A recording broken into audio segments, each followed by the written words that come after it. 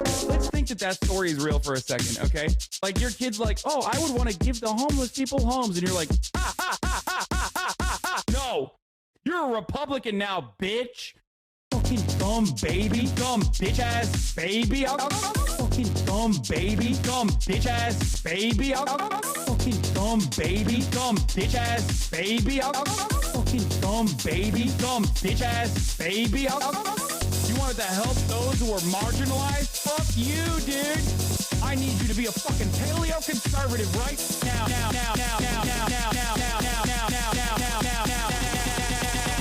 Fuck you. Fucking own. Guess what I fucking own? My dumbass daughter who's 6 years old, dude. Stupid fucking baby. You dumb bitch ass baby. Fucking dumb baby. Dumb bitch ass baby. Fucking dumb baby. Dumb bitch ass baby. Fucking dumb baby. Dumb bitch ass baby. I'll kick you in the fucking baby face. I almost got, child labor going too. It was fucking tight. Fuck you. Oh, fucking own. Guess what I fucking own? My dumbass daughter who's 6 years old, dude. Stupid fucking baby. You dumb bitch ass baby. Fucking dumb baby. Dumb bitch ass baby. Fucking dumb baby. Dumb bitch ass baby. What's going on, everybody? Dumb bitch ass baby. I'll kick you in the fucking baby. I hope everyone's having a fantastic evening, afternoon, pre-noon, no matter where you are in the world. I'm Hassan Piker, and this is the Awesome I'm broadcast coming to you live from the homeless. Sunny California, Los Angeles, folks. We're live and alive, and I hope all the boys, girls, and MBs are having a fantastic one, because today is a beautiful day. Today's a wonderful day. Today is Wednesday, May 21st, 2025, 11:31 a.m., and I'm a little late, and I apologize, but there is, of course, a lot going on in my life. That's right, but we are tuning in from a beautiful sunny day here in California, Los Angeles, and that's precisely the reason why I am having a fantastic one, and I hope everyone, every single one of you is also having a fantastic one, because today's a beautiful day. Today's a wonderful day. Today is, like I said, almost the end of the month of May. All right, ladies and gentlemen, boys, girls, and MBs, I'll tell you exactly why I'm late, because this is part of the broadcast where I tell you about my personal news, about what's going on in the world of Hassan Ivy Piker in between the time period where I press the start streaming button and press the stop streaming button. So help me God, that's precisely what I'ma do. Oh, my Lord. Okay. South African news, please. Okay, fucking cool it. All right, cool it. Calm it. How about you freaking calm your face? IOF shot at EU and Canadian diplomats. I know everything. I know everything that has happened. I know everything that has happened in the universe. Okay, I know. I'm the guy who gives you the news. Okay, not vice versa. Calm down. Anyway, personal news-wise, the end of the broadcast last night. 8.5 hours. You already know. It was a half day. Blah, blah, blah. And after I ended the broadcast of the half day, what did I do? Hung out with my brother and his fiance. This old bitch is sleeping right now because she was running around, but Fifi's here. Fifi's staying with me. I'm taking care of Fifi. But yeah, I just we didn't really do much. We just hung out and looked at TikTok reels and Instagram stories. He was sharing some of his Instagram reels that he has on his feed, which are absolutely insane, just the nuttiest shit. It's mostly hydraulic press. Like, you don't want to know what a autistic engineer's Instagram reels look like, okay? Like, I'm looking at my TikTok For You page, he's looking at his Instagram reels, and let me tell you, my shit's all politics and very annoying. His shit is all hydraulic presses and like industrial equipment. It's crazy. I don't even know how, like, I don't even know what kind of satisfaction you can derive out of just watching hydraulic presses and other types of industrial equipment, just constantly at work. But to each their own, I guess. But yeah, I did that, went to bed, woke up early. You already know what it is. It was leg day. And while doing the leg day, I hit a decent number, so I'm happy about that. I'm proud of that. Obviously, here is the doggos, little cutie pie doggo action for you. Okay. but also this. Flex up, stretch out, big bands. Flex up, stretch out. Look at the fat bulging through my waistband. Flex up, stretch out, big bands. Flex up, stretch out, big bands. Now this is 310 pounds, right? This is 310 pounds. And to be fair, I hit 385 so easily right before this, and I filmed that as well, but I wanted to post this instead because this is 310, and I haven't done 310 in a minute. But look at that. Look at that range, baby. Look at that range, baby. Look at that depth. Look at that depth. Okay? Look at that depth. McDonald's BDS is on. Yeah, I know, dude. Don't worry. I'm not eating my shorts, okay? It's a sports shorts that I purchased before it was fucking BDS. Shut up. Jesus Christ. Look at that. One more. See?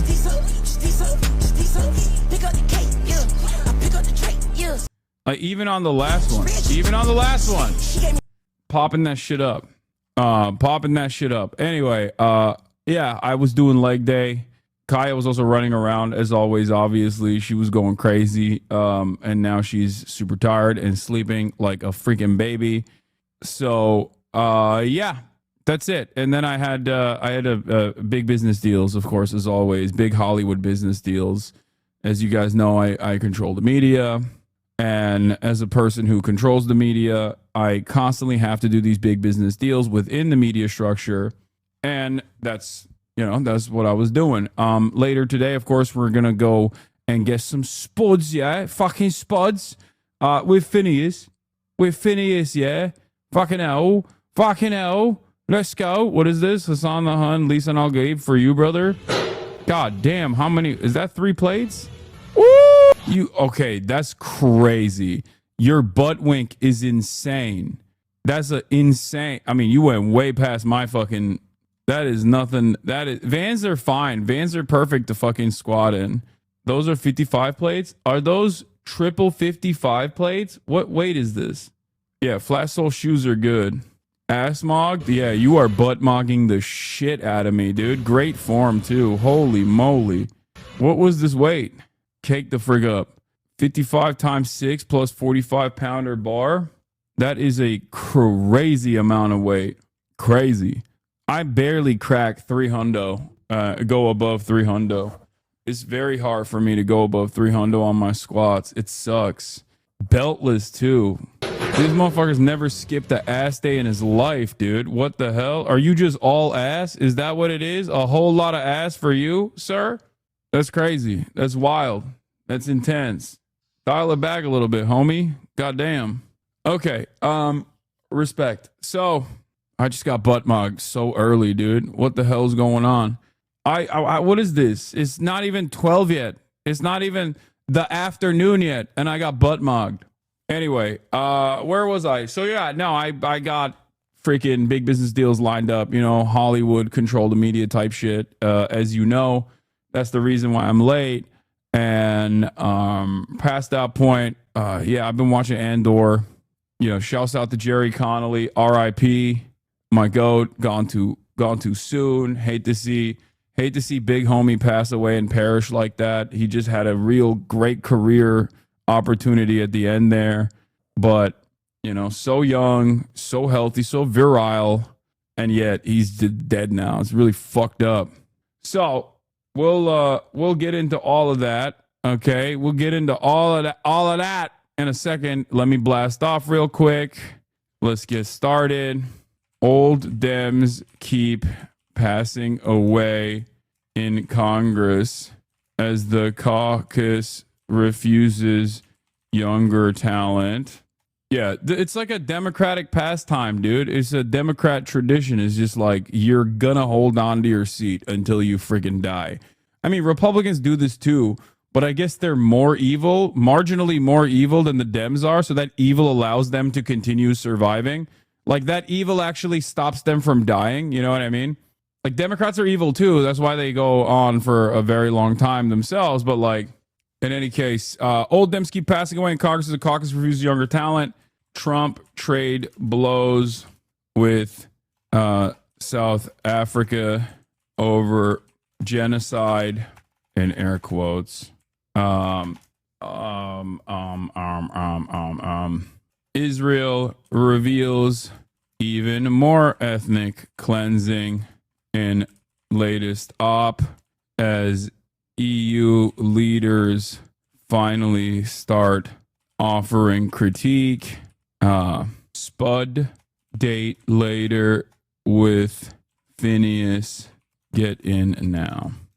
Twitch.tv/Hassanabi. Names keep dying in Congress as well. Okay, it's too long. Hold on. While blocking younger talent. Okay, that works. Did you invite Cutie to Spuds? I did, but of course, I invited Cutie Cinderella to Spud date, and she is doing something else, which is why she can't make it. Isn't that crazy? She's doing something with Extra Emily right now. Okay, but like she's also her loss. Can't blame you then. Yeah, Cutie doesn't like you, bro. I know. Which is why I don't. Which is why I don't even invite her to stuff anymore. Actually, like that's the reason why I don't invite her. Is NMP coming to DreamCon with you again? Yes, he is. He is coming to DreamCon with me. Okay, I'm not gonna do the fucking Nancy Mace like revenge porn case. Please stop linking it to me. I have it on the docket. If I get to it, I get to it. Okay. Yeah. Also, last night, friend of the show Noah Samson interviewed other friend of the show Rashid Al Haddad, cleverly dubbed as Timothy Chalamet. And I will probably look at that interview, that back and forth conversation that took place as well, because you know it's a wonderful opportunity.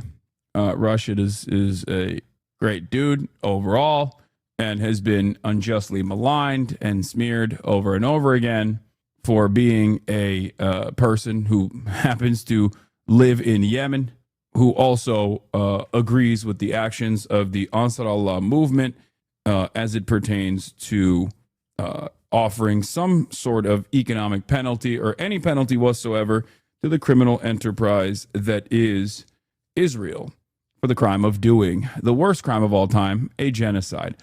And of course, I wanted to point to this really quickly because this is like we are so back on the post 9/11 Obama era Islamophobia.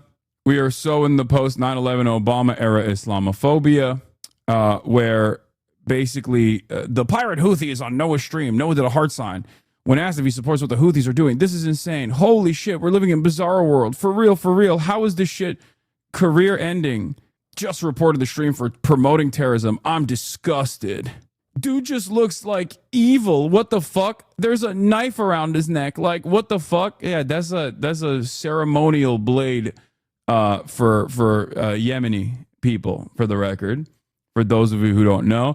Lemau, what the fuck? Even has his murder weapon on him. Fuck this timeline, bro. Yeah, the Jambia, which I asked him about when we had a conversation as well. It's actually so fucking insane. I can't believe this is so widely accepted and considered okay. Had genuinely thought we'd left this war on terror horseshit in the rearview mirror, or at least made it broadly uncool. I have a feeling this is Europe's fault. Yeah, this is it. Jambia. Literally everyone in Yemen has a fucking Jambia. Like, it's not even a stabbing dagger. It's a cultural one. But, of course, I feel like their political expression in most online, like, politics adjacent communities now is just like pure unrestricted Islamophobia. On the one hand, they just like, on the one hand, they claim, on the one hand, they sit there and they fucking claim like, oh, we're pro-Palestine. On the other hand, they're like, every person that is pro-Palestine that isn't my white neighbor in Connecticut is a fucking terrorist. The only way to be pro-Palestine is if you are exactly like me, living in America, and every now and then saying, you know, it's really fucked up what's happening over there, huh? But why don't we just care about the feelings of Israelis more? That's the only way to be pro-Palestine, according to these fucking freaks. All right? Yeah. So scary. such a scary state of affairs. It's like, how far removed can you be from the situation? Like, even look, the reality is he reposted a Nazi account to get an own in. The only problem, that's not what Rashid said. Oh yeah, this is like Rashid is saying the Houthis are Yemenis, not that he's Houthi. What does he think this proves exactly? He's not saying he's Houthi. This man is beyond evil. This is dangerous. It could get him killed. Yeah, I don't think he cares. I think if the American government was like doing targeted executions in Yemen still, as they were for months on end, and this Yemeni civilian died in the process, and Ethan Klein contributed to that lie, he would not care. I think he was like, as long as I won an online argument, in my mind, that would be valid. I'm seeing people get mad at you for your usage of girly pop as a substitute for anti-women terms. No, it's my expectation that like a girly pop community is supposed to not be fucking this Islamophobic. Anyway, this is a horrifyingly racist attitude to have in general, and really fucked up. And that's it. And he's just gonna keep fucking crying about it. But I do like that. Noah found a way to contact Russia and had him on the stream. I think it's nice to offer him a platform again and to have him speak his truth. That's a good thing. It is. It's a brave thing to do. It's a good thing to do. It shouldn't be. It should be treated as like talking to any other fucking normal person. But, of course, Canary Mission's very own Ethan Klein, basically operating like a Canary Mission schizo or a Barry Weiss style psychopath, is actively invested in deplatforming anyone and everyone, but in the most cowardly way possible, where he can't fucking he can't just be like, Israel is the most defensible country on the planet. How dare you go after Israel like that? He has to do it in this like very weird way. He has to do it in this very weird, cowardly, cynical way where he's like, oh, but I also don't think it's good what Israel is doing. But also, if you also don't think Israel is doing the right things, and you say that it is perfectly reasonable for other countries in the region to try and stop Israel from doing this thing, then you're just as evil as Israel. Actually, you're more evil than Israel. I'm not going to talk about what Israel is doing at all. And I'm simply going to complain about those who do talk about Israel. It's like, yeah, you're a fucking morally bankrupt 40-year-old man who literally wants to fucking make personal drama around the genocide, the ethnic cleansing of 2 million Palestinians. That is the ultimate goal. That's the final solution. They're not hiding it. They're openly saying that they want to do it. This is Israel's plan. Netanyahu keeps coming out and saying that. Israel today, earlier today, Israel fired shots at diplomats traveling to the West Bank. A consortium of diplomats from, I believe, like 30 different states were traveling to the West Bank, and the Israeli occupying force shot at them, directly at them. Luckily, they suck and couldn't strike any of them from 20 different countries. Sorry, not 30. Yeah. Think about how psychotic that is. And what is Ethan doing?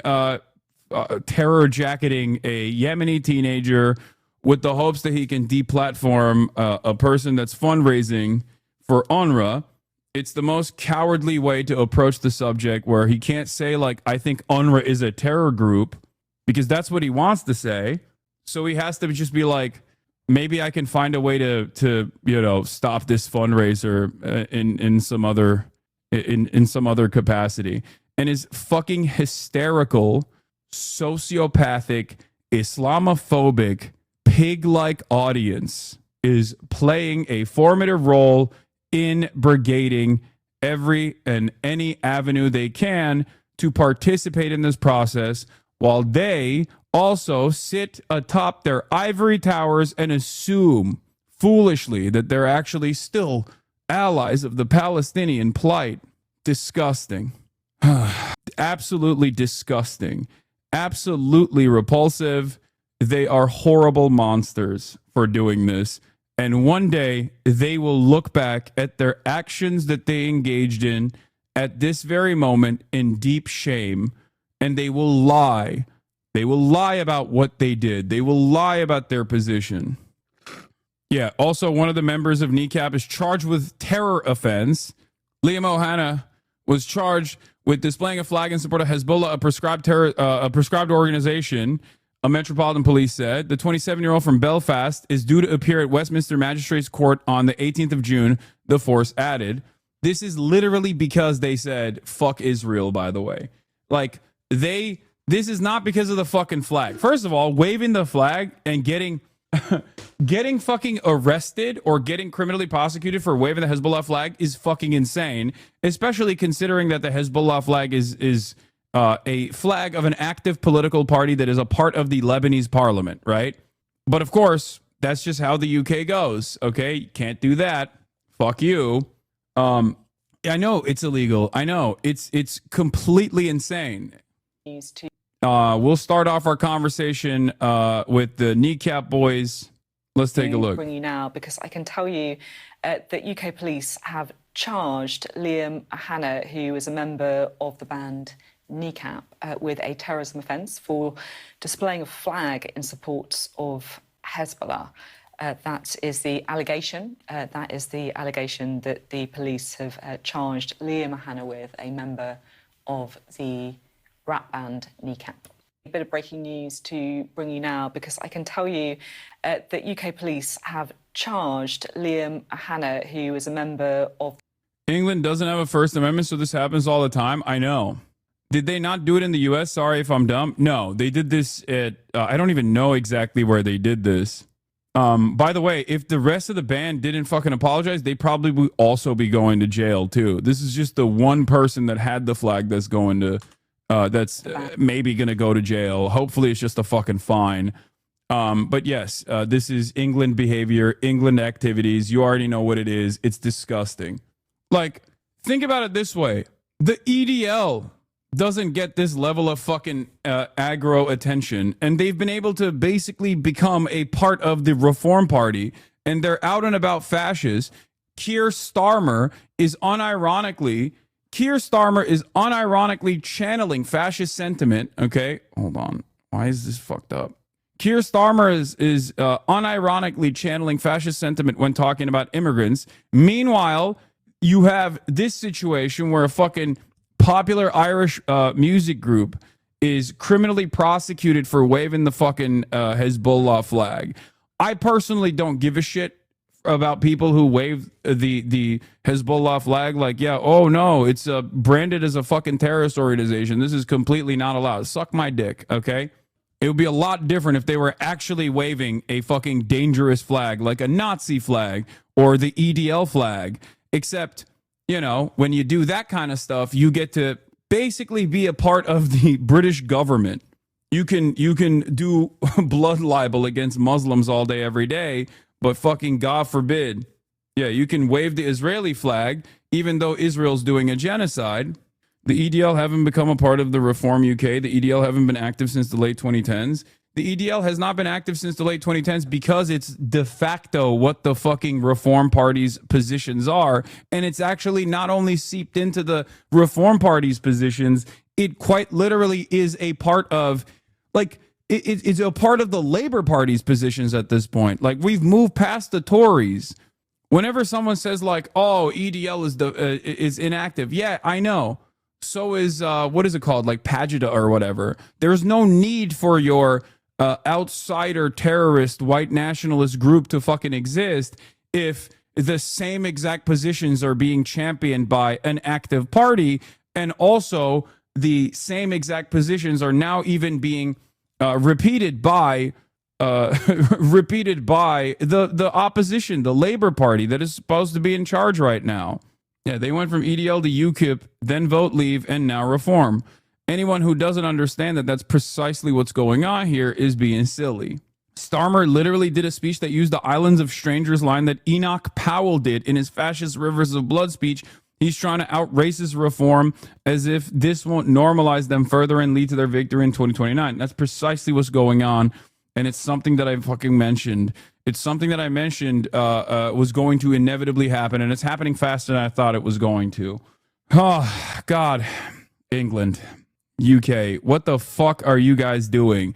On the one hand, they're like, well, you know, Israel's mass starvation campaign seems unconscionable. Maybe we should stop that. On the other hand, they don't even like Israel is a far worse terrorist group by any fucking metric of terrorism than Hezbollah is. Okay, it's not even a goddamn question. It's not even close. Okay, it's not even close.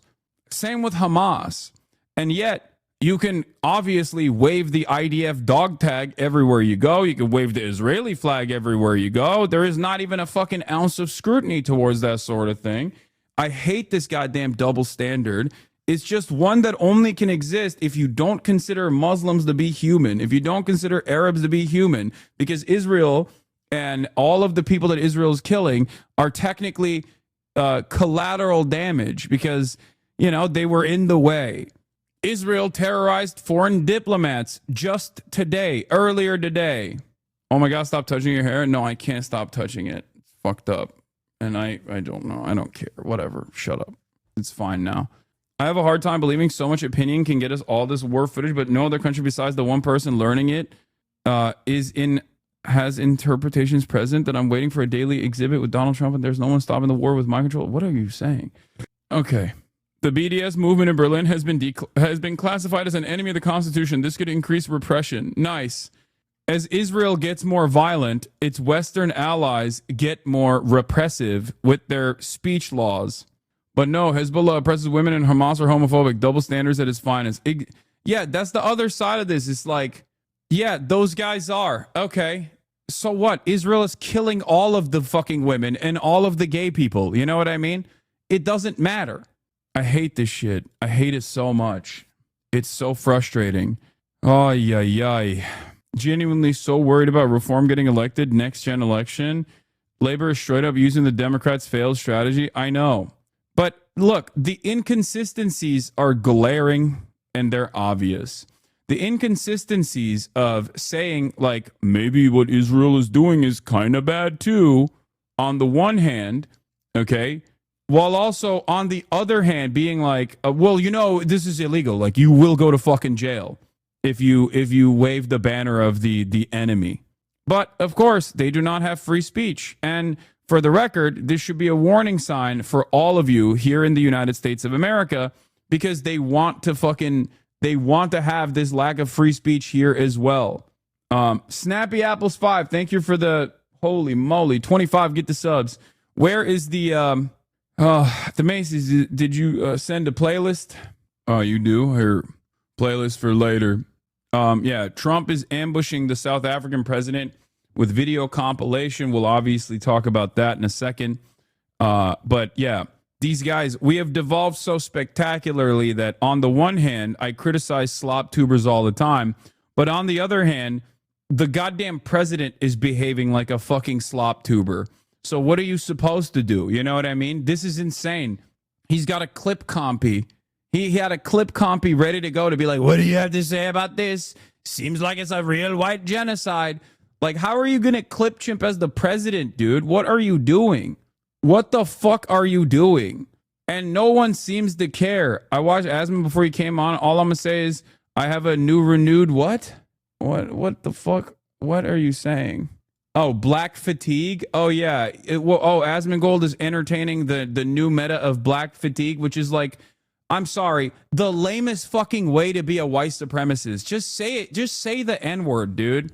Like, that shit is so frustrating where it's like you're such a fucking pussy that on the one hand, you're like you just can't fucking openly be racist. You have to just be like, oh, I just have black fatigue. Like, what is this soy white supremacy? If you're going to be a white supremacist, just be a fucking white supremacist. Like, what are we doing? Oh, it's emotional labor that I have to be around black people. Yeah, for those of you who don't know what the fuck black fatigue is, it's good that you don't know what it is, but it's like a new TikTok thing, okay? It's a new TikTok meta of just being racist, saying that you're fatigued by the ways in which black people fucking behave. That's what this is. Gonna get clipped so hard, man. Suck my dick. Shut the fuck up about clipping, please. Oh my God. Yes, I am talking about white supremacy, okay? Yes. In the process of me talking about white supremacy, white supremacist bad faith actors will clip me out of context to make it seem like I'm actually in favor of white supremacy while I'm in the process of complaining about it. Stop crying. Fuck. Anyway, that's what black fatigue is. For those of you who don't know, it's basically people, it's basically racist people saying like they are too tired of the ways in which black people behave. They're too tired to give a shit, as though you ever gave a shit.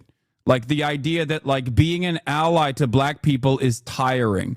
It is basically a role reversal of the dumb fuck bullshit that people present in academic contexts at the height of like identity politics when referring to emotional labor. Now, a lot of people are going to get mad at me and say, wow, Hassan, you're criticizing emotional labor. I'm just criticizing the silly application of fucking emotional labor that liberal academics constantly fucking engaged with.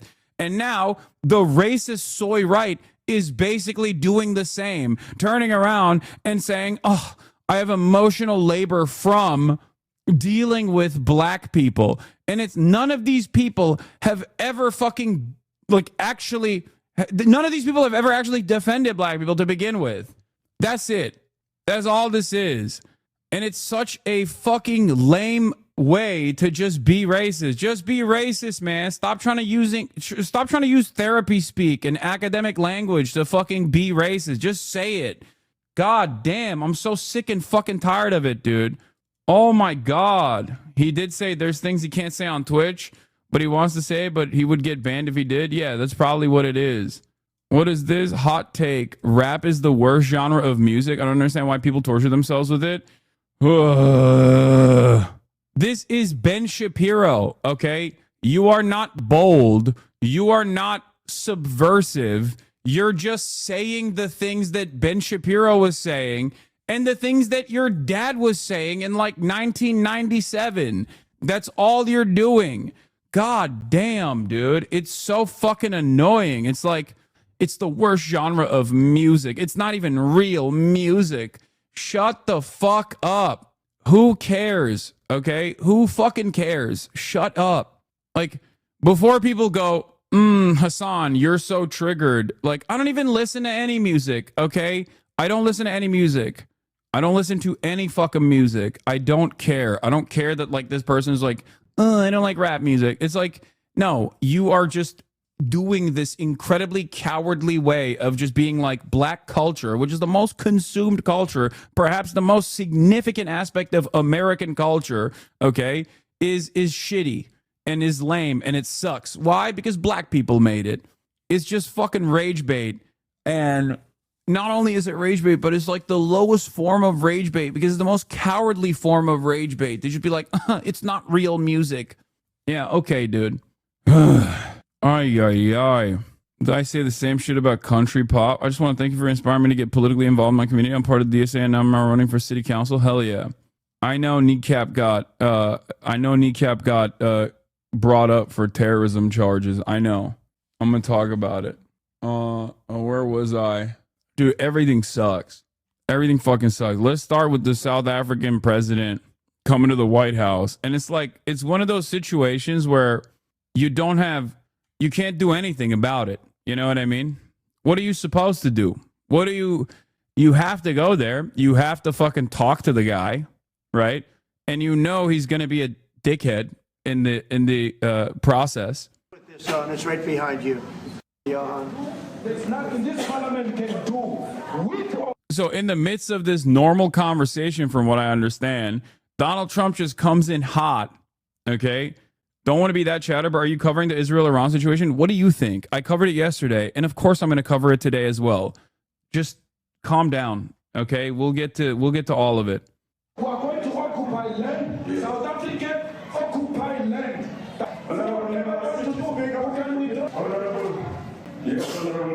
Must never be scared to kill. a revolution demands that at some point there must be killing, because the killing is part of a revolutionary act. Shoot to kill, Namaza, kill the poor, the farmer, kill the poor, the farmer, Bro, okay, this is a real serious question that I have to ask right now. Do we think that Donald Trump has the capacity to tell people apart? Do we think that Donald Trump thinks Julius Malema is the president? Do you think Donald Trump unironically looked at this clip compilation and thought, "Oh, that's you"? I don't know. It's a possibility, because the guy that he's talking to is Ramaphosa, a totally separate guy. But I think Donald Trump might legitimately think that this person on the screen, a whole separate person, is actually the same guy that he's talking to right now. Ramaphosa, sorry, not Fosa. The man of D-Day in PE is a white man. So these people, when you want to hit them hard, they feel a terror pain. And so they will not be tired. Why is he showing these videos? Because he's a embarrassing little gremlin, dude. That's why. Because he's basically Ethan Klein. Like, he's literally doing an Ethan Klein move here on the global stage as the leader of the most powerful nation on the planet. This is where we're at. Our president is a Facebook grandpa. Our president will look at memes and go, "Well, what do you have to say about this?" This is what he's showing the South African president, okay, who is from a totally separate party, for the record, a clip compilation of Malema. Malema is the leader of the EFF, a separate party in South Africa, okay? This is a totally separate human being. A group of older men meet in Washington to gossip about me. No significant amount of intelligence evidence has been produced about white genocide. We will not agree to compromise on our political principles on land expropriation without compensation for political expediency. I'm from the UK. Do Americans think this shit is as cringe as everybody else? I don't know. I assume no. They probably think this is brilliant. A lot of Americans also don't have the capacity to understand that this is a totally separate political party. They also don't understand that it is a constitutional right to do expropriation of land, and it never actually took place. It was one of the biggest criticisms of the ANC government in the aftermath of the dissolution of the apartheid in South Africa, and that the reason why the Boer in South Africa, the Afrikaners that are claiming that white genocide is happening, is because the ANC is moving in the direction of enforcing at least some of this constitutional right. Now, the constitutional right is land expropriation with market rate compensation. They're not just like going up to these dudes and being like, "It's our land now, fuck off." They're supposed to, this is again a constitutionally protected right. Land expropriation and reallocation of land, redistribution of land is literally in the fucking South African Constitution. Okay? It's not just eminent domain. It's like, this is the reparation structure that is supposed to exist, because lo and behold, this might shock you guys, 10% of the South African nation is white. They, however, own 90% of the fucking land, because that's what it was. It was a fucking settler colony for the longest goddamn time. So, of course, there is supposed to be, 7%. Of course, there is supposed to be some reparations in this process. It was supposed to happen initially, immediately after the dissolution of the apartheid, and it never took place. And the enforcement at this point, I don't know what Ramaphosa thought to do in the situation. Like, have you thought to butter Trump up and hope he likes you enough? They brought him a golf book as a gift, and also brought famous South African golfers law. Given that I think Ramaphosa did what he could, he didn't try to debate Trump, thank God. Yeah. Like, these guys are one of the only, I think Africa technically is the only state that did not go through the process of like complete decolonialization, where you can still be a white person, a person of British background, or a person of like Dutch background, an Afrikaner, and still live in the country that you previously were a colonial occupier of. And it's interesting because it's like, yeah, South Africa, yes. What did I say? The state of South Africa is the only state in Africa. No, the only state in Africa, the continent, if I'm not mistaken. I'm saying South Africa is the only state in the African continent where the colonial occupiers were not completely fucking purged from the ranks. I didn't say the nation of Africa. I'm saying it's the only state in Africa, the continent. Fuck! Brother, you said the state of Africa? No, I'm going to end the broadcast, dude. I think. No, it's not true. Namibia and Kenya, for example, Botswana too. Okay, I might be wrong on it regardless. But no, it's because chatters think that this is a haha funny moment to be like, oh, classic trope. He said country of Africa. It's like the classic uneducated person that says like, that treats Africa like a fucking country, okay? The entire continent like a fucking country. And they think that they got me on that, knowing full well that that's not my fucking position. But they just want to fucking meme around, all right? That's what it is. That's what's going on, and that's what they're trying to do. I just have no time for it, okay? Ramaphosa said that. It wasn't true. It was a clip from a few days ago. I know what you're talking about. Yeah. Anyway, the reason why I'm mentioning all of this is because I need people to understand. I need people to understand the background here before you fucking dive into a clip compilation of a person that Trump has identified as like doing white genocide. But the real reasons as to why they're claiming that there is a white genocide happening when there is no fucking white genocide happening is because of the slow legal process that the ANC is pushing for at this point, for at least like the lightest of land expropriation that was, again, a constitutionally protected right for the black South African citizens. That's it. And the ANC, especially at this stage, is like is not even a competent is not a competent display of leadership that they're engaging in. One might even say, even after the apartheid's dissolution, there was still there was still a lot of problems with their lack of interest in land expropriation. So they're in this unique predicament where they're trying to they're just trying to manage the anger that people understandably have due to the horrible economic standards for black South Africans that has not changed all too significantly, in spite of having more civil liberties as opposed to in the apartheid structure where they had no civil liberties. Their economic circumstances have not actually changed at all. South Africa is an incredibly poor country, an incredibly a country where there's a tremendous amount of inequality still for black people. So that's the situation ahead of us. That's the situation in front of us. This is precisely the reason why, people are feeling some type of way about it. The other reason why they're claiming white genocide, there's a couple different reasons why they're claiming white genocide. Number one, obviously, this is a major point for white nationalists. So Donald Trump is trying to fucking offer them a little bone here to say like, no, I'm with you. Okay, give them a nod. Give them a nod that he is still with the white nationalists, that their like pet issues are something that matters to him.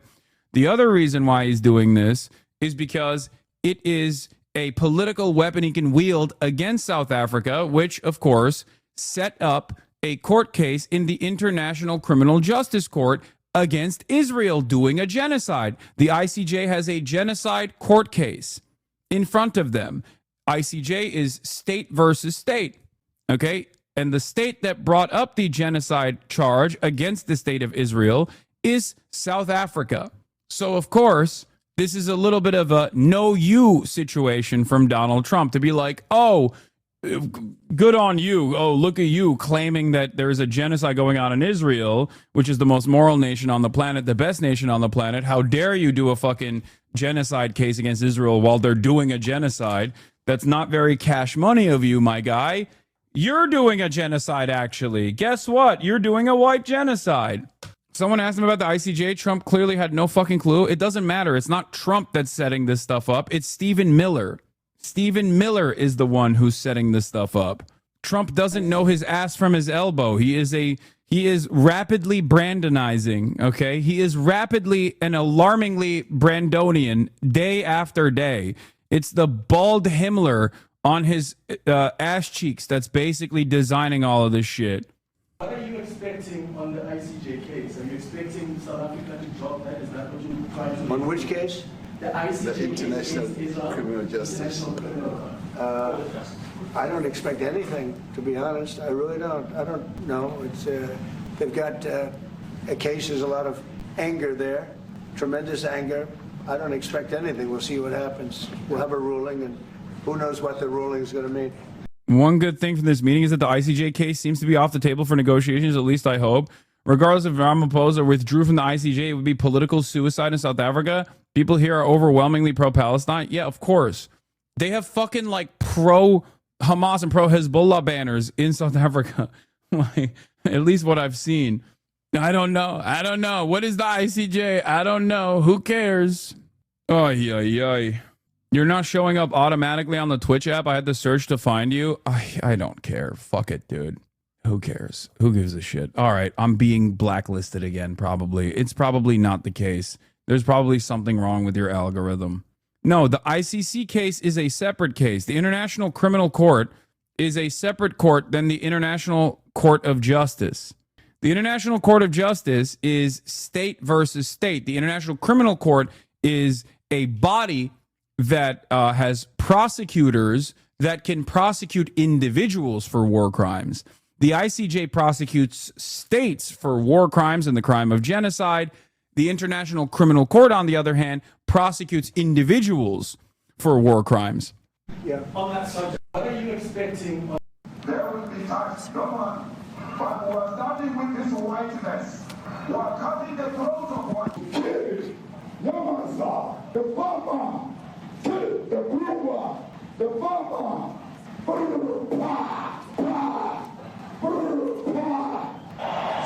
The future, I'm saying to you, was not caused for the killing of white people, at least for now. I can't guarantee the future. Yeah, but I mean, you understand somebody watching that, especially as it gets shared on Twitter, they freak out. It sounds like a genocide on I can't take it. Who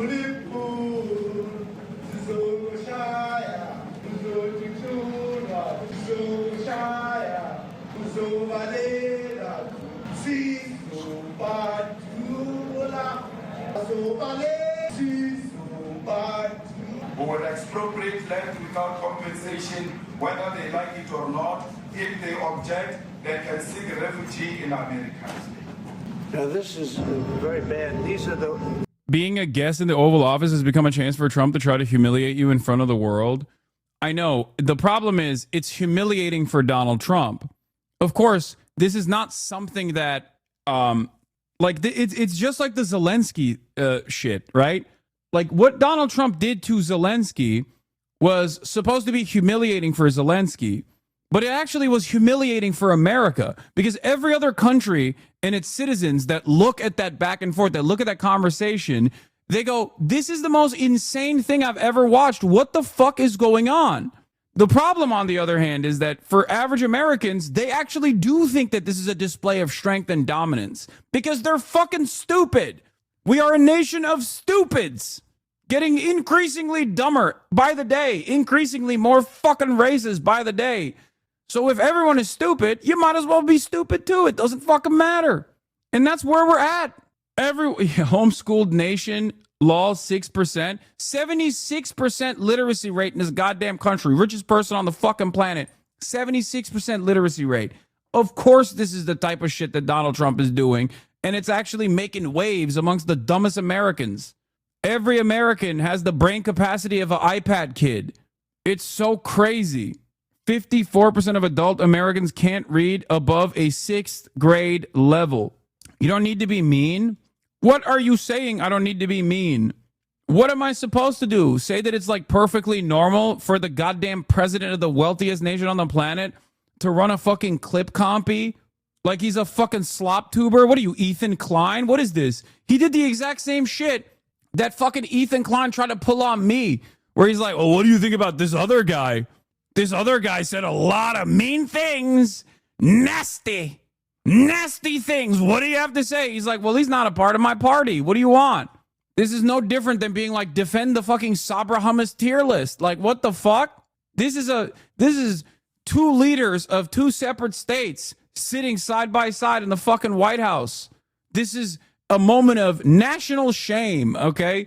A moment. If we were at least a little bit more intelligent, we would look to this collectively and go, this is perhaps the most insane thing that has happened so far, only we will most likely experience an even more insane thing tomorrow, given how things have happened so far. No shame for Americans whatsoever. We revel in our stupidity. We think it's a badge of honor. Nowadays, like the last generation of Republicans used vice signaling. They substituted vice as a virtue. They would be like, the meaner I get, the worse I get, the more I dunk on marginalized populations, the cooler it is. I'm going to be a fucking asshole for the sake of being a fucking asshole, because people are going to read that as a positive. Was the last generation's conservative movement. Now it's also a badge of honor to be dumb and racist. Okay? Not only am I fucking signaling vices, I'm also dumb. I'm signaling how stupid I am. And yeah, if people are just as stupid as the president is, or even stupider than the president is, they respond positively to this. They go, yeah, that's my president. He owned this guy. It's fantastic. These are burial sites right here. Burial sites. Over 1,000 of white farmers, and those cars are lined up to... You don't know why you're talking? Have some respect. The president of South Africa is actively committing a genocide. Why don't you stand up like that, what you did with Israel? Oh, wow. What an incredible genocide it's been for the white South Africans, that every fucking white South African, Afrikaners, and everyone else basically laughs at these fucking dumb fat piggies that we actually ship to the United States of America, where they're like, everyone in South Africa, white people, black people, are like, what the fuck do you mean a genocide? Oh, I got a boo-boo in my finger. There's a genocide happening. You genocided my fucking finger. What a spectacular display of genocide that's taking place, where the overwhelming majority of all victims of even the farm murders are still the black workers at the farms, the farmhands. It's a white genocide when black people are dying at alarmingly high rates. Incredible white genocide taking place here. Later on in the conference, they asked their white agricultural minister to speak, and he calls the genocide allegations completely insane. Yeah, it's so utterly ridiculous, dude. It is so fucking ridiculous. It's so funny. You sound like an Israeli now. Wow, it's interesting how from the perspective of that chatter, he's listening to you now as we listen to the Israelis yap on TV. Yeah, except the difference is it's not real. The Israeli genocide of the Palestinians is real. The white genocide of Afrikaners is not real. So what do you want me to do? Fucking lie? Not a single fucking human rights organization recognizes even a fraction. There is a lot of violence in South Africa. That is certainly true. The overwhelming majority of the victims of said violence at even disproportionate rates, regardless of the fact that only 7% of the South African population is white, is still black people, of course. This is like when you ask white people what genocide looks like, what white genocide looks like, they literally say, oh, we own 90% of the fucking agricultural output in South Africa, despite making up 7% of the population. Wow, dude. Incredible. Wow. If only one day I could get genocided like that. You know what I mean?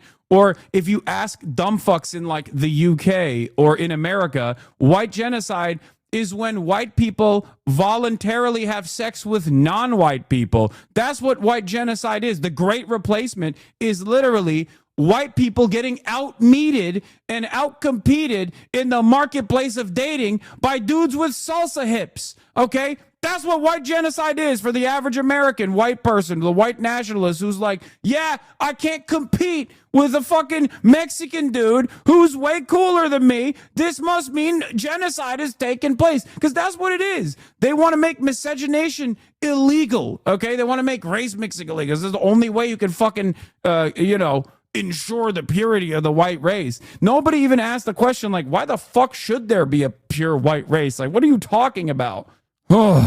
This is why I joke about this all the time. I used to all the time. I was like, yeah, I'm doing a white genocide, bitch. What's up? I'm out here fucking your moms. That's white genocide. You know what I mean? They're showing you on NBC right now. The DHS posted on X that Sav's experience was not politically motivated and sent us a statement saying, in part, lawful travelers have nothing to fear from these measures. Yeah. It's fucking bullshit. Allegations that political beliefs trigger inspections or removals are baseless and irresponsible. But it's not just regular travelers. Some high-profile names have also shared their experiences. I was invited to the back room to be questioned on my opinions on a multitude of different things, from Donald Trump to Israel, Palestine. Hassan Piker is one of the biggest left-leaning commentators online and believes he was intentionally held up for several hours at Customs and Border Patrol in Chicago last week. I don't know. The Department of Homeland Security denies that there was any sort of political targeting that took place here. But given the line of questioning and how directional it was, it did not feel that way at all. I don't think it's random at all. Nobody knows for a fact. Customs and Border Patrol is not going to say, this is why I flagged you. The DHS told NBC News that according to their data, although overall searches have increased, advanced searches at immigration sites have gone down slightly. But if you are the small percentage that it does happen, think about in advance what you want to do. Don't be logged into any cloud services. Another thing you can do is you can carry a burner phone. The more you say no, the more questions you're going to have, and the longer your stay at the airport's going to be.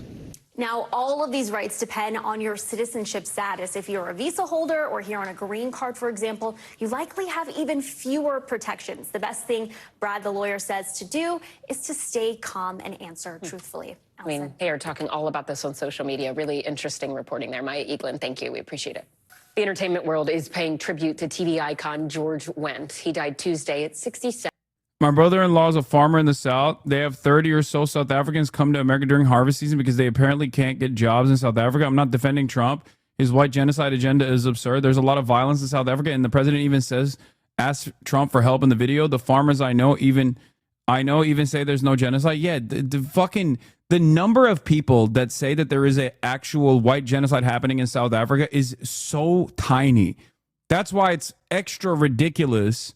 That's why it's extra ridiculous that, like, it's like you got maximum 1,000 people together and they were like, we're being genocided. And then now the fucking leader of the most powerful nation on the planet is elevating this to a status, offering it dignity. It's insane. Like, only 58 people came, dude. And every single one of those motherfuckers are like, they own mines. They own fucking massive amounts of farmland. And I suspect they will still turn around and go back to South Africa eventually, too. Yes, I know Kneecap Mohara has been charged with a terror offense. I know that. Hold on. Yes, I know. I'm going to talk about it. Hold on. Typical Assange shit, downplaying white genocide. Shut the fuck up. Shut up. Don't even joke about this. There's, like, unironically people that think this is when the president says something, it holds a lot of value, unfortunately, okay? The bully pulpit is powerful. I know you're joking. I know you're joking right now, but it doesn't matter. There are literally people who believe this now. That's why the dumb fuck juicer in the chat was like, why don't you stand with the white South Africans that are being genocided like you do with the Palestinians? Like, it's over. It's like, officially now, you have the dumbest people in the United States of America championing this cause that is not real.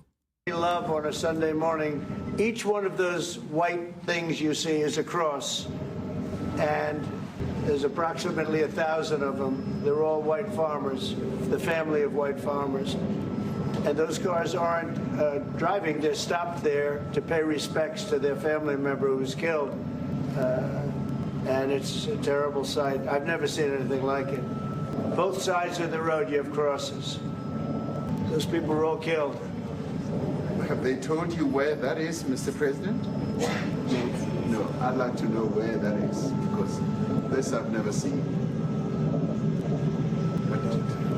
I mean, it's in South Africa. That's where those people. Mr. President, the Pentagon will be accepting a Qatari jet to be used as Air Force One. What are you talking about? What are you talking about? You know. Elon is literally mentioned in the wiki page for that monument. The Witkrus Monument. Place Moord Monument is a monument complex alongside the N1 route between Mokopane and Polokwane, South Africa, conspicuously located on the slope of Easterberg on private property of the Harms family. Since June 16, 2004, symbolic white painted metal crosses have been planted on the area. Well, you wanted me to fucking show you what real, anti-white South African genocide looked like. Now I'm showing it to you, okay? It's my accent, my worst accent. I know. Shut the fuck up. I know. Elon Musk posted a clip that falsely claimed that the crosses were the graves of white farmers in South Africa. In 2004, farmers erected white crosses along N1 to raise awareness of the farm murders. Senral and the road authority, however, objected to this, so that the crosses had to be moved further up the ridge. 300 members of the community met. First crosses were planted on the farm, and then owner, Mr. Stefan van der Walt, Dr. Niels Rulofse, criminologist at the University of Limpopo, and his wife Rena were the initial organizers. There were initially 1,200 identical crosses, each weighing 7 kilograms. In 2010, there was a surge in interest of the monument, upon which the local Vow Festival company made arrangements with the new landowner. The number of crosses grew to 2,506.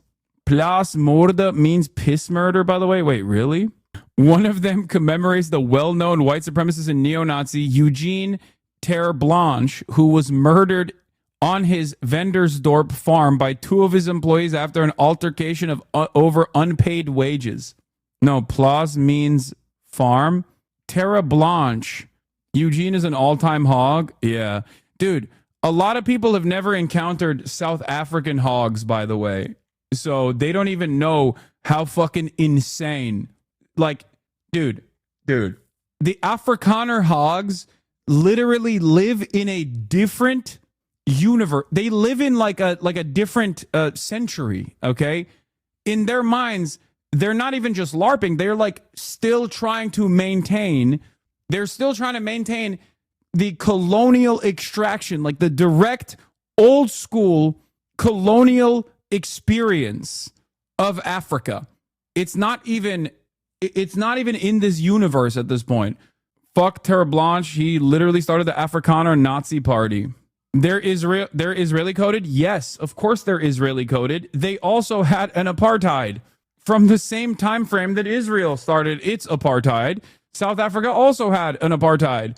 It's just that it dissolved by the 90s, whereas Israel continued and dramatically escalated in that same time frame when they noticed what was going on in South Africa and the failures of South Africa. They learned about the failures of South Africa and learned the wrong lessons, of course, which wasn't to instantly change what they were doing and offer citizenship and liberty to the Palestinians that they were oppressing. Instead, they went in the opposite direction.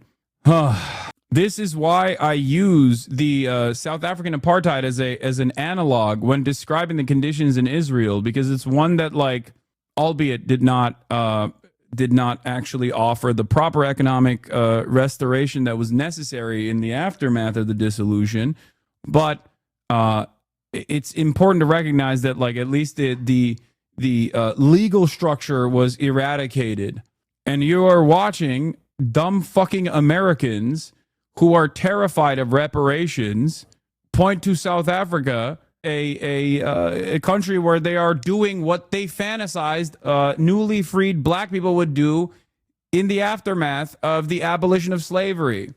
and on numerous other instances throughout American history where there have been civil rights struggles. Like, this is precisely what the fuck Americans think. They think like affirmative action is basically white genocide. The most racist Americans. So it's perhaps one of the most dangerous idiotic conspiracies to entertain. And Donald Trump, of course, is entertaining it. You got to get out of here. What does this have to do with the Qatari jet? They're giving the United States Air Force a jet, okay? And it's a great thing. We're talking about a lot of other things. It's NBC trying to get off the subject of what you just saw. You are a real, you're a terrible reporter. Number one, you don't have what it takes to be a reporter. You're not smart enough. But for you to go into a subject about a jet that was given to the United States Air Force, which is a very nice thing, they also gave $5.1 trillion worth of investment in addition to the jet. Go back, you ought to go back to your studio at NBC, because Brian Roberts and the people that run that place, they ought to be investigated. They are so terrible the way you run that network, and you're a disgrace. No more questions from you. Go ahead. Go ahead, talk about that. His name is Peter something. He's a terrible reporter. Quiet. Let's go. Thank you so much. President Trump, Anna Disaster from ENCA in South Africa. Thank you very much. Thank you very much, Steve. What would you like President Ramaphosa to do about the situation that we've just seen on the screen? I don't know. I don't know. It doesn't seem real because it's not real. I don't know what he should do. These are articles over the last few days. Death of people. Death. This was in his notes. Like I saw a report coming out of the office that it was like he literally had a note sheet that just said death. Horrible death. Death. I don't know. To pick anyone, white South Africans are fleeing because of the violence and racist laws, and this is all. I mean, I'll give these to you. So when you say what would I like to do, I don't know what to do. Look at this. White South African couples say that they were attacked violently. President Trump, when will you go and see for yourself if it is? Well, I could do that. Look, here's burial sites all over the place. These are all white farmers that are being buried. And he asks about a jet that was given. You ought to be ashamed of yourself. You are so bad. You're such a bad reporter.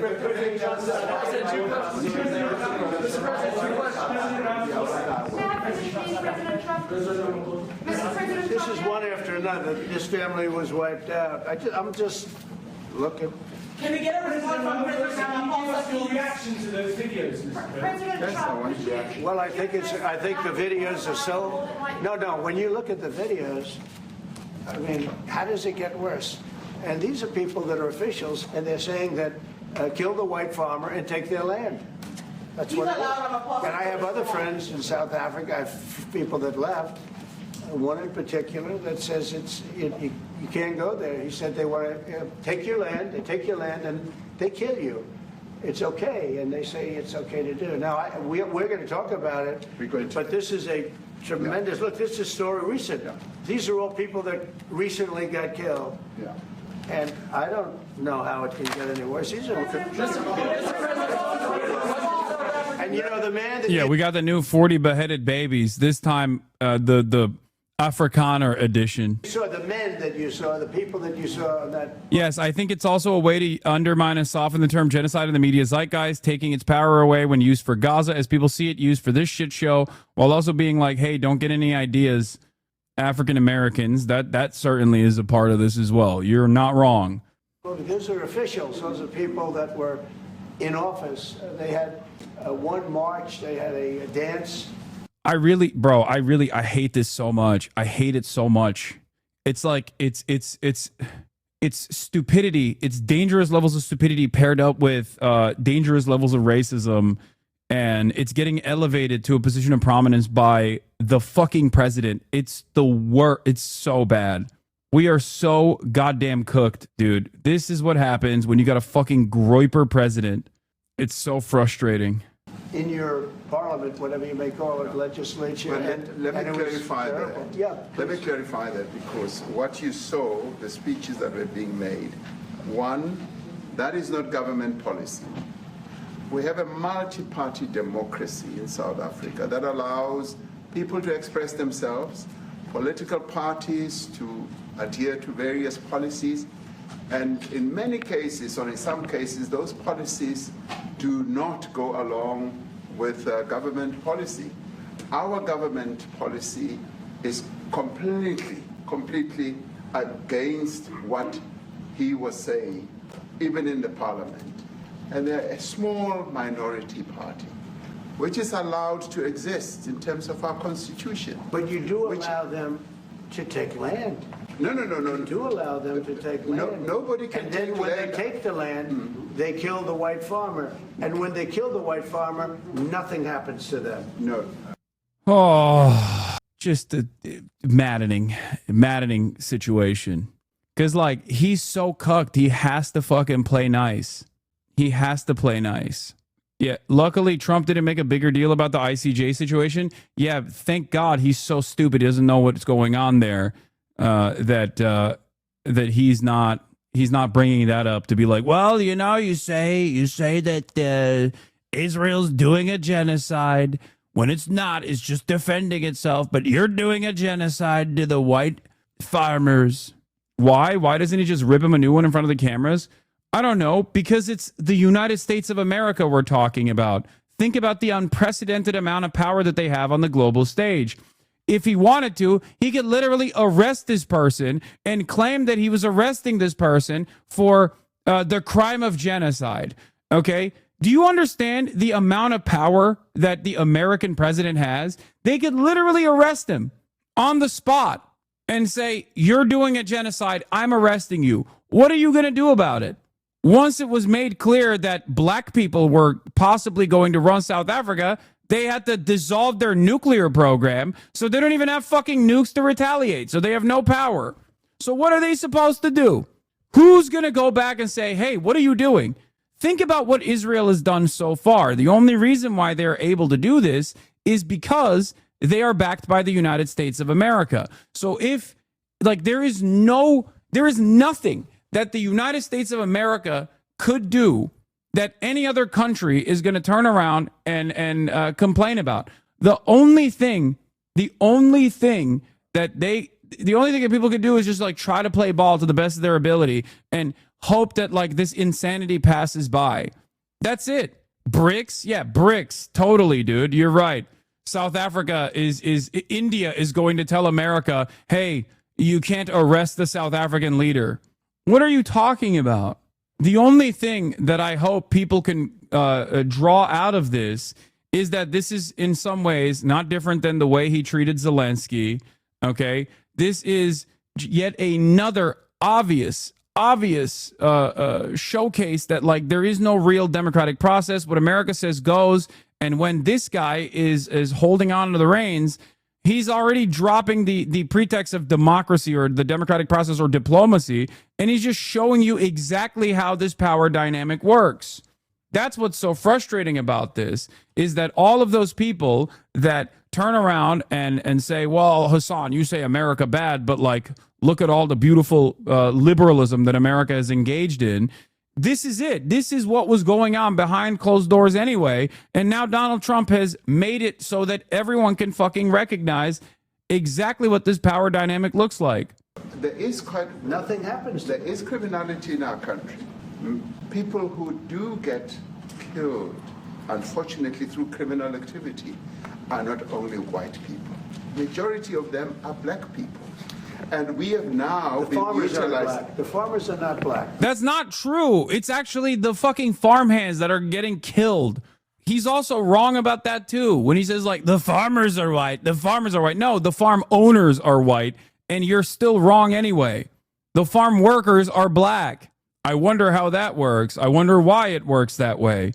The farm owners are white. The farm workers are black. When farm murders are taking place, they're talking about the black people that are being killed in the farms. It's still overwhelmingly black people that are victims of all forms of economic violence, of all forms of structural violence and direct violence in South Africa. South Africa is a very imbalanced country, okay? There is a shit ton of wealth disparity in the country. It is still very much a de facto, if even though it's not a legal structure of apartheid, there is still a not so legal de facto structure of apartheid when it comes to the economics of everyday black existence in South Africa, as opposed to the Afrikaners and white South Africans that live in Johannesburg. I don't say that's good or bad, but the farmers are not black. And the people that are being killed in large numbers, and you saw all those grave sites, and those are people that loved ones going, I guess on a Sunday morning, they told me, to pay respect to their loved ones that were killed. Their heads chopped off, they died violently. And, you know, I mean, we're here to talk about it, and I didn't know we'd get involved here. But I will say this, that if the news wasn't fake like NBC, which is fake news, totally, one of the worst, ABC, NBC, CBS, horrible. But if they weren't fake news like this jerk that we have here, if we had real reporters, they'd be covering it. But the fake news in this country doesn't talk about that. They don't want to talk about it, but now they have to talk about it. But they won't. This won't even be a subject. They'll have him talking about why did a country give a free, think of this, why did a country give an airplane to the United States Air Force? Okay? The United States, not to me, to the United He's still talking about the fucking stupid ass plane, bro. White people are 8% of South Africa's population, but own 72% of the land. Black South Africans are 80% of the population, but only own 4%. But there's a genocide against white South Africans. So then you look more into it, and it turns out that there were a total of 50 white farmers killed last year, many of whom were killed by their family and friends. So white South African farmers are the safest group in the entire country, but there's a genocide against them. I'm not sure if you saw my message, but they use Boer, which simply means farmer in Afrikaans, and Boer meaning Afrikaner, interchangeably depending on the motives. I don't care. White farmer in South Africa gets into a fucking car crash and they're like, this is white genocide. Now, here's the thing. The actual reason why people are actually complaining about this is because on the legal front, the ANC has fallen out of grace. They've fallen out of favor. Okay? They've lost a lot of their popularity. South Africa experiences blackouts. Their energy grid gets pummeled regularly. They have a lot of issues in South Africa. A lot of, the stuff that we talk about in terms of like the remnants of this apartheid still very much exist in South Africa. And the ANC is very unpopular. And in that process of unpopularity, they've decided to actually enact the constitutional change that was supposed to happen in like fucking 1994. Okay? And the process, and I'm telling you, this process is constitutionally protected. It was supposed to happen immediately after the apartheid was dissolved. Okay? There was supposed to be I can't even talk. There was supposed to be an expropriation of land, an ownership exchange from the white landowners in apartheid South Africa to the state. Okay? Keep saying buzzwords. Oh my God. Oh my God, I cannot deal with this. Brother, your stupidity does not, you can't make it my problem that you're too stupid to understand the words I'm using. Like, read a fucking book. Maybe start with a dictionary. Holy shit. Oh, like maybe don't watch political commentary or go to a political commentator that is speaking at your level. You said buzzwords, dude. What are we fucking doing, man? The situation is so dire. I am losing so much confidence in my fellow citizens every single fucking day. I'm not going to lie.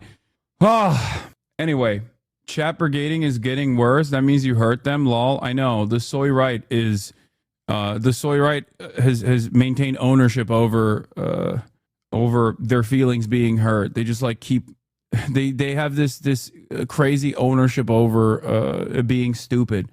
Not defending the Kill the Boer song, but his history was in fighting the apartheid. They used Boer to refer to the Afrikaner supremacist National Party government. It was not referring to all white people. I know. And I also don't care that they sing Kill the Boer. Like, yeah, they do. Who cares? I don't give a shit. Okay? I don't care. Like, the major problem in South Africa isn't that Malema is too aggressive in his commentary towards white people, okay, and he's edgy. The major problem in South Africa is what I'm talking about. The lack of economic redistribution that was supposed to happen in the aftermath of the dissolution of the apartheid. It never took place. And as a consequence of that, that inequality has festered.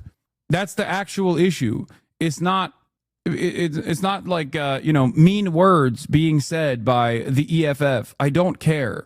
It's on the same level. It's even fucking worse, honestly. But yeah, it's like talking about Israelis' feelings during their fucking genocidal campaign on Gaza. Like, I don't give a shit what the Israeli feelings are. What are you, stupid? Are you insane? Why the fuck would I care about that? Like, what do you think is more consequential? The feelings of Israelis while they're doing a fucking genocide, or the genocide itself? Liberals are so distorted in their principles that they just can't comprehend that, like, systematic harm is far more consequential, far worse, far more pervasive, legalized, and must be dealt with, as opposed to the mean words that people say against said lack of distribution of wealth. They're resetting the history of South Africa in the mind of the American? Yeah, I guess. Oh, your stance is rock solid? Yes, it is. It is. And if you try to fucking twist this back to like some kind of neo-Nazi sentiment, you will recognize that there is no systematic harm being done to white people in the United States of America. And it's just a product of your imagination. So, of course, I'm not going to take that seriously, especially at a time when the Trump administration is directed by the white supremacists themselves. So when they say white supremacist shit in the United States of America, that's a lot more meaningful and a lot more dangerous. United States Air Force, so they could help us out, because we need an Air Force. Oh, it's fucking dumbass still talking about it. One should what we would also take. I would take it. If your country offered the United States Air Force a plane, I would take it. Okay. But coming back to this issue, which I really would like us to talk about, and talk about it very calmly. We were taught by Nelson Mandela that whenever there are problems, people need to sit down around a table and talk about them. Well, there are problems. And this is precisely what we would also like to talk about, including, of course, trade matters, investment matters. So the issues that concern you as the United States. Those are all recent. Those are all deaths. Yeah, in many ways, I mean, one should say you are a partner of South Africa, and you are raising concerns. And these are concerns that we are willing to talk to you about.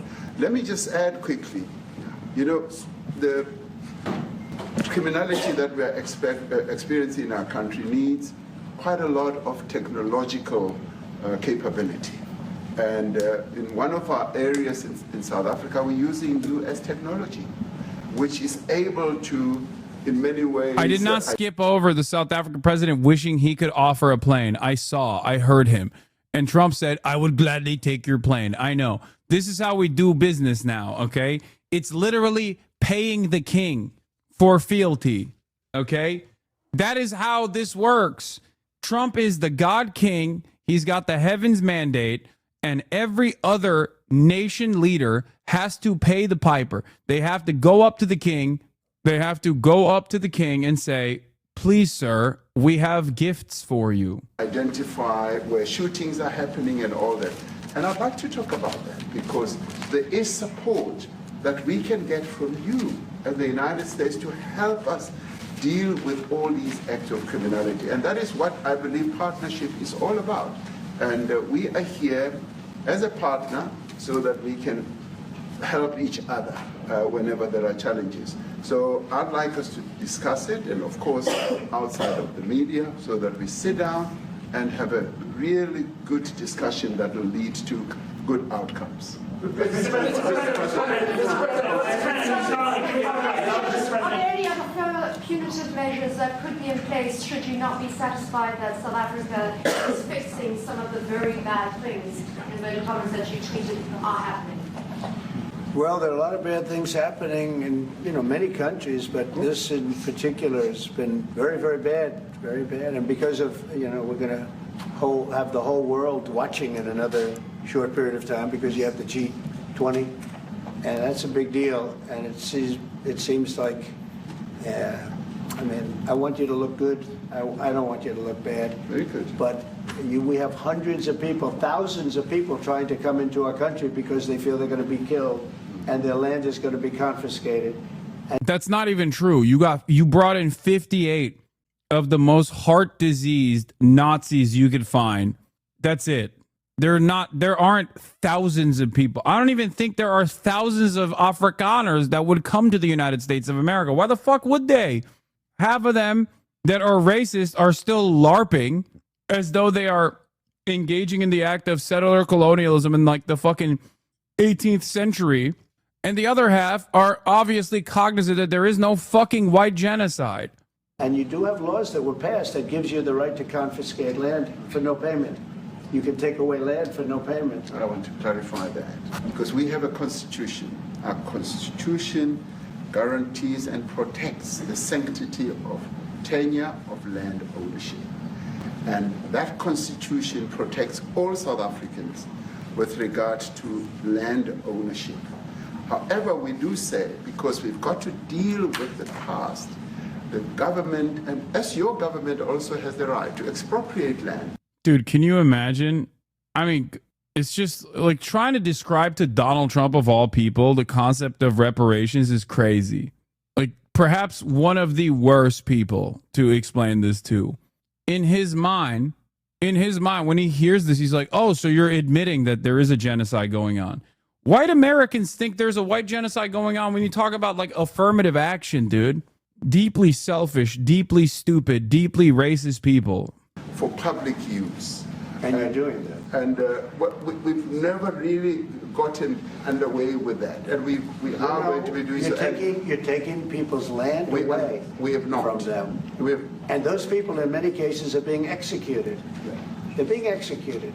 And they happen to be white, and most of them happen to be farmers. Mm-hmm. And that's a tough situation. I don't know how you explain that. How do you explain that? They're taking people's land away, and in many cases, those people are being executed. And in many cases, it's not the government that's doing it. It's people that kill them and then take their land, and nothing happens to them. But we have thousands of people that want to come into our country. They're also going to Australia in a smaller number. Mm-hmm. But we have thousands of people that want to come into our country, and they're white farmers, and they feel that they're going to die in South Africa, and it's a bad thing. Yeah, please. What can South Africa do? What concessions would you like to see them make to improve relations with the United States? Then I have one more for President Ramaphosa afterwards. Well, we just spoke about it. I got them a very, very complex machine, 150 of them. I was asked by the president if it could help, and I did that. And, I have great feeling for all countries. I deal with all countries. But I have a great feeling for South Africa because I have friends. I have a couple of friends, a few friends here today. I have many friends from South Africa. But many of those friends are not, they can't go back. I have Elon is from South Africa. I don't want to get Elon involved. That's all I have to do, get him into another thing. But bro, he's literally like, I'll send him back. I'll send him back and you're cooked. That's a threat, dude. That is the biggest threat possible. I'll send Elon Musk's annoying ass back to South Africa is probably the worst thing you can say. Ay, ay, ay. Elon happens to be from South Africa. This is what Elon wanted. He actually came here on a different subject, sending rockets to Mars, okay? Yes. He likes that better. He likes that subject better. But Elon is from South Africa, and I don't. Yeah, he admits that he's entertaining the stupid thing, partially because he wants to give catnip to the white nationalists and white supremacists, who he's kind of fallen out of favor with because of his unconditional loyalty to Israel. So he has to recover. He has to recover that. It's a perfect way to do it, by the way, because this way you can also attack You do this while you're simultaneously attacking South Africa for its court case against Israel's genocide at ICJ.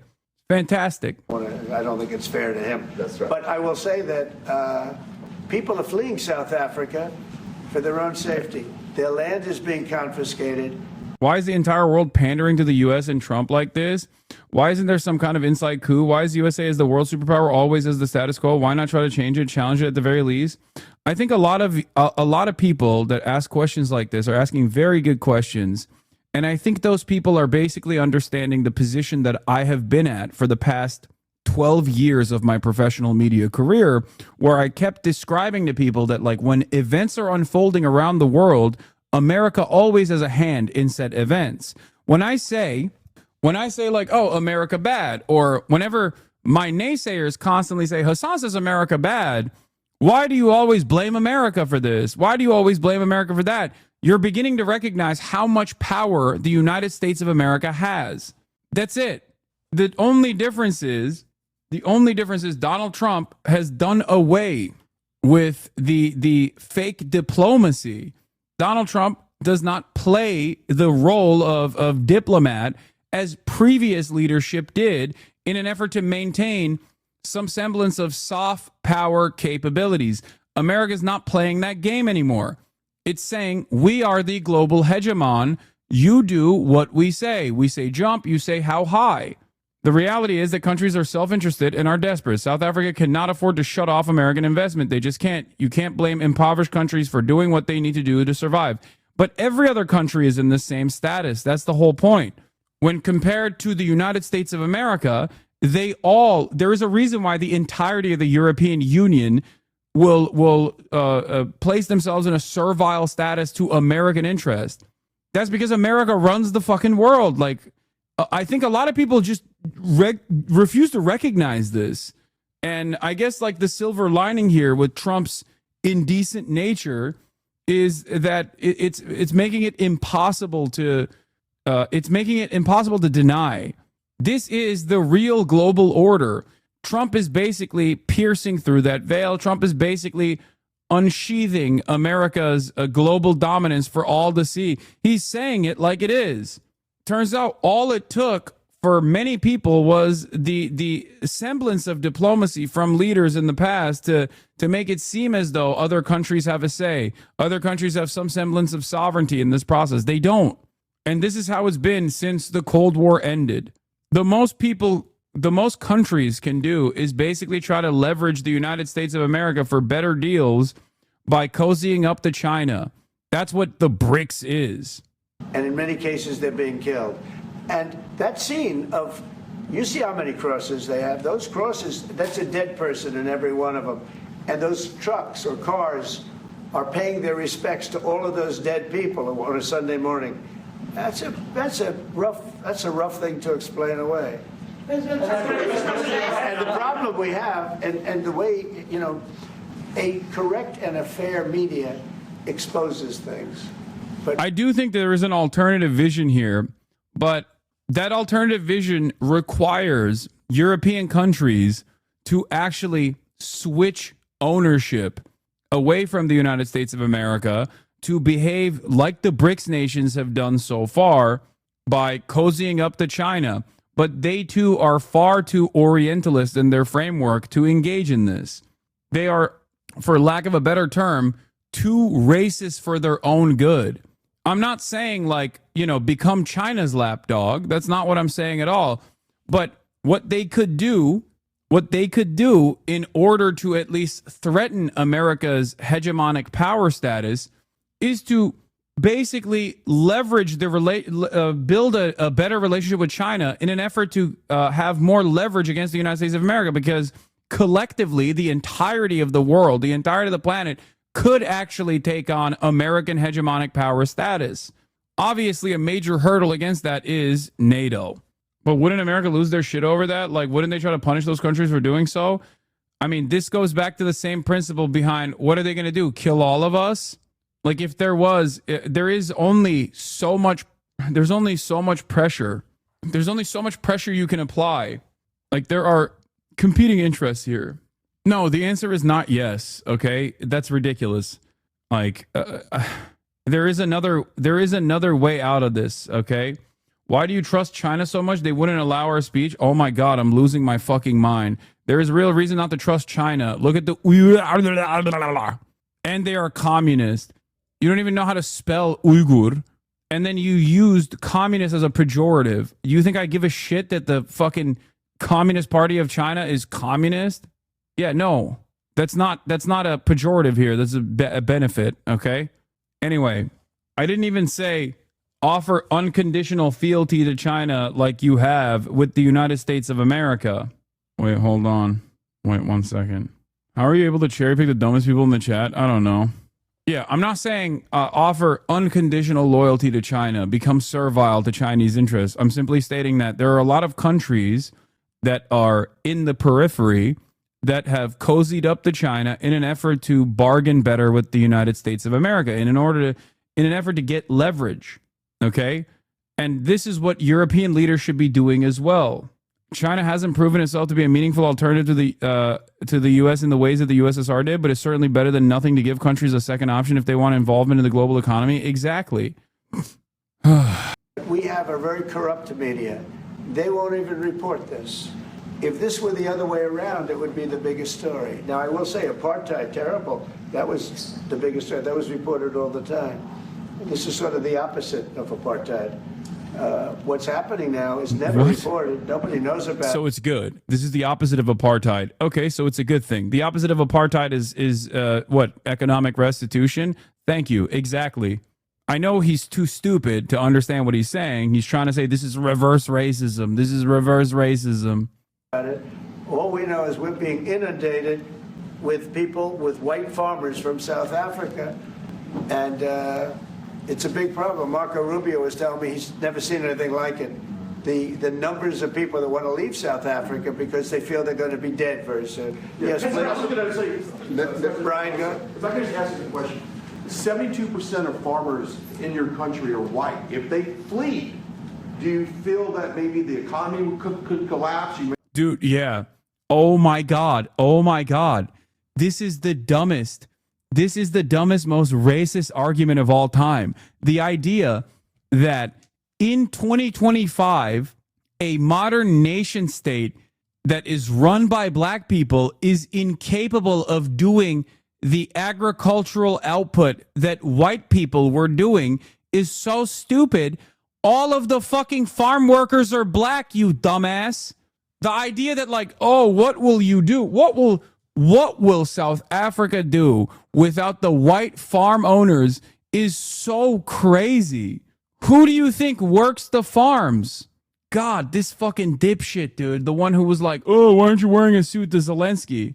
May not have a gap to fill in those people that need to replace those farmers. You know, I'd like my Minister of Agriculture, white, who comes from an opposition party to mine, who's joined my government at my invitation to address this very issue, including the question that you've just raised. John? Thank you very much, Mr. President. Yeah. Mr. President, thank you for welcoming us to the White House. I would say we have a rural safety problem in South Africa. I don't think anyone wants to candy coat that. And this is also part of the reason why I said like America actually taking some of the fucking white farmers off the hands of the South African government is not necessarily the worst thing. Partially because they're marginal and inconsequential, but also, yeah, great. This allows the fucking government to actually expropriate some of this land and reallocate those resources to the fucking black farmers. Great. In a weird way, they're so racist that they're unironically helping the interests of black South Africans. That's why I jokingly said they're decolonizing Africa. I don't have an issue with that. I don't like if these guys want to leave because they feel like they're getting a shitty bargain here and they're worried that the government might take their land or something, then great. Like leaving the land is great. There are so many racists on Twitter who have been like, you should salt the earth before you leave. Fuck those guys. And it's like, dude, you are such a piece of shit. Problem is that they still own the land. Nope, not a problem. Not a problem when you can You know, when you could take the land, you could just take the fucking land. They're no longer there. It's your land. No, it won't happen. Black oligarchs will take it. Please don't make such statements. Of course, it's probably not the farm owners that are leaving, because why would they leave? They own the farms and they know it's not a real problem. Black oligarchs, yes, that is also not fake. That is real, for the record. That is a real thing. All that took place in South Africa in the aftermath of the apartheid was basically a couple black dudes were able to also reach the highest levels of wealth, and then that was it. It's not wrong to suggest that like the ownership changing from white hands to like a singular black one is not going to offer the economic restitution that was promised. It requires a lot of effort to get on top of it. It's going to require more policing resources. It's going to require a different strategy to be able to deal with it. But certainly the majority of South Africa's commercial and smallholder farmers really do want to stay in South Africa and make it work. And I've just come from the largest agricultural show in the Southern Hemisphere with organized agriculture and farmers, and the majority of them want to stay. But they too there have a memorial to those who've died as a result of farm attacks. And as the Minister of Agriculture, it is something that I'm particularly exercised with my colleagues at police. There it is. A member of the group that's being genocided, by the way. This is John Steenhuisen. I hate him so much. He's from the DA party, which is like the Democrat Party in America. Pandaru Raccoon, please stop fucking making the gorilla analogy. That's why you're getting ignored hard today. Okay? That's why you're getting ignored. Where you're making an analogy that uses gorillas when talking about South Africa. Okay? Perhaps that's the reason why I'm not paying attention to your fucking stupid analogy. Please stop. There's also 30,000 other people in here. Obviously, I'm not going to get to every single person and their unique commentary on the situation. And my colleagues in the justice cluster to start making farm attacks and stock theft a priority crime. And it affects all farmers in South Africa, particularly stock theft. It has a disproportionate effect on smallholder black farmers. I also want to just say this, that the two individuals that are in that video that you've seen are both leaders of opposition minority parties in South Africa. Umkhonto we Sizwe under Mr. Zuma and the Economic Freedom Fighters under Mr. Malema. Now, the reason that my party, the Democratic Alliance, which has been an opposition party for over 30 years, chose to join hands with Mr. Ramaphosa's party was precisely to keep those people out of power. We cannot have those people sitting in the union buildings making decisions. And that is why after 30 years of us exchanging barbs across the floor in Parliament and trying to get one over on each other, we've decided to join hands precisely to keep that lot out of government. Because the day they get in to the doors of the union buildings in South Africa or control of our Parliament, that's what you're going to see. And that is why this government... Oh my God. Oh my fucking God. Oh my God. Ugh. He's literally there to be like, listen, the real villains here are the people who would do a white genocide, which is EFF. Like, that's why we have this coalition. And they are the right wing. Like, the ANC are already neoliberal. And the DA, the Democrat Alliance, is even more right wing than they are. And this fucking dipshit is sitting there being like, no, white genocide will happen if the EFF gets into power. That's why we have this alliance, this allegiance here, after years and years of being an opposition party. Working together needs the support of our allies around the world so that we can strengthen our hand, grow our economy, and shut the door forever on that rabble getting through the doors of the union bodies, because then South Africa's future would be... So you denounced that type of language in the video that you saw? Oh, yes. We've always done so. As government, as my own party, we are completely opposed to that. We, in 1955, adopted a document which said South Africa belongs to all who live in it. But why wouldn't you arrest that man? That man said, kill the white farmers, kill the white farmers. And then he danced, and he's dancing, and it's kill the white farmers. I think, I'm not sure, but I think if somebody got up. I guess the answer to that question would be, if we don't actually do any sort of expropriation of land, they are going to win. Okay? Isn't that the whole point? Like, also, like the Kill the Boer shit by the Free Speech Warrior. Kill the Boer is a anti-apartheid song that they're singing, and the entire position of the fucking party, aggressive in its language or not, is that obviously the economic restitution that was promised has not been provided to black South Africans, and they are the ones who are demanding it. The EFF is a CIA asset. It is there to control black frustration because of the neoliberal order, which causes the rampant inequality. The Supreme Court here ruled that it is not hate speech. It's just excusing calls for violence. Oh my God. Oh my Lord. Yeah, this is the EFF manifesto. Frequently asked questions, okay? On land expropriation without compensation. They are against the South African government, the current government's and the Constitution's position that is much lighter terms, okay? The lighter terms here from the ANC is that they get offered market rate for all the farmland that the government takes, okay? The government has the legal responsibility to take the farmland and reappropriate the farmland to black South Africans, okay? The EFF says, fuck that. No economic restitution whatsoever. And to be fair, I don't even disagree with that position. Like, what do you mean? Economic restitution for land that was stolen from the fucking population that lived there is already ridiculous. But we live in 2025. So I understand why this concession would be made.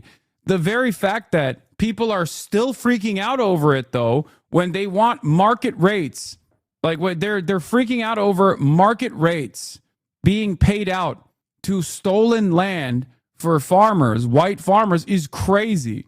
If you don't let that happen, if you don't let the market rate redistribution of land potentially take place, then yeah, you're going to actually see this. You're going to see this attitude take its place. Wait, what? Sounds like there's some middle ground of taking the land away and giving assistance or market rate for some time or some discount being given. Interesting you say that, because that is the middle ground. Hold on.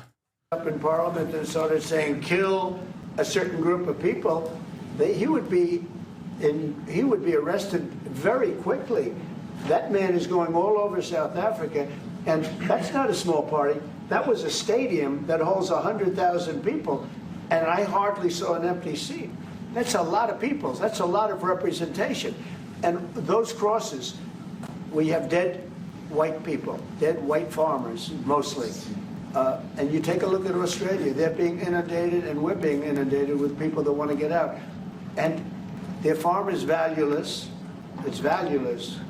And they just want to get out with their life. And this is a very serious situation. And if we had a real news or real press or media, we don't have that, because they won't talk about this, because they're all guys like that idiot. But if we had a real press, it would be exposed. And you know, the beauty of exposing it is it's like a cleansing action. When it gets exposed, it'll get fixed. That's when it'll get fixed. But people don't talk about it. And I'll tell you who's talking about the thousands of people that are fleeing South Africa right now. We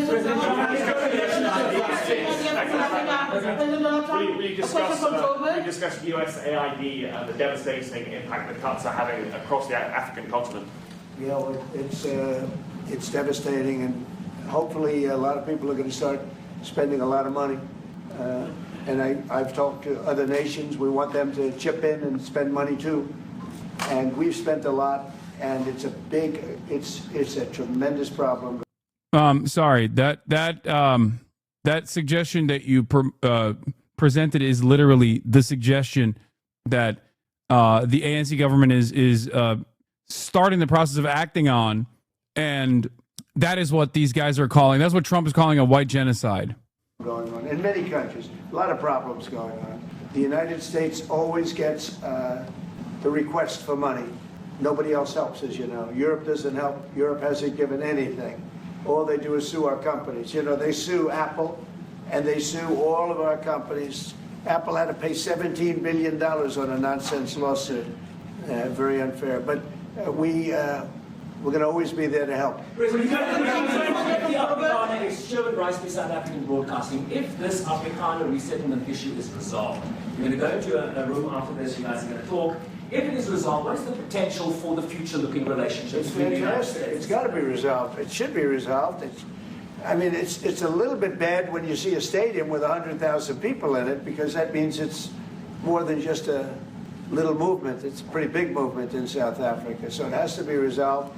It'll be the end of the country if it's not. Hassan, your charitability is something I aspire to obtain myself. My brain shuts down when I hear racist people speak about anything involving a minority. I just want a Vietnamese man waving his gun. Yeah. What? People are not 100% responsible for the actions of their ancestors. Some retribution seems fair. Wait, what? Yeah, except these guys are quite literally continuing that same exact unjustifiable hierarchy. That's the problem here. The problem here is, that is what these guys are seeking to continue. Potential for the relationship moving forward. I hope so. That's why I'm here. I mean, I'm not here for my health. I'm here to see what it is. No, I'd like to see. I have friends. I can tell you, Ernie Els and Retief Goosen, they feel so strongly they wanted to be here on behalf of South Africa, not on behalf of me. And, they said, can we be here for this? Because they love the country. Ernie, do you guys want to say a couple of words? I hate to put you in this. This is tougher than sinking a 3-footer. They've sank many 3-footers. Thank you, Mr. President. And thanks for the honor of being here. We've known each other a long time. Yeah, they brought the golfer to appease Trump. Seemingly it didn't work. We're proud South Africans. I still have my South African passport. We travel with this passport, and I got my visa here. So, but we want to see things get better in our home country. That's the bottom line. It's been 35 years since the transition. President Ramaphosa was right in the middle of the transition time in 1990 and before that. So it's been 35 years of ANC government, and I know there's a lot of anger, through the transition. There was also a lot of stuff happening in the apartheid days. We grew up in the apartheid era, but I don't think two wrongs makes a right. President Mandela, when he came out of prison for all that time, didn't come out with hatred, and really unified our nation through sport. We won the Rugby World Cup in '95. 4 times. We won the African Nations Cup, soccer. We won some majors as golfers and so forth. So what I'm trying to say is, this has been a long time coming. That's why we really wanted to meet you, meet the administration, and see our way forward, because we still want to see our country flourish. We've got some great things going on. Business is getting involved with government. Farmers are getting involved in local municipalities, trying to rebuild some of the infrastructure that's been decaying for a long time. So there's a lot of coexistence going on and help from a lot of areas. But I feel we need the U.S. To push this thing through. We've got a great ally, if we can have the U.S. It's always been an ally of South Africa for a very long time. Even in the days of the war, up in Angola, you guys helped us. So very important for us to have your support and get the change we need. When did you do that well? Let's go. Sorry, Mr. President, if you had to wind all of those tapes properly, you will see I'm the biggest target of that rabble-rouser. Number one for over 10 years, Mr. Malema. In fact, the first time I met him, he was in the youth league with that gentleman, and look how he's changed. Right. We have too many deaths. but it's across the board. It's not only white farmers, it's across the board. And we need technological help. We need Starlink at every little police station. We need drones. I actually got drones donated for the peace parks to stop elephant and rhino poaching. And his predecessor stopped the importation because he said the United States would spy on us. I mean, US SpaceX, the ridicule. So if you can help us. Remember, sir, you and I lived in New York in the 70s. We never thought New York could be what it became. 2 commissioners, a tough mayor. We need your help to stop this awful killing. But it's across the board. I can't believe, dude, the more I hear white South Africans talk, the more I hear white South African Bond villains talk about the conditions in the backdrop of Donald Trump claiming that there's a fucking genocide. And these guys are supposed to be the ones who are like, it's not happening, Mr. President, but also it kind of is happening. The more I understand the EFF position, it took me like 35 seconds to hear from the richest man in South Africa for me to be like, okay, I get what Malema's talking about. Like, this is the guy who's supposed to be like, Mr. President, it's not happening. But he can't help himself. He has to turn around and be like, you know, it's across the board, Mr. President, but also look at what has happened to New York. It's like, dude, why are you fucking trying to export? Like, I guess, like, this is why I say why South Africans, like, can be either very cool people or just as hog-like as the American racists are. This is the guy who is like an American hog. He's like, yeah, we gotta be tough on crime, Mr. President. It's not a, like, he has the positive position here because he's at least like denying that the charges of genocide, but then still being like, yeah, but we gotta make sure we do away with this criminal element in the country. Like, you're not wrong. These blacks are getting out of control. Ernie's right now building a house in George. I'm building 3 cottages for my grandchildren on a farm outside Graaff-Reinet. I often go to bed without locking the door. And we have a serious problem with illegal aliens who stream across the border. And if you really look at our statistics, a lot of these murders, firstly, it's unemployment and illegal aliens. And then I met Vice President Watts many years ago at Charlie Rose show. My wife loved the book. And she reminded me this morning that you emphasized the devastation that occurs when big companies leave towns and cities, and there's a culture of dependency that develops. And I remember you discussing it. Now that's our problem.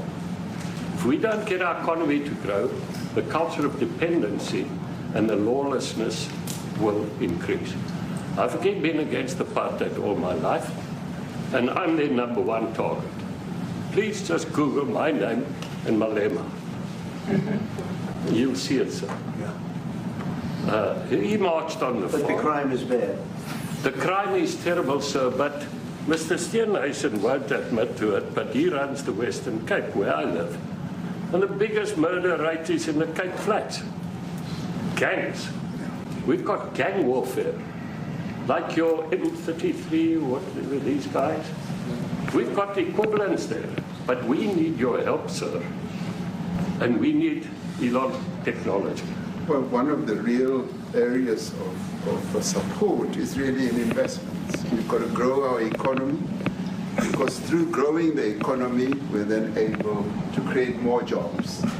Because crime really thrives where there is inequality and unemployment.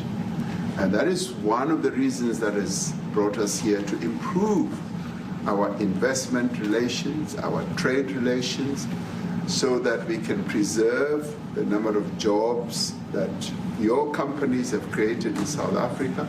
By virtue of what we export to you, we are able to create up to 500,000 jobs in the auto industry, in the agricultural industry, and a number of other industries, mining, where we export things to you. And we also know that as South African companies invest here, you are also able to create jobs. So it's a mutually beneficial relationship. So our main real reason for being here is to foster trade and investment so that we are able to grow our economy with your support, and so that we are also able to address all these societal problems, because criminality thrives when people are unemployed, when they have no other hope to eke out a living. So that is what we need to resolve, and your support, your partnership with us is what is really going to give us a strong capability to move forward. Excuse me, do you have anything to say? I think Lil Bear is correct. Ramaphosa was so good at glazing Trump without conceding. I won't vote for the man, but he's incredible with diplomacy. He navigated this so well. I will give credit. I feel like if you are a black South African politician, you know your way around talking to racist white people. Like, I feel like it just comes with the territory. You are an expert at navigating conversations with like some of the most heinous racist people alive. I don't want to leave you out. You know, the guy won 3 or 4 majors. 3 or 4? Me too. That's a lot. Anything to say? Yeah, thank you, Mr. President. President Ramaphosa. I grew up in an area in South Africa that is a farmland area, Polokwane. Yeah. And there is some issues up there. Obviously, my dad was a property developer as well as a part-time farmer. And yeah, some of these buddy farmers got killed.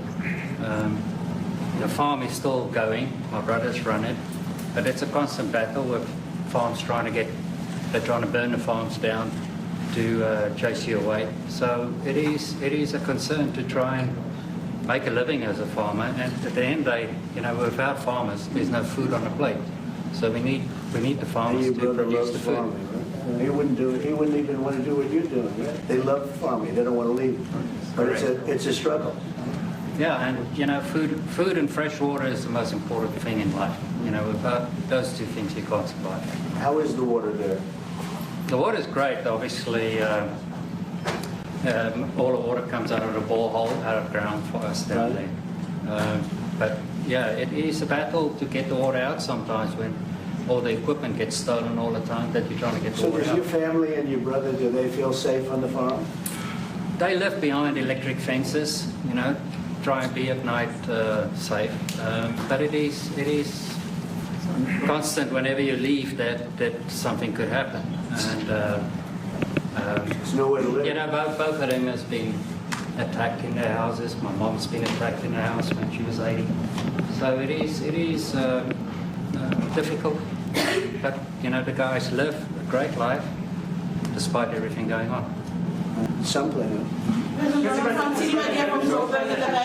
Trump, we are president of... I like that all the fucking rich white guys that they brought along are basically giving Trump enough ammunition to believe that there is definitely a white genocide, and they're too afraid to just openly recognize it. That's cool. Because, like, this right here is enough for him to be like, see, I was right. Like, they're saying it's not a genocide, but basically, it kind of is. Thank you, Mr. President, for saving South Africa.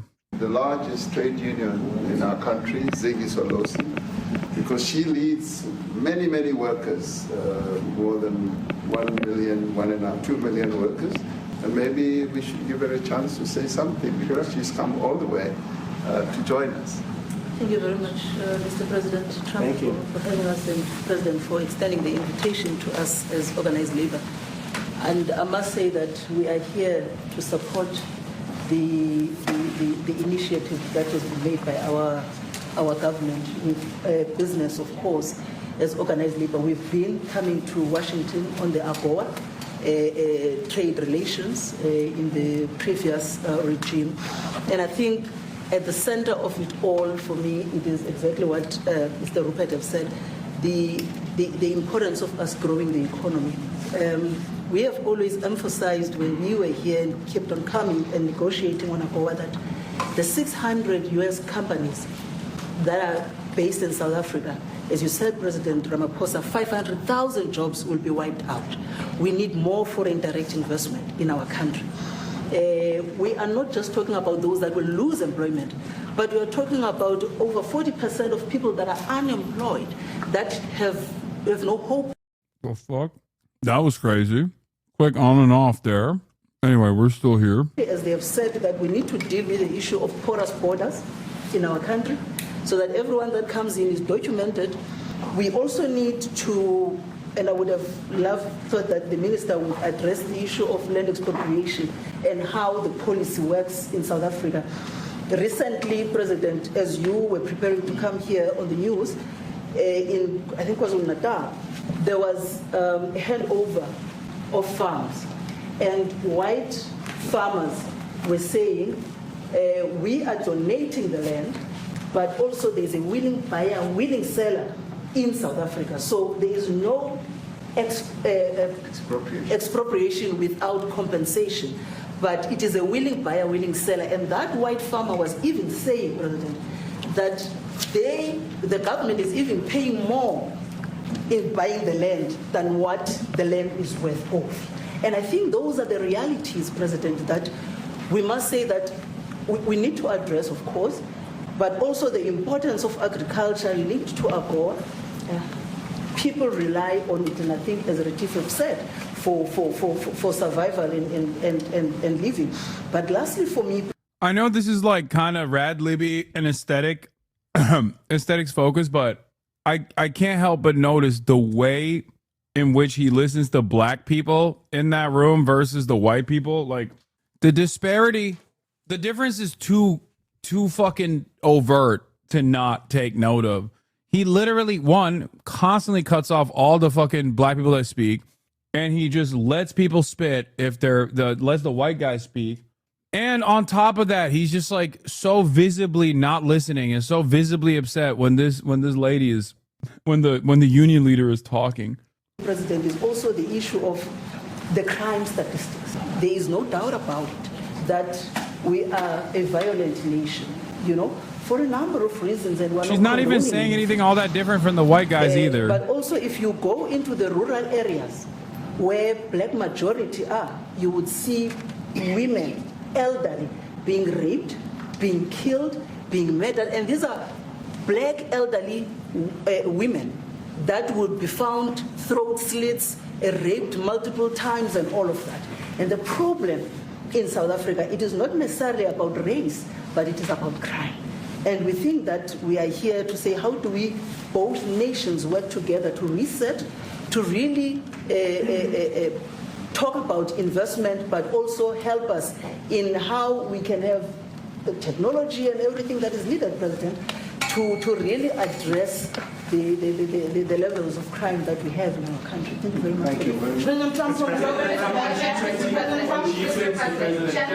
Genocide is a very strong word. I'm wondering if you've made up your mind as to whether you believe genocide is occurring in South Africa, or you still have doubts, and if you have made up your mind, why invite President Ramaphosa here today?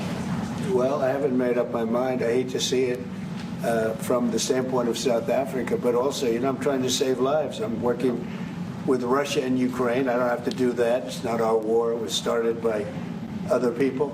It was helped along by our past administration. It would have never happened if I were president, but I'm trying to save lives. And no matter where.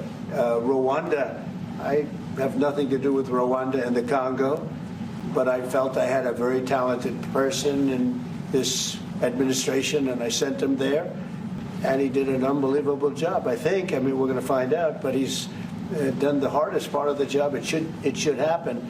If I can save lives, I want to save the lives. If it's in Africa, that's great. If it's in Europe, if it's wherever it may be. And it's a very small investment to do, believe me, compared to what the consequences are. So I hope we can do something. Look, I have so many friends. These two men, I have great admiration for them because I know what they do for a living. Yeah. And that's a very hard living. going from city to city, from country to country, and hitting a ball 350 yards like they do, and better than you and I. Getting the ball in the hole. It's a very tough with lots of people watching, right? Yes, It's a very tough living.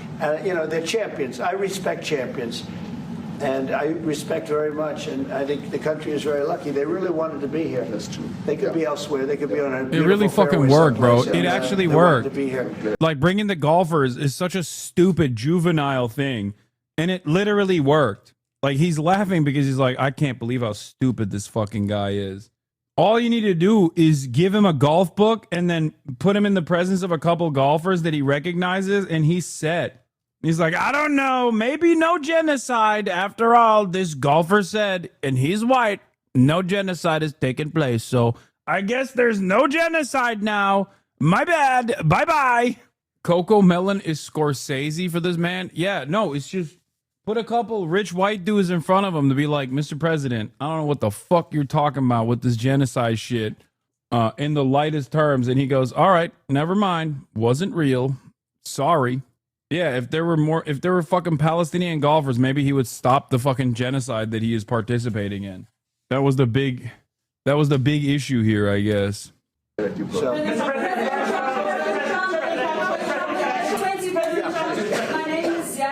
from Newsroom Africa in South Africa. Good. How important is it for the United States to be at our G20 summit in November, given the relationship between our two countries? You've just heard what has been said to you just now. Are you coming, and are you preparing to come? So without the United States, the G20, just like the G7, used to be the G8, but brilliantly they threw Russia out. It would have been a lot better if Russia was in. You know, a lot of people would say, oh, that's not it. Because if Russia was in, you probably wouldn't have this war. And if you had a different president, you wouldn't have the war either. But we have a G7. It's important that the United States is at both of them. I think without the United States, it's I really believe it's not very important. It's not the same meaning. As I said to President Trump, the U.S. really originated the G20. And it's important that the United States continues to play a key role in the G20. And we are privileged to be the president of the G20. But we are even overjoyed that we are going to hand over to the United States, who are the originators. And for that reason, I expect the United States to continue playing the leadership role in the G20 together with other countries. And I've said when I initially spoke to President Trump on the phone, I want him to come to South Africa for a state visit, and I also want him to come and participate in the G20. And I want to gladly hand over to President Trump to take the leadership of the G20 forward in November. Thank you very much. Thank you very much. Thank you. What is it going to take to convince you? They don't want to leave. Thank you so much.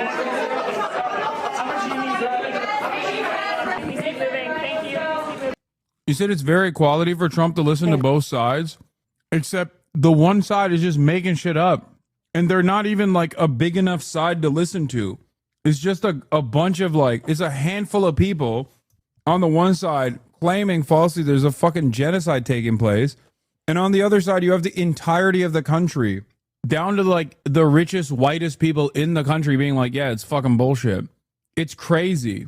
Luckily, I guess, for South Africa, the golfers are on the side. Luckily for South Africa, the white golfers were on the side of no, it's not a real genocide. You know? I wish you'd stop eating on camera. Okay. Here, eat this perma. Incredible moment. Another open to the cameras moment in the Oval Office, meeting with the South African president, President Trump there. A very open conversation. At one point, the president's staff playing out a video showing these claims of genocide in South Africa, which its leader has refuted. An amazing moment, Trace, and welcome everybody. I'm Sandra Smith in New York, to watch this in real time.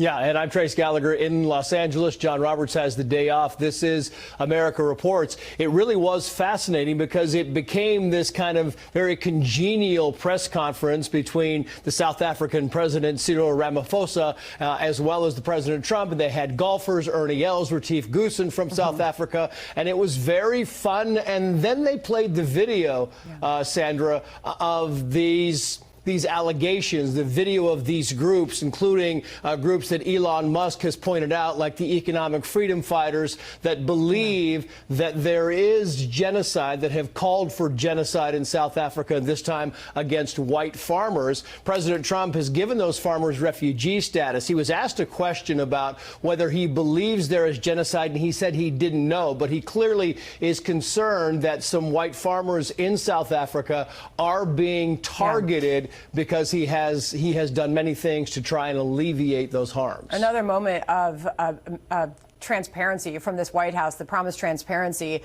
This went for about an hour and 6 minutes. Trace, let's bring in Peter Doocy, our White House correspondent, is standing by. Not only did they play out the video, Peter, but also talking about the G20, President Trump saying he feels it's important to them for South Africa to look good at the G20. He at one point held up copies of articles about South Africans saying these are deaths. What is the reaction so far there? Sandra and Trace, I didn't even know that you could dim the lights in the Oval Office, which is decades old. Seems like a place that would just have an on or off switch, but President Trump called for the lights to be dimmed so that he could show this multimedia presentation to basically call the visiting South African president's bluff. The South African president came here to say there's no genocide happening in South Africa. President Trump basically said, okay, well, then what's all of this? And he showed political leaders and opposition leaders in South Africa saying some very heinous and violent things. Incredible, man. Thank you. Wow, they have light dimmers in the Oval. That's crazy. Incredible technological developments happening. Oh, Peter Doocy.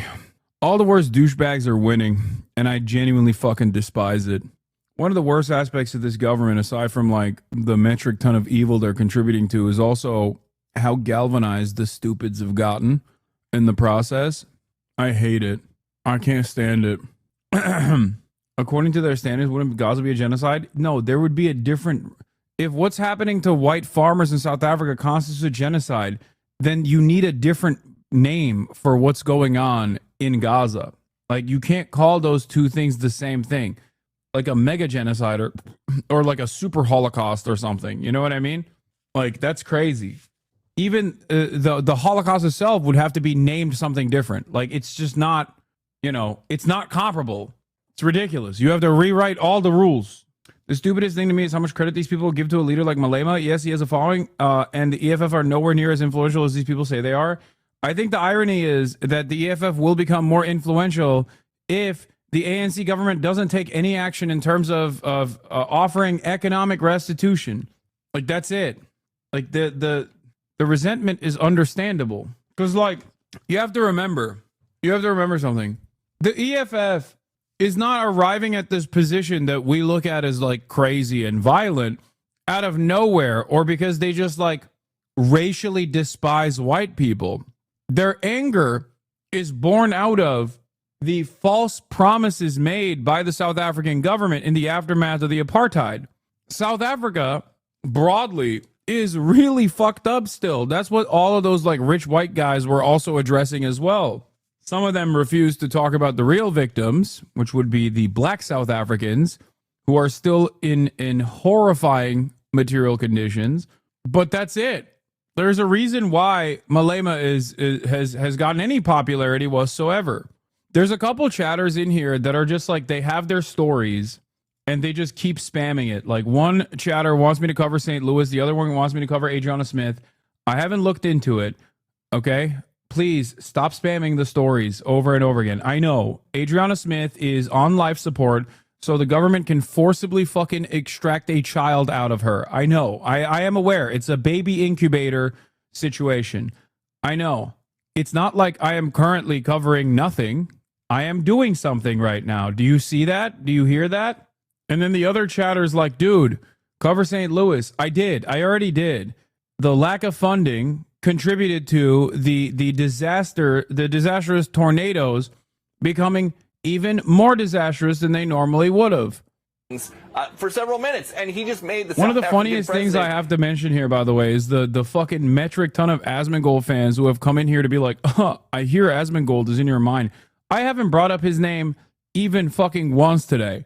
He, on the other hand, I know has covered me multiple times today, and his dumb fuck fans keep coming in here to bring up his name for some reason. You guys come in here and talk about how showerless you are and how rotted you are, both inside and out, and demand drama take place. Leave me the fuck alone, man. Holy shit. And then the moment that I cover Mold Man, they go, hup, see? Fucking rent-free, dude. It's like, no, you're the one who is bringing him up. I haven't talked about him. I'm talking about the fucking news. Why the fuck would I care about what he has to say about anything? And the rest of the South African delegation sit there in the half-dark room and watch it. And afterwards, President Trump did want to talk a little bit about trade, and his visiting famous golfer friends from South Africa got to speak as well. He said he has not made up his mind, despite the presentation that he had the staff cut and put forward. He has not made up his mind yet about whether or not there's genocide happening. That is something the South African team strenuously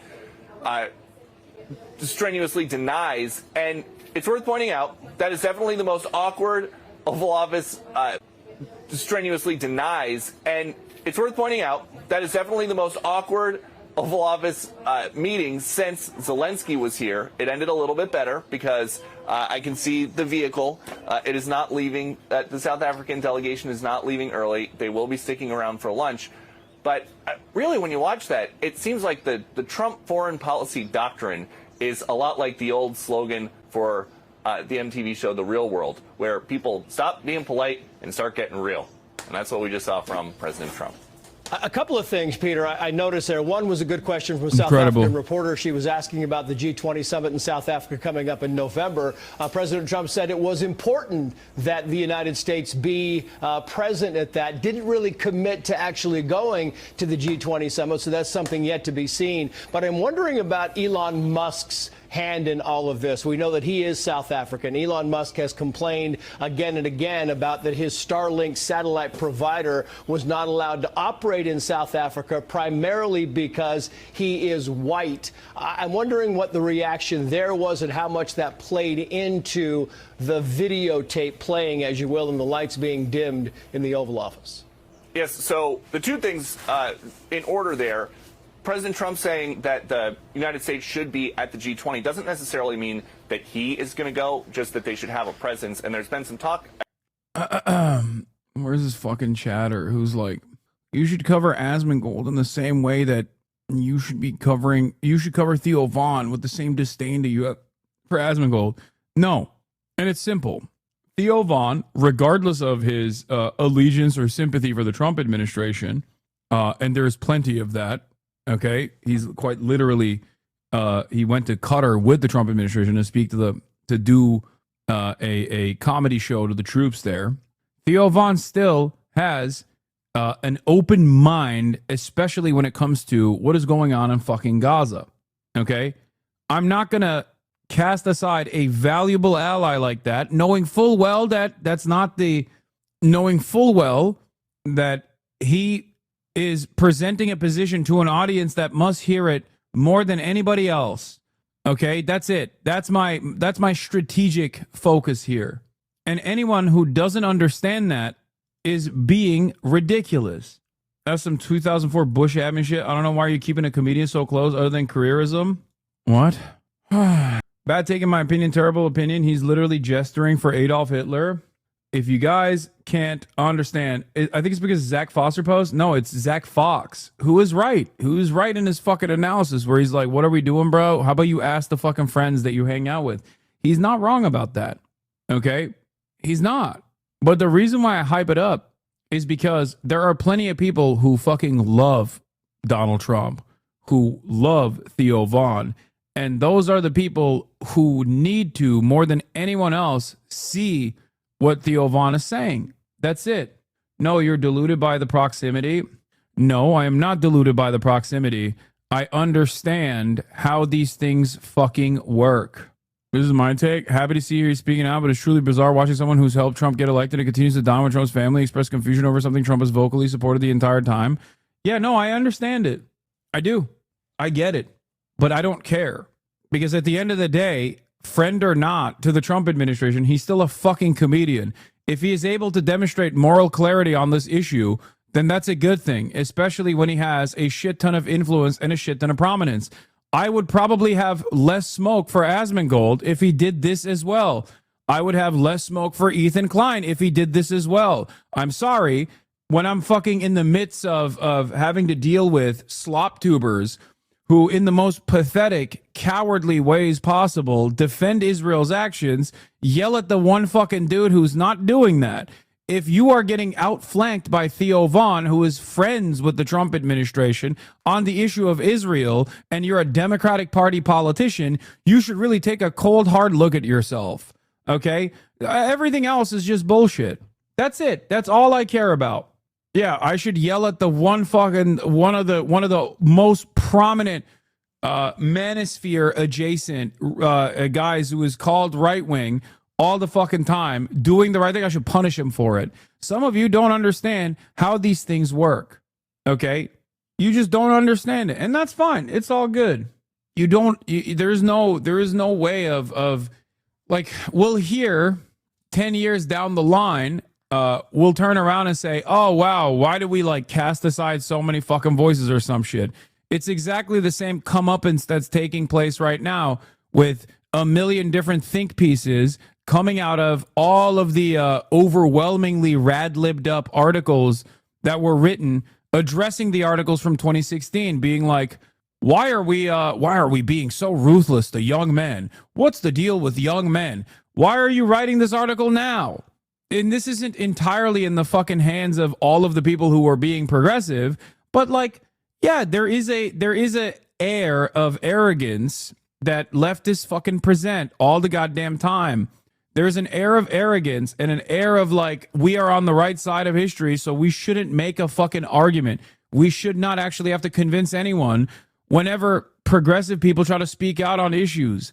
I'm not one of those people. I've never been one of those people. I am, of course, still going to do my very best to try to bring more people on board. And you might think that is because I'm clout hungry or whatever the fuck. And that's fine.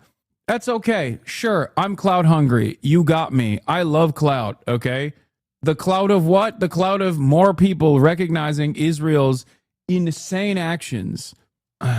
It's not about clout, it's about class. Yes, you're in the same club though. We get it. He's in your same class. Yes.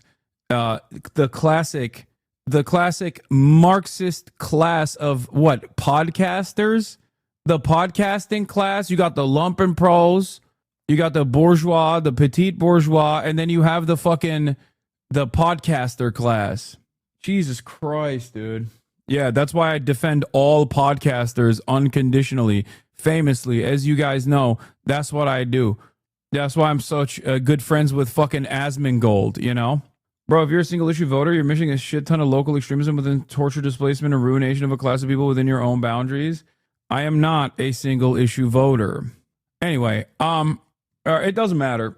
Go watch the Theo Vaughn conversation that I have to understand why this kind of relationship is productive overall. Because the very same people that have to hear those arguments, I'm not going to fucking shut off someone who gives that opportunity.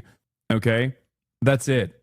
You're not wrong for your criticism, but if you're like, why don't you fucking ass blast them? Well, then you're stupid. I'm telling you exactly why I don't. We do not. Let's get back to white genocide in South Africa. Not have a genocide in South Africa. This South African farmer wants to set the record straight. He wrote an open letter to US President Donald Trump after Trump offered Afrikaans. If he was a rabid anti-Semite like Sneeko, I'd be all for casting him aside, but he's not, so any progress is good. Drama coverage is ruining this community's brains, how they engage with actual news. Stop looking for a target and start trying to understand the shit y'all clearly don't understand. Yeah, I'm not pure, okay? I'm not fucking pure. I'm impure. This is so fucking funny because you'd be like kicking it with Trump one week and then the next week he's sitting with Hassan Piker saying shit like this. No disrespect, but this is the median American voter actually, said Alex Press. Here, it's a good time to retweet this fucking great take. Yeah. A lot of people simply cannot comprehend that, like, many people, a lot of people simply can't comprehend that many people are just like, they don't give a shit. They don't care. They don't understand anything. They don't have the same fucking equipment that you do. Okay? You've done the reading. A lot of people haven't. Do I think it's ridiculous that he on the one hand was like, oh, this genocide is really fucked up. And then on the other hand, he's whining and dining with the genocidaires? Yeah, I do. But also, Theo Von is not fucking Bernie Sanders. You know what I mean? Except he has outflanked Bernie Sanders on his statements about what Israel is doing. So what the fuck do you want me to do? What do you want me to do? You have a well-equipped socialist guy who has spent his entire fucking career railing against, like, at least most of America's imperialist actions. All of a sudden, you got a fucking podcaster who literally played a role in Donald Trump getting elected, outflanking him on this issue. What do you want me to do? Yell at the guy? No, I'm not. I care about this, okay? I'm not going to fucking yell at the guy. Especially because he's saying the truth. If he was running around being like, I don't really understand, I don't think this is a genocide at all, then yeah, I would yell at the guy. Be like, you're wrong. But I'm not going to do that. That's it. Take it where you can get it. Ghana farmers' refugee status. But it's a genocide that's taking place that you people don't want In to... a way, is this similar to people getting mad at Rogan endorsing Bernie? Kind of. Yeah.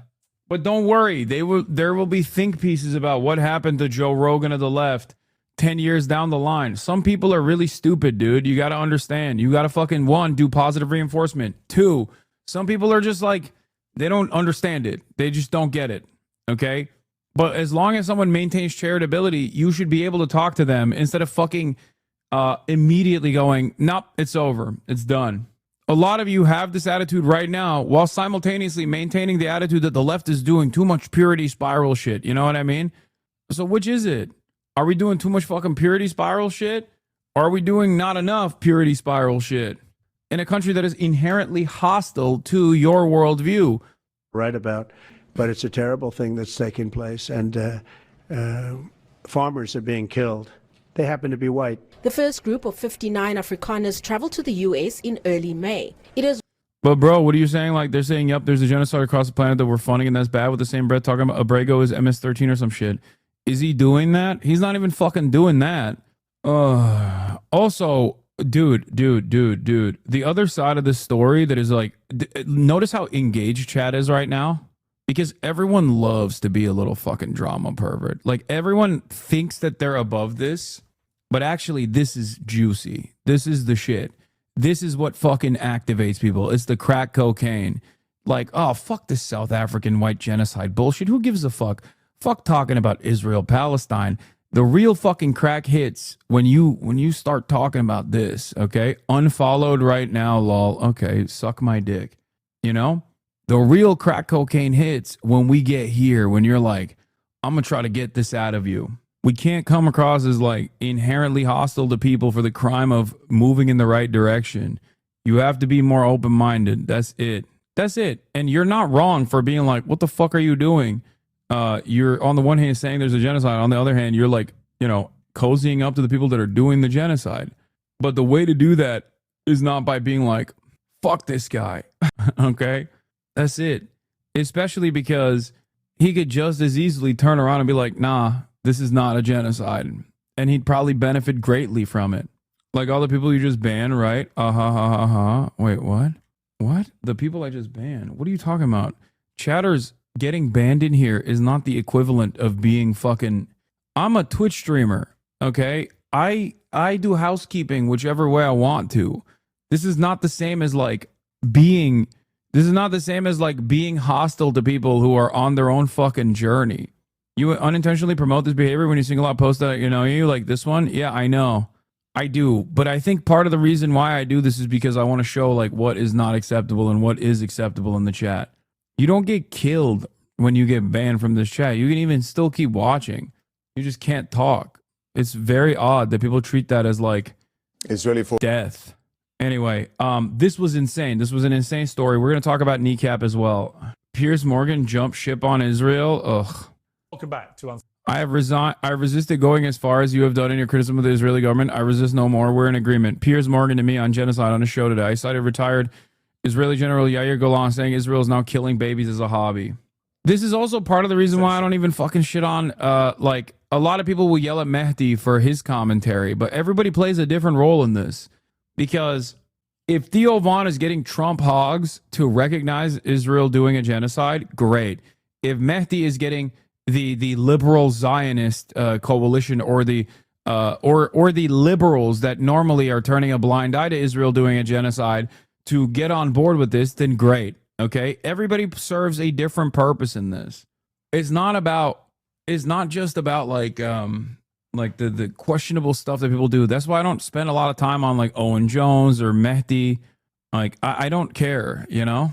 Not everyone is going to be perfect vessels here. They're not going to be perfect allies, and I personally don't care. I just, as long as they are, like, even if they're standing, even if they're not standing in the way, that's good enough for me. Does that make sense? Therein lies what I expect from Bernie versus why I don't constantly rail against Bernie. Do you see what I mean? Because Bernie Sanders is a liberal Zionist. Bernie Sanders is like a labor Zionist. It's pure fantasy the way he approaches the subject matter of Israel, where he's like, oh, Israel has a right to defend itself. After 19 months, that's disgusting. What an insane thing to say. Having said that, he at least has the decency to step aside when there are people who have a more radical position on this issue, and he does not fucking stand in their way and tell them to shut the fuck up or say that they're goddamn Hamas agents or whatever the fuck on a daily basis. Do you see what I mean? What's Mehdi off about? Mehdi Hassan is awesome. Zateo has done incredible work, but there are definitely still people who yell at him because he was too much on the condemn Hamas train post October 7. That's it. It's mostly just like old grievances that people have with people like Mehdi, or even like an inability to comprehend like what their role is here, what their responsibility is here. Does that make sense? I probably never once said I condemn Hamas. That shit was fucking stupid. Yeah, you're also not a professional media person who is making this complicated math equation of like, do I still get to have a prominent platform where I can say the truth about Israel? Because that's the way to unlock that, okay? Otherwise, the entire conversation turns into not condemning hummus hard enough. That's it. That's the difference. A lot of people also on Twitter will be like, wow, why are people taking these like fucking liberal ass attitudes? It's like, there's a reason. You have to fucking pay the piper. And there's obviously a complex math equation there. And there are understandable red lines that people set. Myself, you know what my red line is. But it is what it is. Speaking of which, by the way, here is something that took place with Zoran as well. A lot of people were yelling at him too over his Israel has a right to exist line, which I totally understand why he said that. Here was my take on it, but here. New York City mayoral candidate Zoran Mamdani this morning, following the story that he declined to sign on to the Assembly resolutions recognizing Israel's independence and condemning the Holocaust. I do support Israel's right to exist as a state, he says. Right to exist as a state. Yes, I do support its right to exist as a state. Do you support? And like, the thing is, this is a gotcha, okay? And I think maybe I'm wrong about this, but this is a gotcha, okay? Everyone needs to understand, like, oh, do you think Israel has a right to exist? It's a total fucking, it's a total gotcha, all right? It's incredibly stupid to ask this question. No state has a right to exist. There is no like fundamental enshrined right for states to exist. That's not a real fucking concept at all. People have a right to exist within a state boundary, within a boundary that you could consider a fucking state. And the reason why I answer this question is like this, okay? The reason why I say this is because here's my answer. No state has a right to exist. People have a right to exist. Israel already exists as a state. Palestine, for example, does not currently exist as a state. But having said that, Nazi Germany had no right to exist. Neither did Rhodesia. Israel, as an apartheid state doing a genocide, has no right to exist in its current formation. That's it. Okay? That's it. And I will tell anyone that fucking turns around and says like, oh, you mean, so you want Israel to not exist? I'm like, yeah, okay, yeah. If Israel is going to only maintain itself as an apartheid state, as it seems like it will, then yeah, it has no right to exist. It is literally illegal for Israel to exist in the current ways that it does. I don't think that's a controversial thing to say. Now, obviously, There's a difference between me saying that as a white Muslim dude in fucking America as a political commentator on Twitch, not even on mainstream outlets, even if I do have a mainstream audience here, versus a brown Muslim dude running for office as mayor of New York. I said, I like Zoran a lot. I don't think that anyone has to play these games anymore, but maybe the boomer electorate of New York City is not equipped to hear that from a Muslim mayoral candidate. That's it. Like, I'm still willing to entertain or give grace to Zoran on this issue, especially because Zoran is not a Zionist. Like, he is not fucking pro-Israel in any meaningful capacity. It's fucking ridiculous to make it seem as though he's now like controlled opposition or totally held captive or something like that. I think it's sort of another from the river to the sea thing. For example, Norm saying it's not ideal because it leaves room for malicious interpretation. Saying Israel doesn't have a right to exist is also not ideal because it leaves room for malicious interpretation. Not to say we shouldn't kowtow to bad faith actors, but it's still an all-force error. Yeah, which is why I'm offering clarity to what I mean when I say Israel does not have a right to exist as an apartheid state doing a genocide. If Israel was not doing a genocide, and if it was not an apartheid occupation, then the equation would be very different. First of all, there would be no fucking Hamas, for example. Like, there would be no militancy against it. It would be an entirely different enterprise. You might as well call it a different state at that point. You might as well call it Palestine at that point. It doesn't fucking matter. It's not Israel at that point. It's something totally different. And that's what it is. Do you believe here? Yes, this is Francesca Albanese's take on it, which I'm robbing from, by the way, obviously, when I say what I say. And she is 100% correct. that Israel has a right to exist? Israel does exist. Israel is a recognized member of the United Nations. Besides this, there is not such a thing in international law like a right of a state to exist. Does Italy has a right to exist? Italy exists. Now, if tomorrow Italy and France want to merge and become Ita France, fine. This is not up to us. What is enshrined in international law is the right of a people to exist. So the state is there, the state of Israel is there, is protected as a member of the United Nations. Does this justify the erasure of another people? Like, I mean, I obviously take a more aggressive approach than she does. She uses the perfect language on this, obviously, as she is the special rapporteur of the occupied Palestinian territories in the UN. Oh, hell no. Not 75 years ago, not 57 years ago, surely not today. Where is the protection of the Palestinian people from erasure, from annexation, from illegal occupation and apartheid? I think 19 months in, though, I'm gonna be honest, 19 months in, we should be a little bit better with these like very quick responses, you know? I think that if you are a prominent public anti-Zionist voice, like there's some quippy, because this is a fucking cynical question, right? This is not a real question. Oh, does Israel have a right to exist? Like, what the fuck do you mean? What do you mean, does Israel have a right to exist, right? You said it on Twitter. I said it on stream. It doesn't fucking matter. Ideologies have local interpretations. Bolshevism in the USSR, Maoism in China of the socialist ideology. Same way Italian fascism in Italy, Nazism in Germany, and so on. Zionism is fascism adapted to the Israeli condition. Nothing controversial about this, as you've said. Exactly. So this is a very cynical way to ask this question. It is an all lives matter style question. Okay, it is an all lives matter to a Black Lives Matter equation here. Okay. Just like claiming that from the river to the sea, Palestine would be free is like the idea that like we have to criminalize this statement, which is an emancipatory slogan, because of what people who defend Israel interpret it as is ridiculous. Okay, it's the same exact problem with the does Israel have a right to exist question. It is designed in this very cynical way for people to be tripped up and be afraid of answering it in a thoughtful manner. But since it's 19 months into a genocide that has been broadcasted, a live streamed child holocaust, I think it's appropriate for people to answer this correctly. Zoran represents the DSA. He's saying this is a DSA endorsed candidate. Does Israel have a right to exist? Is a central question of Zionism. If you do not deny this question, then you cannot claim anti-Zionism. No, I don't chatter, Slatty Matty. I agree. That's why I'm saying there's an appropriate way to answer it. And I think someone at this stage should be able to answer it appropriately. That's what I mean. Because it is a disingenuous question. Okay? It's a disingenuous question. It's like saying, do you condemn October 7, 19 months in? They'd be like, October 7, October 7, October 7, October 7.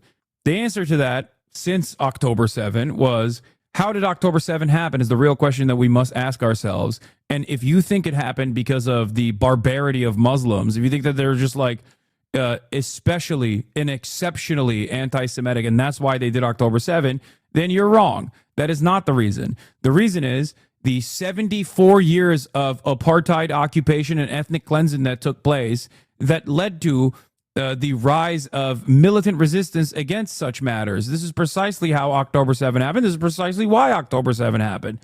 That's it.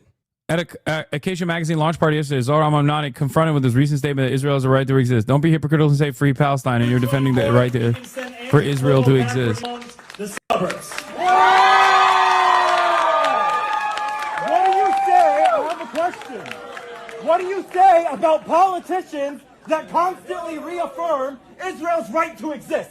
Because people like me are constantly attacked by politicians for standing up for Palestine, and you are constantly defending the right for Israel to exist. My family is in Palestine right now, constantly under attack, and I'm hearing you say free Palestine, but also Israel has the right to exist. What did he answer this with? This is a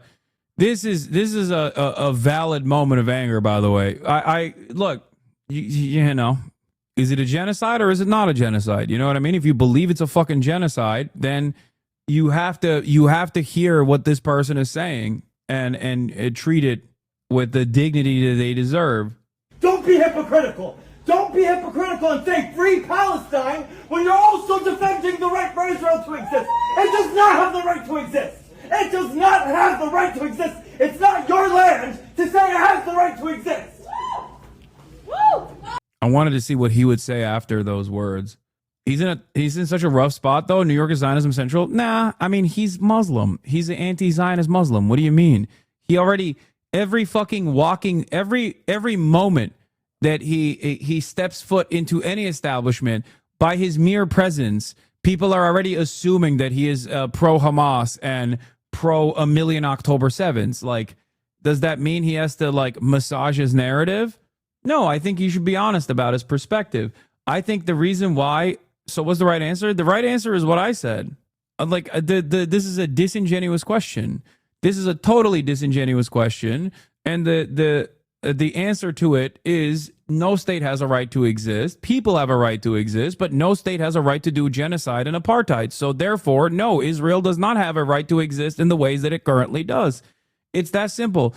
Like, Zohran knows it's a genocide. He understands it's a genocide. He has spoken out against the genocide multiple times. It's not like, it's not like, what do you call it? This is, to me, is shooting yourself in the foot. You're ruining the chances of people getting in power that can actually help. This clip makes him look bad and hurts his chances. You either want people that agree with you in power or not. No, I don't think it's appropriate to be like, yeah, that Palestinian person whose fucking family members are being ethnically cleansed should be chill about the ethnic cleansing that's taking place. So South Africa didn't have a right to exist before 1994. What do you think my assumption is there? Yes. Apartheid South Africa had no right to exist. Exactly. Yes. Did the Confederacy have a right to exist? Did the Confederate States of the United States have a right to secession and a right to exist while still upholding the unjustifiable practice of chattel slavery? You thought this was a good gotcha? Why the fuck would I ever say... What do you mean? America right now doesn't even have a fucking right to exist. Like, what are we talking about? What are we fucking talking about? Yeah, rights are reserved to people and corporations. Yeah, so Nazi Germany didn't have a right to exist? Interesting.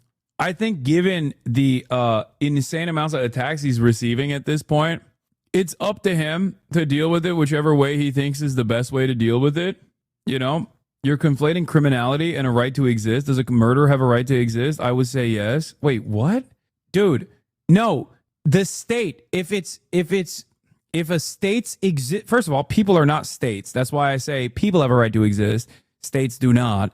But if a state's existence relies on the ethnic cleansing of the indigenous population, then yeah, It's like saying, does a murderer have a right to exist? No, the real question would be, does a murderer have a right to continue doing murders?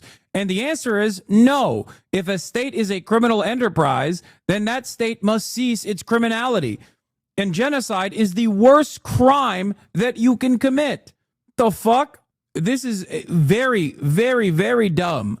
You're conflating criminality and the right to exist. Does a murderer have a right to exist? I would say yes, is stupid. What you are actually asking while you're saying, does a murderer have a right to exist, is, does a murderer have a right to continue doing murders? And I think you and I both know the answer is no.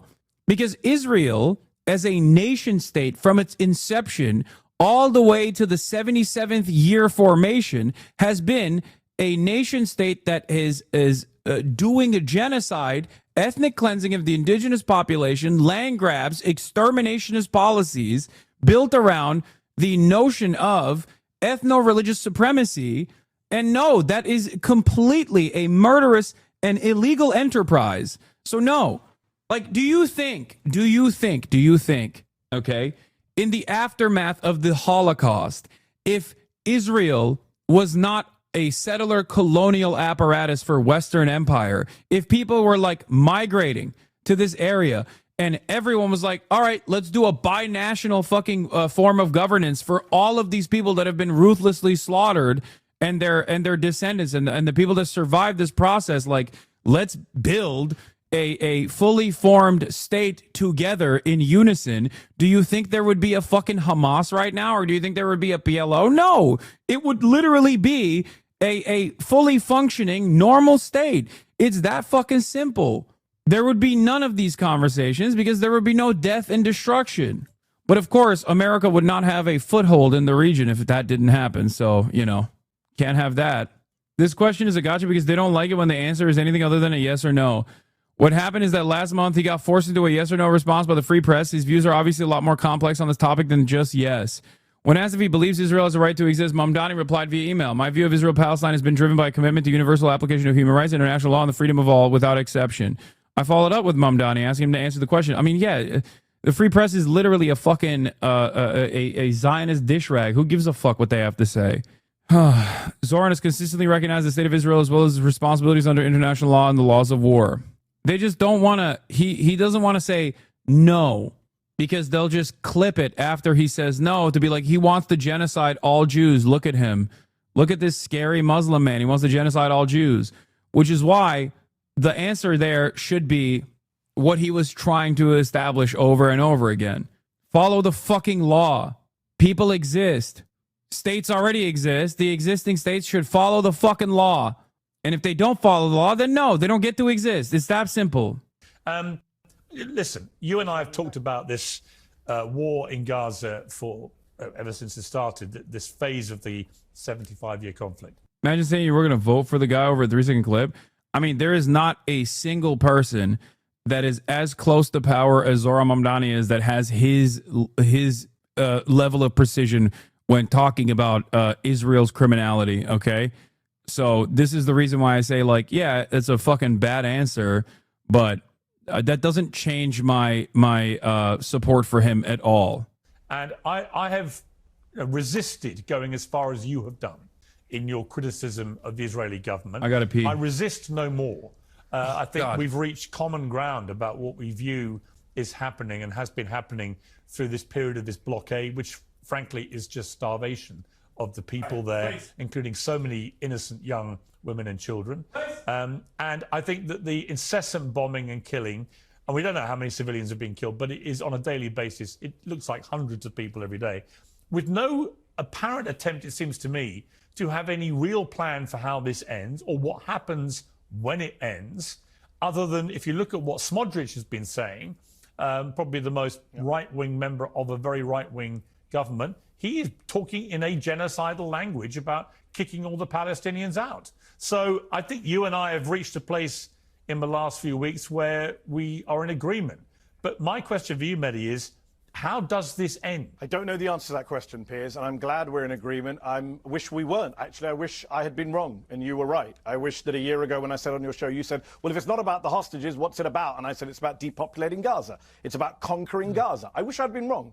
But as you said, Bezalel Smotrich, the finance minister in the Israeli government, said this week, we are there to conquer, cleanse, and remain. Those are his words. We are disassembling Gaza, he said. We are leaving it as piles of rubble. He says, we're doing something that no one's done in the world before. He bragged out loud, and he said, yes, the Gazans will have to leave. So all of those things are stuff some of us were saying last year. I wish we hadn't been vindicated in this horrific way. The killing is ongoing. The starvation is ongoing. And look, I do hope that a dam is bursting. You mentioned the genocide word. Shmuel Lederman, who is an Israeli researcher of genocide, spent much of 2024 saying it's not a genocide, it's not a genocide. He was interviewed by a Dutch newspaper last week. He said, I've changed my position.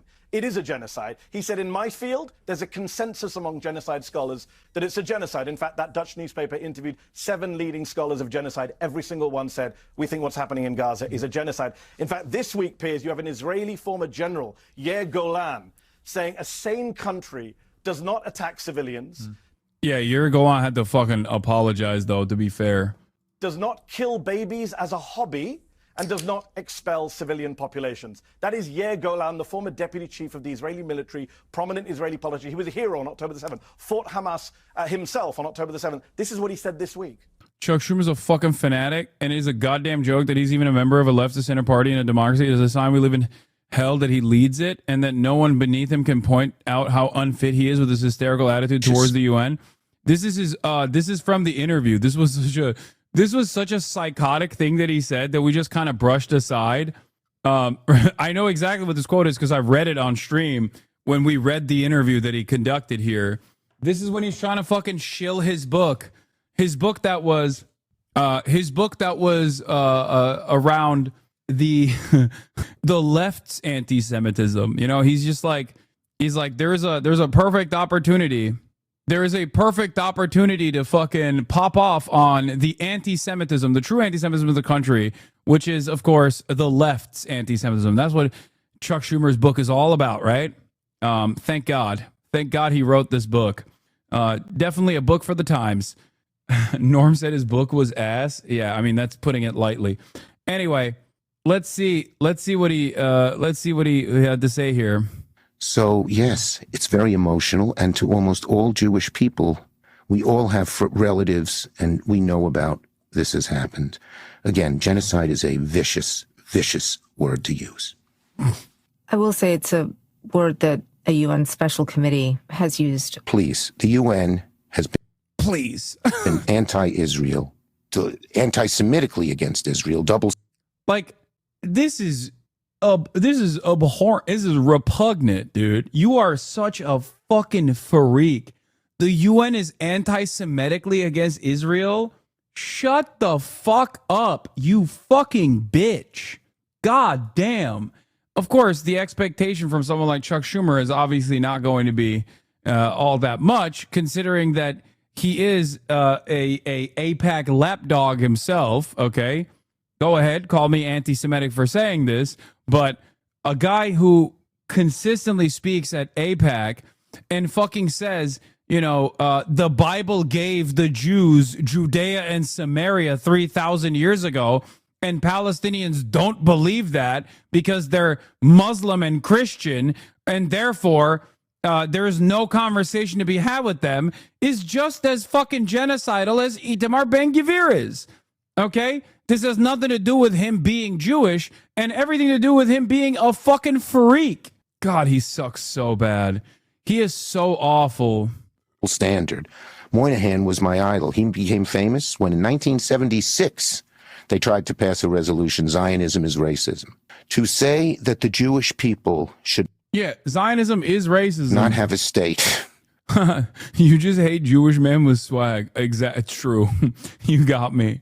I specifically hate Jewish men with swag that love to fucking ride their glasses all the way off their goddamn face for no fucking reason. What is that there for, man? I don't understand it. Put your fucking glasses back. Every fucking photo, it's like right off it's just falling off his face. Every photo, dude. Push it back.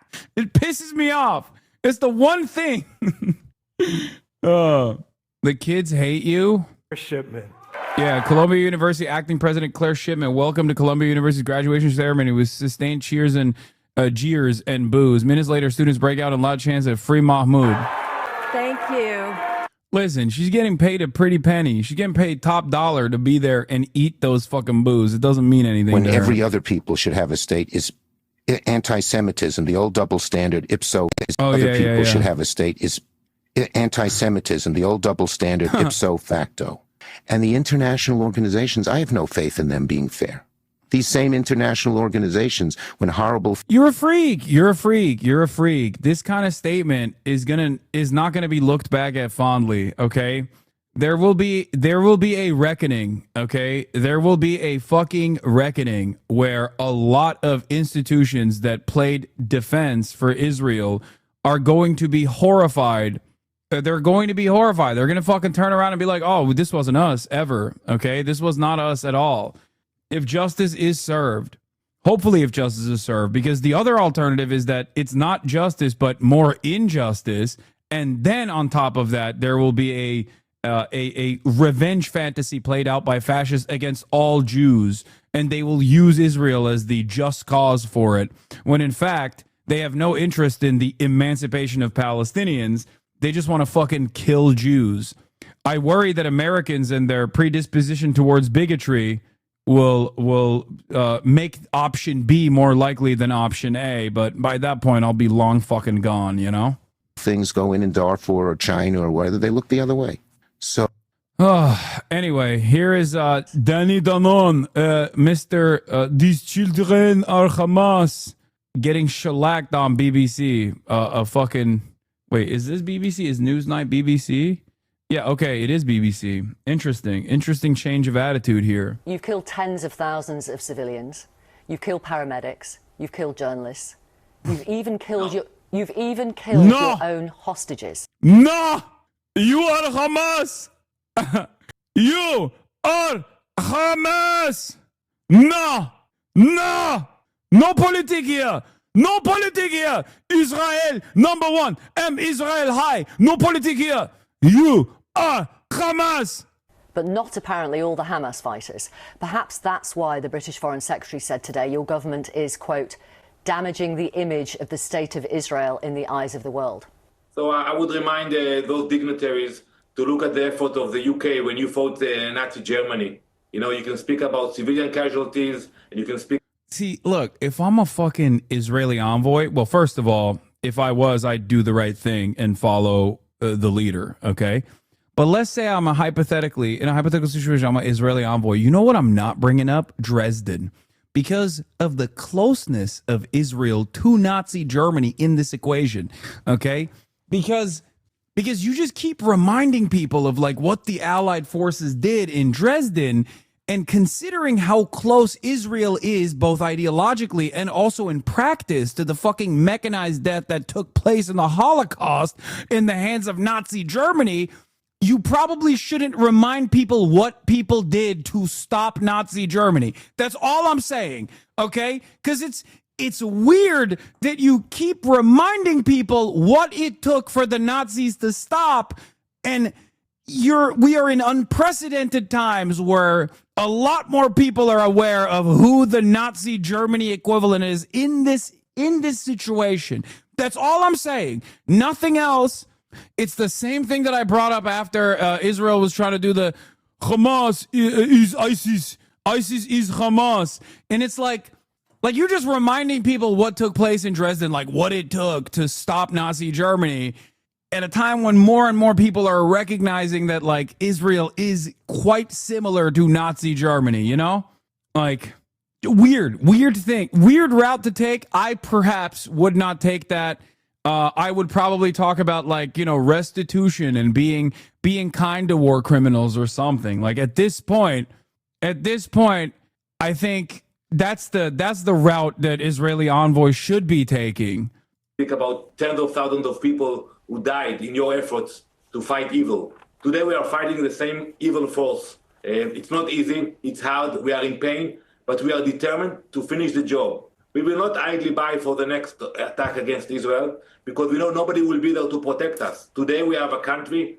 Dude, also saying this is so like saying this on British broadcasters, like saying this on the British broadcasting network is so gross because, like, what do you mean no one will protect us? The fucking the UK government or the British government has literally given surveillance to the Israeli state illegally in secrecy, okay, since the beginning of Israel's genocide. The British government is directly aiding and abetting the genocide of the Palestinians. So is the American government. Without Western coalition forces defending Israel every step of the way, Israel would not be able to do this fucking genocide. Like the arrogance, the entitlement, Israel is all alone. Israel is doing the job that no one wants to do. We are all alone. It's like, come on, man. Come the fuck on, dude. Come the fuck on. You're out of your goddamn mind. 60% of reconnaissance missions over Gaza are done by UK. I don't know if that number is correct. 60% seems way too high. I'm sure there's more U.S. involvement in the reconnaissance. Why is British media turning against Israel suddenly? Because they got the permission. They got the boss call. All it took was for David Lammy's bitch ass to turn around and be like, what's happening in Israel? What's happening in Gaza is unconscionable. That's it. That's all it took was these fucking charlatans in Western media. All it took. Please stop that Jewish voice. What the fuck do you mean? The Jewish voice? This is not a Jewish voice. This is a very specific Middle Eastern accent that I'm doing, okay? An accent that takes many forms, oftentimes doesn't sound anything like other accents from the region, okay? Here, I'll give you another version of this. Israel has a right to defend itself after 19 months of genocide. Another organic, natural, beautiful Middle Eastern accent, okay? Ami Fatlo. That's one version of this, okay? The other one is the one that you're hearing on screen. Another one is, it sounds quite similar to the Philadelphia accent. You know, like Israel has a right to defend itself. Another accent that you hear in the region, okay? Very similar to Philadelphia for some reason. I don't know what it is. Keep Eve's hate name out of your damn mouth. I can't stop myself. The other one was Scottish. That's interesting that you're saying that that's Scottish. It's a Middle Eastern regional dialect. Excuse me. It's just like what this guy is he has a Middle Eastern regional dialect. Israel number one. Israel number one. Hamas. We must kill the Hamas babies of terror. The days when Jews were massacred and there was no response are over. The days that we asked for support from other countries are over. Today, we have the capability to defend ourselves, and that's exactly what we are doing. We didn't start this war, but we intend to finish it without Hamas. Here's another organic, natural accent from the region. Khalil, no! That's another one. It takes many different forms. A lot of you think like, oh, instead of saying instead of making the P sound, you make a B sound. Like that's like a regional accent. No, you're wrong. It takes so many different forms. Okay, Khalil, no, enough champagne to fill the Nile. Oh. Why don't you insult their ideas instead of things they can't change, like their ridiculously stupid fucking accents? Shut the fuck up. Oh, okay. All right, here. Khalil, no. Khalil, no. Khalil, no. Oh, Jesus Christ. What is this? I don't think it's a coincidence that some Western governments in the EU are suddenly somewhat shedding light on Gaza and escalating the discourse. I think Israel is about to do something very horrifying somewhere in the region, and they're just paving the way for that. They will let it do what it wants for the next few weeks, and once it does, and it's perhaps time to stop or at least calm things down, they will frame this as if it's the reason why it stopped. I don't know what would be more horror if possible in Palestine and Lebanon, perhaps an attack on Iran. I don't know, but none of this is innocent. I mean, this is pure speculation for some random Twitter guy, but it is it's what I think is most likely the case as well. It's not an accident that CNN, like American generals leaked to CNN that Israel was looking to bomb Iran nuclear sites. The reason why Israel's doing that is because Israel has always tried to bring America into the fray, into this conflict in a more meaningful fashion. That's it. It's that fucking simple. And clearly the reason why they leaked this to CNN is because America's like, all right, dial it back, brother. Like, calm down. I feel like there's still a little bit of restraint here from America as opposed to how aggressive. Dylan Safa says, airstrikes on Tel Aviv is a liberal position at this point. In the hours since I tweeted this, Israel has fired on 30 diplomats in the West Bank and made sufficient military movements. I disavow this position, for the record. I don't agree with this, okay? I'm not saying this, but he says, in the hours since I made this tweet, Israel's fired on 30 diplomats in the West Bank, made sufficient military movements towards a unilateral strike on Iranian nuclear facilities, and the U.S. had to leak it to the press. People seem content to just ignore Israel or lament how sad it is as long as it's only Palestinians in the extermination camp. But this state is on a collective death drive that knows no borders and will drag the world into war if not stopped by force. As my friends are wont to say, we have a Hitler problem. We do. The other side of this is that Israel obviously, the other side of this is that, like, isn't the entire point, or at least an ancillary point of Israel to maintain instability in the region? Yes and no. It is in the interim, but like the grand design for the region is that Israel dominates, and Israel has even more control than it did before, with no enemies whatsoever that can cause destabilization down the line. But the other side of the story is why Israel is unable to stop this genocide. And I've explained this before, but it bears repeating. If Israel stops this genocide, okay, and let's say they get to occupy northern Gaza, this is a terrifying prospect, right? But it's somehow not the worst possible outcome of this scenario. So let's say that happens, okay? Then what?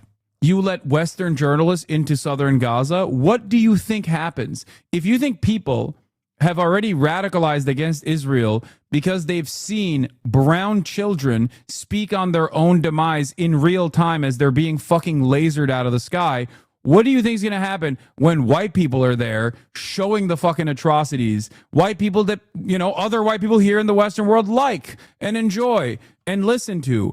I feel like Israel did not let in Western reporters into the fucking strip in the short ceasefire that took place that they violated instantly for this reason. Because if there was any fucking Western reporters that were allowed into the strip, it would have been over. Even when people get a peep of, when Rachel Curry, Thomas Herndahl, great question, or rather great point that you're making here. The dynamic is entirely different than the Rachel Corrie situation now. That's it. That's all this is. Because when Rachel Corrie was killed by an IDF bulldozer, most people were still very much locked into mainstream news. There was so much more trust for mainstream institutions, and mainstream institutions were of one mind, okay? The level of resentment that people feel right now, against Israel is far worse than it was even when Shireen Abu Akleh was assassinated. It's a totally different set of circumstances. This isn't to say like Israel doesn't get to kill white Americans without incurring any punishments. I'm saying the flow of information coming out of the Gaza Strip right now and the mainstream coverage over it would literally change the tide permanently. Today, Netanyahu said these are the conditions to end the genocide, among them the Trump plan for Gaza. Yes. What is being set up by the West is an equation that Iran cannot escape from. Either it reaches an agreement to somehow stop enriching uranium, or it reaches a deal where it can enrich uranium, then Israel bombs its nuclear facilities anyway. Netanyahu says, amid another scheduled round of U.S.-Iran talks, Israeli Prime Minister Netanyahu says, if they can reach an agreement that will prevent Iran from the capability to enrich uranium, we will welcome it. However, the state of Israel keeps the right to itself to protect itself. Here, Netanyahu also, some of the other things that he said. Jeremy Scahill also has a thread on it. By the way, this is an interesting person. Shael Ben Ephraim was literally a Zionist he was initially Shayad Ben Ephraim, if I remember correctly, is one of those dudes that a couple months ago was like, I'm done. I was one of the loudest voices defending Israel. I can't any longer. It is literally a fucking, a genocide. I am an anti-Zionist now. I was so wrong, and I apologize profusely. And he's one of those guys that just like flipped entirely. Now, that doesn't mean that he's like all the way there, for the record, but I'll take it. Netanyahu's new conditions for ending the war include complete occupation of Gaza and the Trump ethnic cleansing plan. The pretense is gone. This isn't about October 7 or the hostages. It's about complete destruction of the Palestinian people. All hostages returned. Hamas laid down its weapons. Leadership of Hamas exiled. Gaza is completely demilitarized. Implementation of the Trump plan, which is a final solution. Says the end of Gideon's chariot. All areas of Gaza Strip will be under Israeli control. He says that the U.S. and other allies are giving full support and weapons for what Netanyahu described as killing these monsters. Netanyahu calls Trump's plan for depopulating Gaza of Palestinians revolutionary. Netanyahu repeats his stance that Israel will not engage in a permanent ceasefire, only temporary agreements that will release Israeli captives, and will continue the war of annihilation with the ultimate aim of implementing what he keeps calling Trump's plan. I think him saying this is Trump's plan is bad for Trump. I don't think Trump will like it because he doesn't like losers. And Israel is not exactly a winner right now. And although it is quite literally Trump's plan, and he is not wrong to call it that, Trump might not necessarily like this association. Netanyahu said he has changed the Middle East with his wars. He says the war in Gaza has taken so long because no army has encountered such an urban setting. There has not been anything like that in Fallujah or anywhere else. Netanyahu says it is taking this long to defeat Hamas because we want to achieve our goals with minimum loss of IDF soldiers. He adds, it won't take another 18 months. Netanyahu says that Israel will only allow aid for Gaza that is distributed in individual meal boxes, not trucks with aid for local distribution. Eventually, he says Israel will create sterile zones to distribute some food. Meanwhile, this is what's happening in Israel. For those of you who are confused, Israeli citizens, not military, not the police, trying to block aid trucks from entering Gaza. Hard to imagine how people end up this twisted. It's not that hard to imagine. Here's Channel 4's reporting on this. Obviously, Israeli protesters have gathered near the border to block. Look, I'm not going to say nothing, but the uniform has changed quite a bit since World War II. You know what I mean? Like mentally ill fascists. They used to wear Hugo Boss, you know? I don't know what's going on here. Trucks carrying humanitarian aid into Gaza. Israel recently launched a new offensive. It's just like what that Haaretz writer was saying. It's like the yogi Nazis against Hamas, but it also partially lifted its 11-week blockade on food supplies. Some trucks have been allowed into Gaza this week, but the UN says the military still hasn't given them permission to distribute the aid. Without it, international experts have warned of a potential famine. Anti-aid protesters were eventually removed by police from the roads to let the trucks through. Ethan would call these people benign dudes that are just holding on to aid. Wow, I can't believe the Israeli military is stopping these people from rendering aid to the Palestinians, you know? It's really fucked up. Anyway, in other news, here is more Israeli depravity, more Israeli insanity. The Israeli occupying force, Israeli occupying farts, fired near diplomatic delegation in Jenin, citing route breach. No injuries reported. Let's take a look. Forces have opened fire towards a diplomatic delegation in Jenin in the occupied West Bank.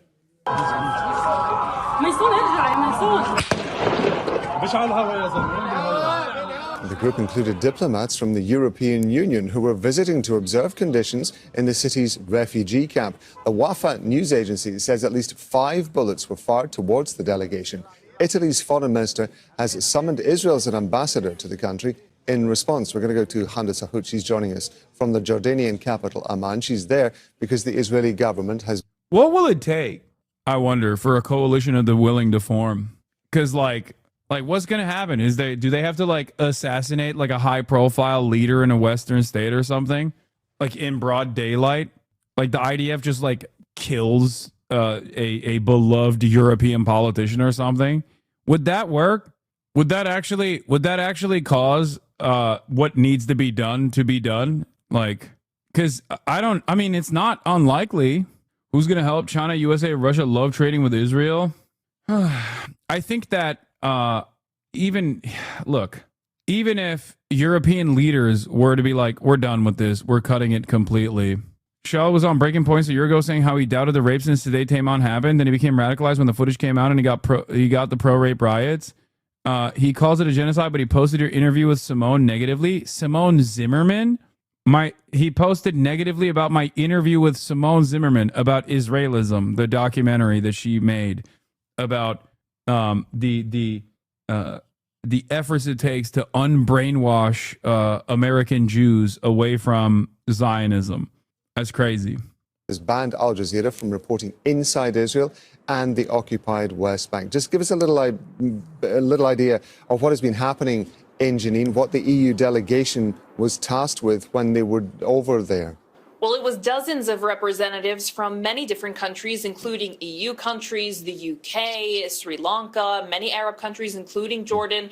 And essentially what they were there to do was kind of get a scope of the scale of destruction that's been caused by the Israeli military since their siege on Jenin began more than 4 months ago. So this delegation was walking through when Israeli forces fired shots. Now, the military says that these were shots that were fired in the air as warning shots, saying that while this was a coordinated visit, they did give the delegation a specific route to go on, and they're accusing the dozens of members who came to see Jenin of deviating from this route. However, the army is now saying, quote, that they regret any sort of... The Sri Lankan diplomat was like, let me take some notes. The IDF soldier was just helping them to better understand the situation, yeah. Can you guys hear me? 1 second. Hello? Can you hear me? Can you hear me at all? Why? Where is my shotgun mic? I don't know why this isn't working. Fuck. Weird shit. Okay. I feel like you guys can't hear me right now. Oh, you can hear me? It's quiet, right? It's quiet. I suspect it's quiet. I don't know why my headphones are not... I don't know why my headphones are not working. It's strange. Or not my headphones, sorry. My Rode is not working. When I plug it in, it just doesn't read it for some reason. We're going to be waiting out the internet breaking for no reason. 1 second. Let's see. Okay, there's obviously a big... Yo, what's up? It's broken. I don't know why the fucking... My internet went out, so I flipped over to the camera for the IRL stream setup, and the mics... The Rode mic... auxiliary cord is not giving me any audio whatsoever. I don't know why. Okay. Just like the little connector guy? Yeah, the red one. The red gray. Oh, try there's like swirly one. Try one. The red. I don't know where the black swirly one is. I couldn't find it. No, it should just be in the bag. Let me see. Let's see. 1 second. Oh, in the mic bag. Is it in? Oh, it is. Okay, maybe this will work. Let's see. Why would the red one not work? The Rodecaster one. They're different kinds of mic things. Okay. Wait. Oh. Wait a minute. I think it is working now. But it's on one channel only. Is it one ear? Is the audio... that just means you have one microphone now. Oh, I just have one microphone. Okay, well, my internet just came back too. And now... Let's go. Well, so it doesn't even matter. I'm going to flip it back now. But yeah, you're going to be here at 6, right? Yeah. Okay. Well, it all literally, by the time I fixed it, it already became not an issue. Isn't that wonderful? Isn't that great how that fucking works? Jesus Christ. Yeah, I'll see you soon. All right, bye. Bye. Okay. There you go. Well, it's just how it is, baby. Like nothing ever changed. Nothing ever happened. Why is the other angle so dark? Because the camera was probably... The camera last IRL was most likely used outside, which is why the light filter was adjusted. And I wasn't worried about the... I wasn't worried about the way that things look when I was trying to fucking fix the... when I was trying to fix the goddamn camera. Anyway, whatever. It doesn't matter. It doesn't matter now. Was there a power outage? No, there wasn't a power outage. Okay, all right, here's where we're at. Okay, let's get back to this. for government activities in the Palestinian territories. This is a person responsible in the Israeli military, is coordinating with different countries, different diplomats and representatives to kind of explain that this was a misunderstanding. But it just kind of goes to show you the reality on the ground of how you can be anybody walking through parts of the occupied West Bank and come under Israeli fire. These places in the Palestinian territory have been under complete siege. You have tens of thousands of Palestinians who've been forcibly uprooted and displaced from their homes as part of the ongoing military raids in Jenin, in Tulkarem, in their surrounding areas in the northern parts of the occupied West Bank. So the military says that this was an unfortunate event and is apologizing for it. And these diplomats were forced to take cover when the army was firing. One would imagine that Israel is beginning to feel some sort of diplomatic pressure as well. Italy's foreign minister summoning Israel's ambassador to the country in response to this happening. Of course, it was only 24 hours ago that the UK was summoning Israel's ambassador to the United Kingdom over the actions in Gaza. Look, there's been a lot of international pressure on the Israelis, on Prime Minister Benjamin Netanyahu's government. For one, they're expanding military operations in the Gaza Strip, but two, because of their blockade of humanitarian assistance inside of the Gaza Strip, saying that even though Netanyahu had announced they're going to be allowing this very basic and minimal quantity of food to go in, that it is completely inadequate, that it does not suffice, that the people in the Gaza Strip need much more than that, given Bro, it is kind of wild that this is what, like, even this is not gonna cut it. You know what I mean? Like, they are just opening fire on fucking ambassadors. They're opening fire on ambassadors, man. They're opening fire on fucking foreign envoys, which obviously their presence is directed by Israel. Like, they can't go into this occupied territory without Israel's go-ahead. The IDF regrets the inconvenience caused. Israeli forces open fire near a visiting diplomatic delegation in Jenin, occupied West Bank, prompting diplomats from a dozen countries, including China, Brazil, India, Russia, Japan, Canada, Mexico, France, Turkey, Spain, Portugal, Jordan, the UK, and Egypt to flee for cover. The Israeli military, in a statement, blamed the diplomats for deviating from the approved route. Yeah, they shot at them, and then they fucking turned around and were like, yeah, we shot at you, and it's your fault. It's so crazy, bro. It's so fucking crazy. Shouts are heard as shots ring out and footage shared by the Palestinian Foreign Ministry below. Isn't this like North Korea giving directed tours? Yeah, except North Korea is not going to fucking shoot at foreign diplomats. Like, understand the stupidity of the situation here.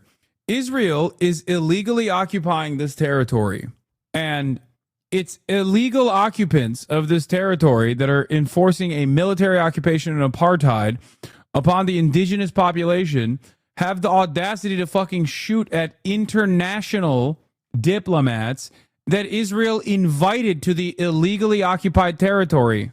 Like, recognize how fucking insane this is. It is a violent, terrorist, Nazi rogue state, dude. This only proves that they open fire on anyone anytime they get the chance. The idea that they're targeting Hamas is even more clearly a farcical, nonsensical narrative after this. Just like when they gunned down their own citizens escaping captivity, waving a white flag, or when they fucking killed the World Central Kitchen aid workers. They don't care, and they will not stop until they are forced to stop. Either it takes America and it's one fucking phone call that it seemingly can't get itself to fucking make, or a coalition of the willing, okay? Statement from Hamas. The government of the war criminal Netanyahu continues to use starvation as a weapon. The fascist occupation government is attempting to mislead international public opinion by claiming to bring humanitarian aid into the Strip while using this false propaganda as a cover for perpetrating one of the most heinous crimes of starvation and extermination in modern times. We call on the international community to intensify its pressure campaign to halt these flagrant violations of international law, to take urgent action to end the war of extermination and the ongoing massacres against innocent civilians in Gaza, to lift the blockade, and to allow aid into Gaza without restriction or conditions. Interim director of Kamal Adwan Hospital, Dr. Sakar Hamad, told the reporters today, I went today risking my life to the Kamal Adwan Hospital and found thieves stealing everything from the hospital's resources. I tried to stop them, but we failed. And then the drones began firing in our direction, so we retreated and barely made it out alive. Truly, it's something sad and painful. We carved our way through the stone to bring Kamal Adwan back, and now it's being looted by the collaborators of the occupation, and we couldn't stop them. The hospital in northern Gaza is being subjected to repeated airstrikes from Israel since October 2024, including airstrikes, raids, and sieges. Now they are collaborating with local fucking criminal gangs to raid the hospital and steal the resources from the starving and desperate Palestinian population that is in desperate need of medical aid. That Israel is activating criminal gangs in the region, in the Gaza Strip, to literally steal medicine from those who need it. And the reason why they do that, is so that they can turn around and be like, Hamas is stealing aid. It's like, no, bitch, you're doing it. You are directing it. You're coordinating it, and you're stopping people from stopping those who are doing this horrifying action. Truly depraved behavior, like actual demon shit. It's vile. The Israeli army's operations there, given that they've been under siege for more than a year and a half. So there's been so much pressure. And the largest of those pressures was a statement by the UK, Canada, and France saying that they're willing to impose measures against Israel, including sanctions, if the situation continues as is. Handa, thank you very much indeed. That's Sam Handa Salkut bringing us up to date with developments from Amman. Thank you. Italy's foreign minister has summoned Israel's ambassador to the country in response. Yeah, I heard about the incident in Jenin today where Israel Defense Forces shot warning shots, but still shots at a group of diplomats approaching the refugee camp within the visit organized by the Palestinian Authority. We definitely call on Israel to investigate this incident and also hold these accountable who are responsible for this, and any threats on diplomats' lives are unacceptable. As Israel is also a signatory to Vienna Convention, has the right, the obligation to guarantee the security of all foreign diplomats. So I think this is important. 2 days. UN has also said that no aid has been distributed in Gaza, shocking absolutely no one. And most of the aid that they even sent in, which was just to, tell people to shut the fuck up about it. And the aid that they actually even sent in was 1% of the aid necessary. And even then, out of the 5 trucks that they sent in daily, the majority of the trucks had fucking shrouds, like body bags for dead people. Yeah, or not majority, 45%. Israel only allowed 1% of the daily required aid into Gaza, and half of that aid was fucking body bags, dude. 5 out of the 9 aid trucks allowed in Gaza contain shrouds to wrap the dead daily. A total of 87 aid trucks have entered the Gaza Strip so far. Supplies have been allocated to various international and local institutions as part of the ongoing efforts to distribute them to the Palestinian people and meet part of their urgent humanitarian needs. I think yesterday was the first day where they let in flour. The first day. It is a live streamed Holocaust. It is evil beyond words can comprehend. Evil beyond comprehension. The IOF is collaborating with a gang of thieves, otherwise known as Yasser Abu Shabab gang, to steal humanitarian aid on the Salah al-Din Road. Palestinians in Gaza have spotted Israeli occupying force drones and other machinery filming a staged theft of aid to later pin it on Hamas. I think they're trying to do staged theft of aid, or they're trying to literally fucking get those guys to steal the aid. Half the time they're getting them to steal the fucking aid and literally offering protective cover with drones while they steal the aid. It is insane stuff, man. It is it's insanity. Yes, in 80 days was the first time in 80 days where flour shipments just reached select bakeries in Gaza, those operating under agreements with the World Food Program. This is why, while this is happening in the background, I don't care when people are like, oh, well, my concern is the feelings of Jewish people living in the West. Like, I don't care. That is not my concern at all. I'm sorry. Like, anti-Semitism is unacceptable, but if you are going to keep cynically fucking using anti-Semitism as a shield in this circumstance, like, the fuck are you doing? What are you doing? What are you, like, how do you live with yourself, dude? How can you be that fucking selfish? The true anti-Semitism in that regard is the fucking Israeli state claiming that they're starving, they're doing a Holocaust and saying they're doing it for Judaism, and you're more worried about, like, a rat emoji that Gary Lineker posted on his fucking Instagram story. You are a pathetically unserious person. If that is your hyper focus, it is so fucking insincere. You are an insincere, unserious, monstrous piece of shit. okay? Especially when the nation that you're running cover for constantly depicts Palestinians as rats. Anyone that stands in opposition to the total and utter depravity of Israel, anyone that stands in opposition to those who are exposing the total and utter depravity of Israel is not a serious person. That's just the case. You can cry about it. You can say like, oh, dude, Zionists at this stage should not even be elected to the local dog catcher position. Wow, how dangerous and dehumanizing is this rhetoric? Yeah, maybe it's dangerous and dehumanizing to you because you want to defend Israel and not feel bad about it. Or maybe it's dangerous and dehumanizing to you because you're completely oblivious to the fucking atrocities that Israel is committing on a daily fucking basis. But it doesn't change the reality at all. Okay? It doesn't change the reality on the fucking ground at all. So if you're hyper-focused in this moment, if your hyper-focus in this moment is like the feelings of your favorite content creator or whatever some goddamn slop tuber is saying, you are a pathetic, worm-like individual. You are not a human being at that point. You have dehumanized yourself. You have become a straight-up, inadvertent soldier of fascism. After aid began entering Gaza, the United Nations says that none of the supplies have yet reached local people, and that is despite the easing of Israel's 11-week blockade. The UN says despite trucks reaching the Palestinian side of the Kerem Shalom crossing, no aid has been distributed so far. They say they've been waiting for Israeli military permission to collect the supplies, but this has not been given. A BBC correspondent also says that lorry drivers have slept overnight in their vehicle cabins. 93 trucks entered Gaza on Tuesday, carrying aid including flour, baby food, medical equipment and pharmaceutical drugs. Well, meanwhile, Palestinian media are reporting that deadly airstrikes have continued. While the blockade of aid has drawn sharp condemnation from Western allies. The UK is pausing free trade negotiations with Israel, and it announced sanctions on individuals and entities involved in the settler movement in the occupied West Bank. And the European Union voted on Tuesday to review the bloc's ties with Israel, that measure backed by an overwhelming majority of member states. Well, Israel has condemned the EU's decision. Like, no free trade agreement for the future is such a silly fucking thing to do. I get it. They haven't said anything thus far, so like every kind of statement in the correct direction is welcomed here. But like, understand how ridiculous that is. No, dude, sanctions now.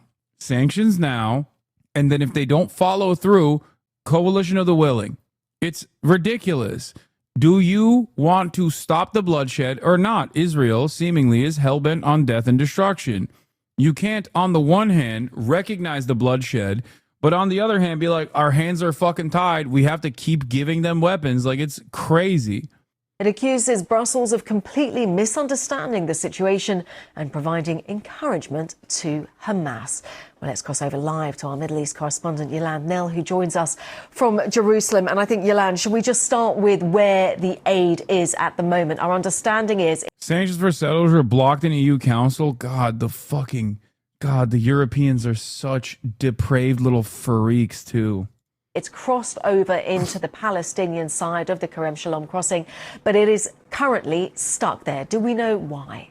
Well, the system requires that once these lorry loads of aid have undergone security checks, they just take them through Israel's main crossing, the Kerem Shalom crossing into Gaza. That aid is then offloaded, and it requires lorries which are hired by the UN with local drivers inside the Gaza Strip to come and pick up that aid. Now, what we've been told is that those UN teams in Gaza waited for hours yesterday, but were not given the green light by the Israeli military to advance and access those supplies, to take them off to warehouses and to those who really need them. We have been asking for updates this morning, but we've not heard anything yet from either the UN or from the Israeli military or from... Well, do you think Europeans are actually that much different from Americans? No. In some ways, they're worse. In other ways, I expect them to at least have like a little bit of decency. Perhaps I'm wrong perhaps I'm wrong for making this, having this expectation, but like Europeans are proud people. Okay. And this allegiance that they have with Israel is born out of their status as a vassal continent to American interest. Okay, so I hope that there are some competing motivators here. Competing motivators, like on the one hand, you're like, okay, I don't really care that they're killing Muslims. It's great, whatever, but maybe they've killed too many Muslims. And also, on the other hand, you're like, we are getting bullied by Donald Trump and the United States of America. Like, my expectation is that there's only so much bullying they'll take from America before they go, all right, we gotta do our own thing here. No, I'm talking about fucking politicians, of course. There's also the other aspect of this where, like, Western liberal democracies aside, like, Europeans are particularly sensitive to being directly at odds with their population. So when you see massive crowds forming in the pro-Palestinian movement on European capitals, my expectation is that they might be more sensitive to that kind of democratic pressure than the American government is. But once again, it's just like Western liberal democracy is a farcical position. It's a lie that we've told ourselves. It's a lie that we've told ourselves to feel like we have evolved beyond that feudal structure that we once maintained. You know, we're no longer living under a monarch. Come on, we're proud. We have a proud tradition of liberalism. No real democratic process is taking place. It's just a fucking utter lie. And the more contradictions worsen, the more glaringly obvious this becomes. From the Israeli military body that controls the crossings to indicate what is going on. Of course, there are these big logistical and safety issues. The UN has been highlighting that about picking up the aid and distributing it at a time when Israel has been intensifying its military offensive in the Gaza Strip. And one of my colleagues who was at this crossing yesterday said that they did see, heavy bombardment going on not far away from there. And this is what the Israeli army is describing as a large-scale offensive in Gaza. So what are we expecting? So what we've continued to see is Israel bombing parts of the Gaza Strip overnight, with more people killed across the Strip. At least 20 of them, according to the Hamas-run civil defense. In particular, we have seen people fleeing in the past couple of days from Khan Yunis, which is not far from this Kerem Shalom crossing, after the Israeli military issued evacuation orders telling people to leave there and to head westwards towards the coast for their own safety. There is this ground operation that is going on in both the north and the southern part of the Strip. And we had the Israeli military's chief of staff saying yesterday, this coming after all of the international criticism that there'd been, basically indicating that Israel's military course is not changing due to the external pressure that there's been, and also some domestic criticism too. He said that the plan was to expand the maneuver in Gaza to destroy the terrorist infrastructure until Hamas is defeated. And just when it comes to the movement of these people, where are they being moved to? What kind of facilities are there? Is there even a humanitarian area now in Gaza, given the destruction of the whole Strip? I mean, what we've seen in both the south of Gaza yesterday... Is Israel's plan to literally just continue the genocide regardless of outside pressure? Yes, until America fucking reins Israel in, until there's enough pressure coming from European parties that causes America to also come across like a pariah. Because this isn't just about like Israel being a pariah state. Israel already is a pariah state in the collective consciousness of the entire world. Israel has always been a pariah state for the global south, and now it is even a pariah state in the minds of the populations in the Western world, even in a place like the United States of America. A lot of this stuff takes time, unfortunately. It doesn't happen overnight.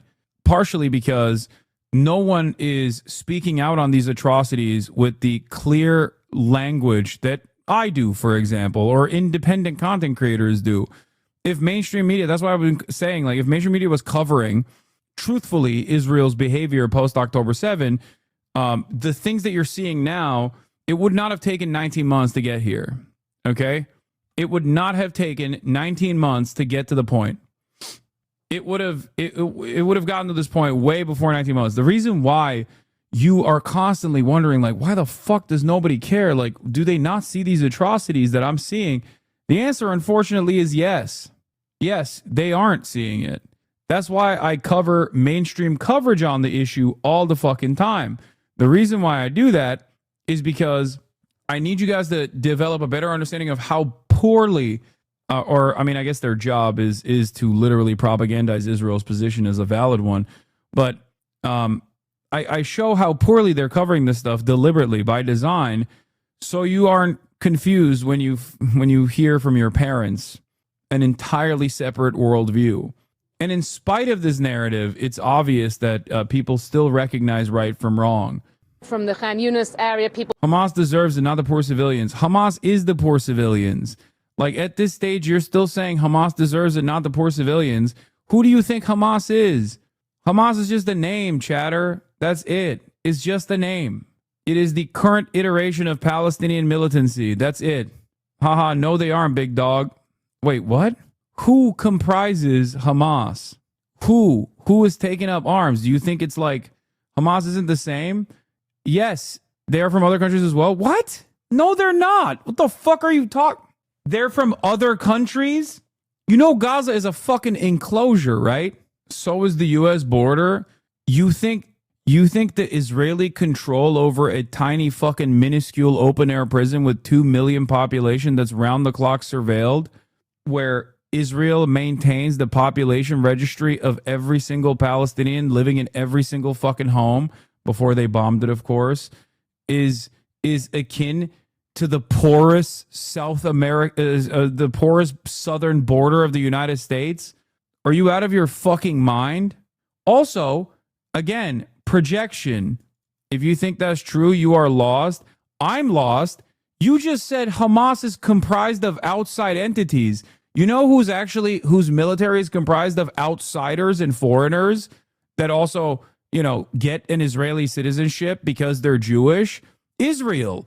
When your fucking neighbor flies out to Tel Aviv to go fucking fight with the IDF as a reservist, that's a foreigner, okay? That is actually a foreigner. It's pure projection.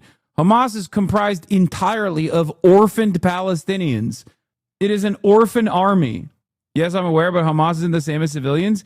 You're wrong on that front. It is exactly the same as the civilians. Hamas is just the civilians that engage in the legal act of organizing a spontaneous militia, okay? They, by the way, not only have a legal right to do so when Israel is, as a belligerent occupier, bombing the Gaza Strip, Israel is engaging in an illegal act, whereas Hamas, comprised of the orphaned Palestinians, are absolutely engaging in a legal act. Not only is it a legal act, but it is also a moral one. What would you do is the question I have for you. If the Israeli occupier, if a much more powerful military came to your home, raped and pillaged everything, destroyed your fucking ancestral homelands, killed half of your fucking family, what would you do? You'd take up arms too, especially when the peace process was manipulated in the most indecent way. You can't call combatants civilians. They're not the same. First of all, they are comprised of the Palestinian population. That's the point I'm trying to make. And secondly, there is also a civilian branch of Hamas as well. That's why people fucking constantly say, oh, Hamas run health ministry. Yeah, it is. So no, there are, of course, civilians in fucking Hamas as well. Dumb fuck. There's a difference between the Al-Qassam brigades, which is the militant wing of Hamas, and the Hamas internal affairs. Like Ismail Haniyeh, for example, the principal negotiator that was assassinated by Israel. He was not an enemy combatant. He was a civilian. He was not only a civilian, but also the negotiator that was negotiating at the behest of Hamas, at the behest of the Palestinian population. What do I tell people who say peacefully protest to that question? That's so insane, because that's a lie. They wouldn't just peacefully fucking protest. Or even if they chose to peacefully protest, Israel would probably kill them, as they did with the hundreds of people that they shot that were marching peacefully in the Great March of Return in 2018. But outside of that, even if they peacefully fucking protested and let's say they didn't die, would they actually tell their neighbor to put their arms down? No, they'd be like, thank you for defending me, neighbor. I'll give you a great example of this double standard. Okay, I've tweeted about this before. If you think that coming from a PCM side of things, you don't understand how people get in. So how did Hamas get arms? Don't get mad, big dog. First of all, there are a multitude of different ways that Hamas gets arms. Some of them are actually very embarrassing for Israel because it's arms that they take from Israeli soldiers. But also, yes, there are tunnels. There are tunnels under Rafah. I understand that. But if you think that Hamas is entirely comprised or even majority comprised of outsiders, you are fucking delusional. Israel has more foreigners in its ranks that have come to Israel just to fight alongside the IDF than Hamas does. Okay? So you can't get people in. It is an incredibly difficult. No, you said Hamas is outsiders. They have outsiders amongst their ranks. You're a fucking moron. But as far as like how Hamas has weapons, they make them. It's artisanal, okay? Farm to table. That's why I always jokingly say they have bathtub rockets. Think about the diaper brigade, by the way, that gets fucking exploded while they're on their way to go kill another Palestinian child by a dude who made a rocket in a fucking bathtub from unexploded ordnance, okay? I'm not your little brother. I'm a 33-year-old man. To your point earlier about watching MSM, to be fair, even MSM coverage is considerably more critical of Israel than what a lot of existing Israel defenders are absorbing at this point. I've been told CNN, WAPO, New York Times, Haaretz, Times of Israel, BBC, AP, Reuters are all anti-Israel at times. What do you even say to that? Yeah, I mean, they're fucking lost their minds. I've been trying to get other Brits, forgive me, to understand by comparing Hamas to the IRA. Do you think this is a good comparison? I mean, it depends. Do they hate the IRA? It is a good comparison. I use that comparison all the time. The problem is British people also think the IRA is a terror organization and it's fucking bad and fucked up.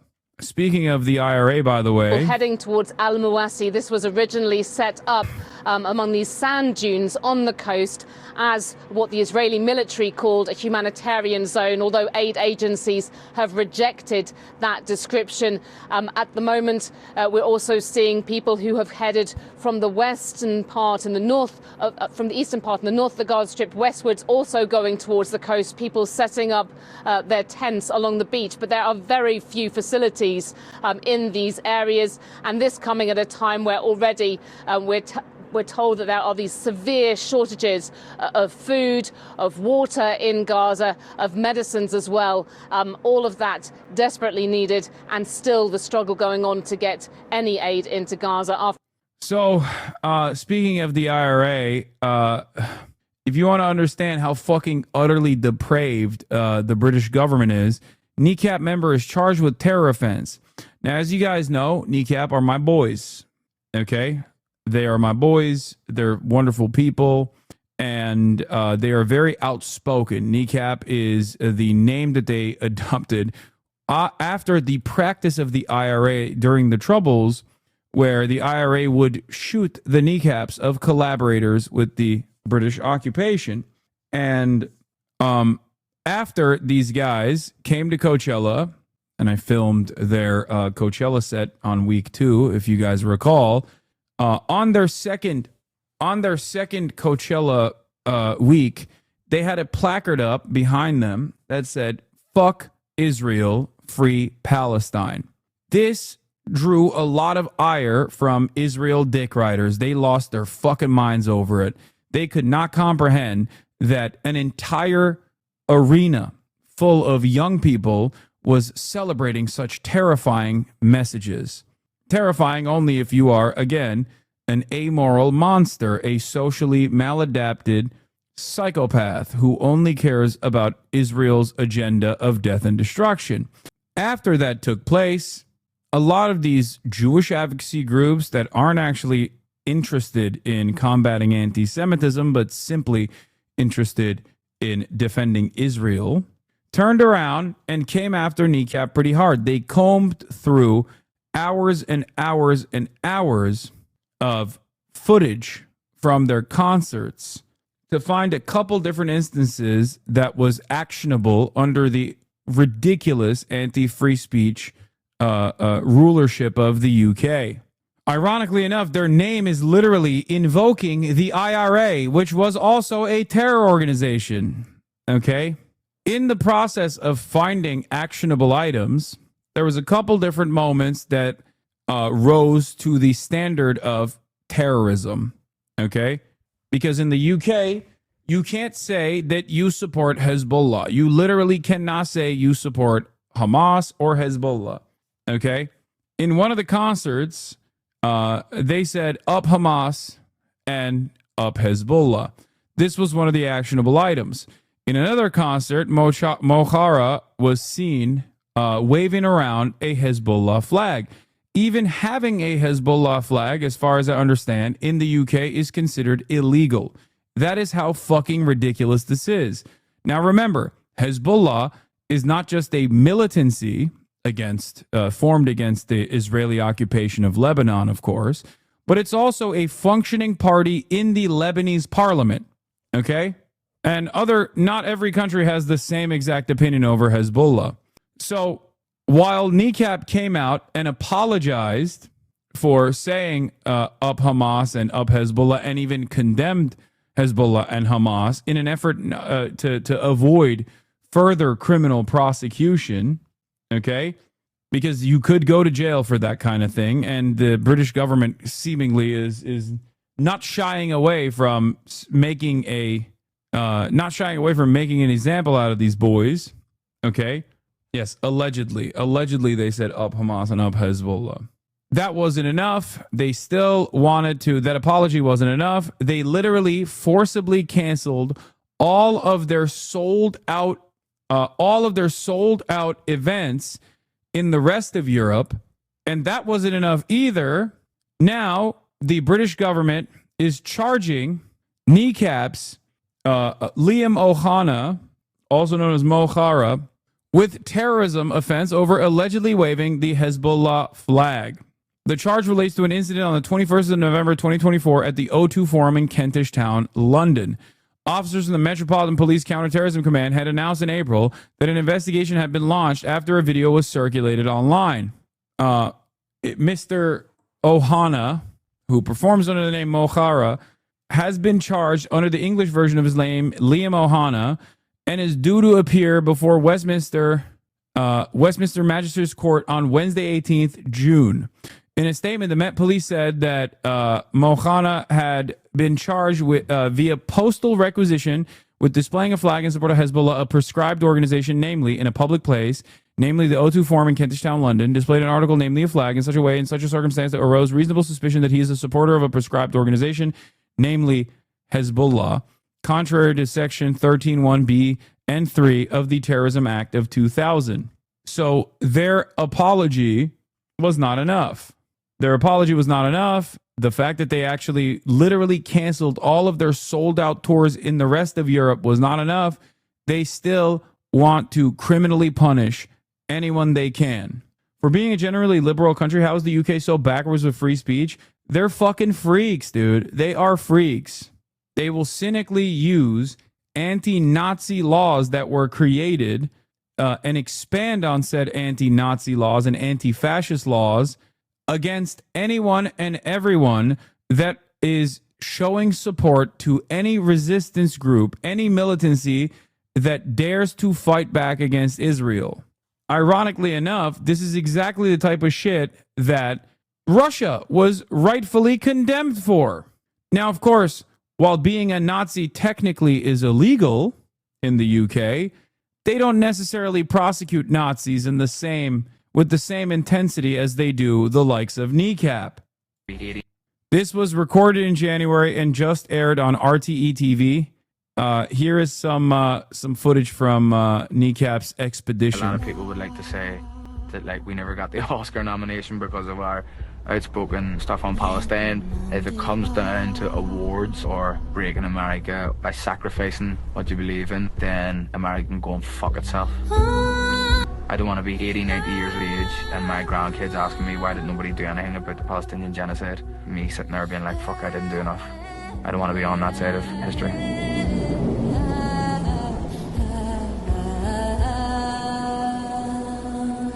A lot of people would like to say that we never got the Oscar nomination because of our outspoken stuff on Palestine.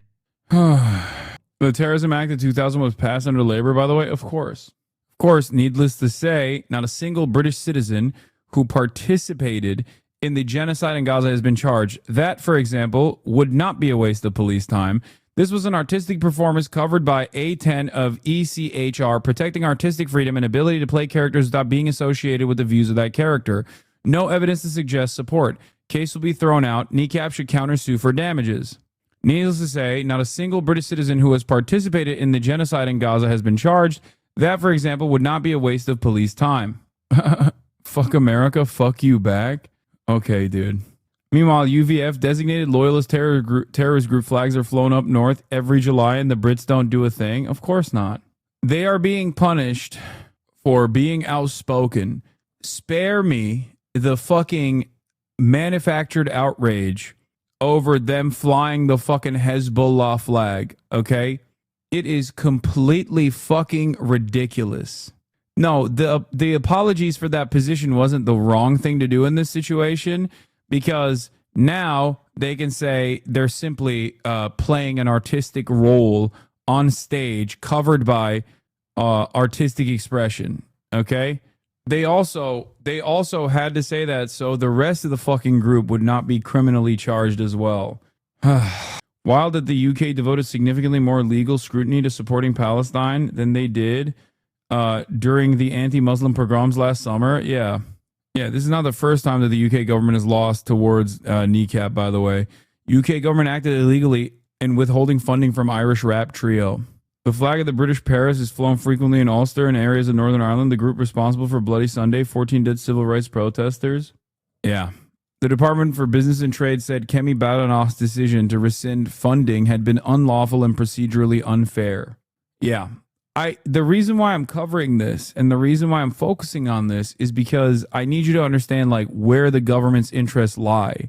Their interest is certainly not in addressing the real cruelty here, the actual systemic harm, but instead in prosecuting those who call out this systemic harm and trying to find anything they possibly can to criminally penalize people.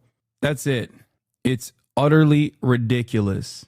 And they're doing this in direct collaboration with advocacy groups that are openly showcasing their desire for the continuation of Israel's genocide. So what will happen?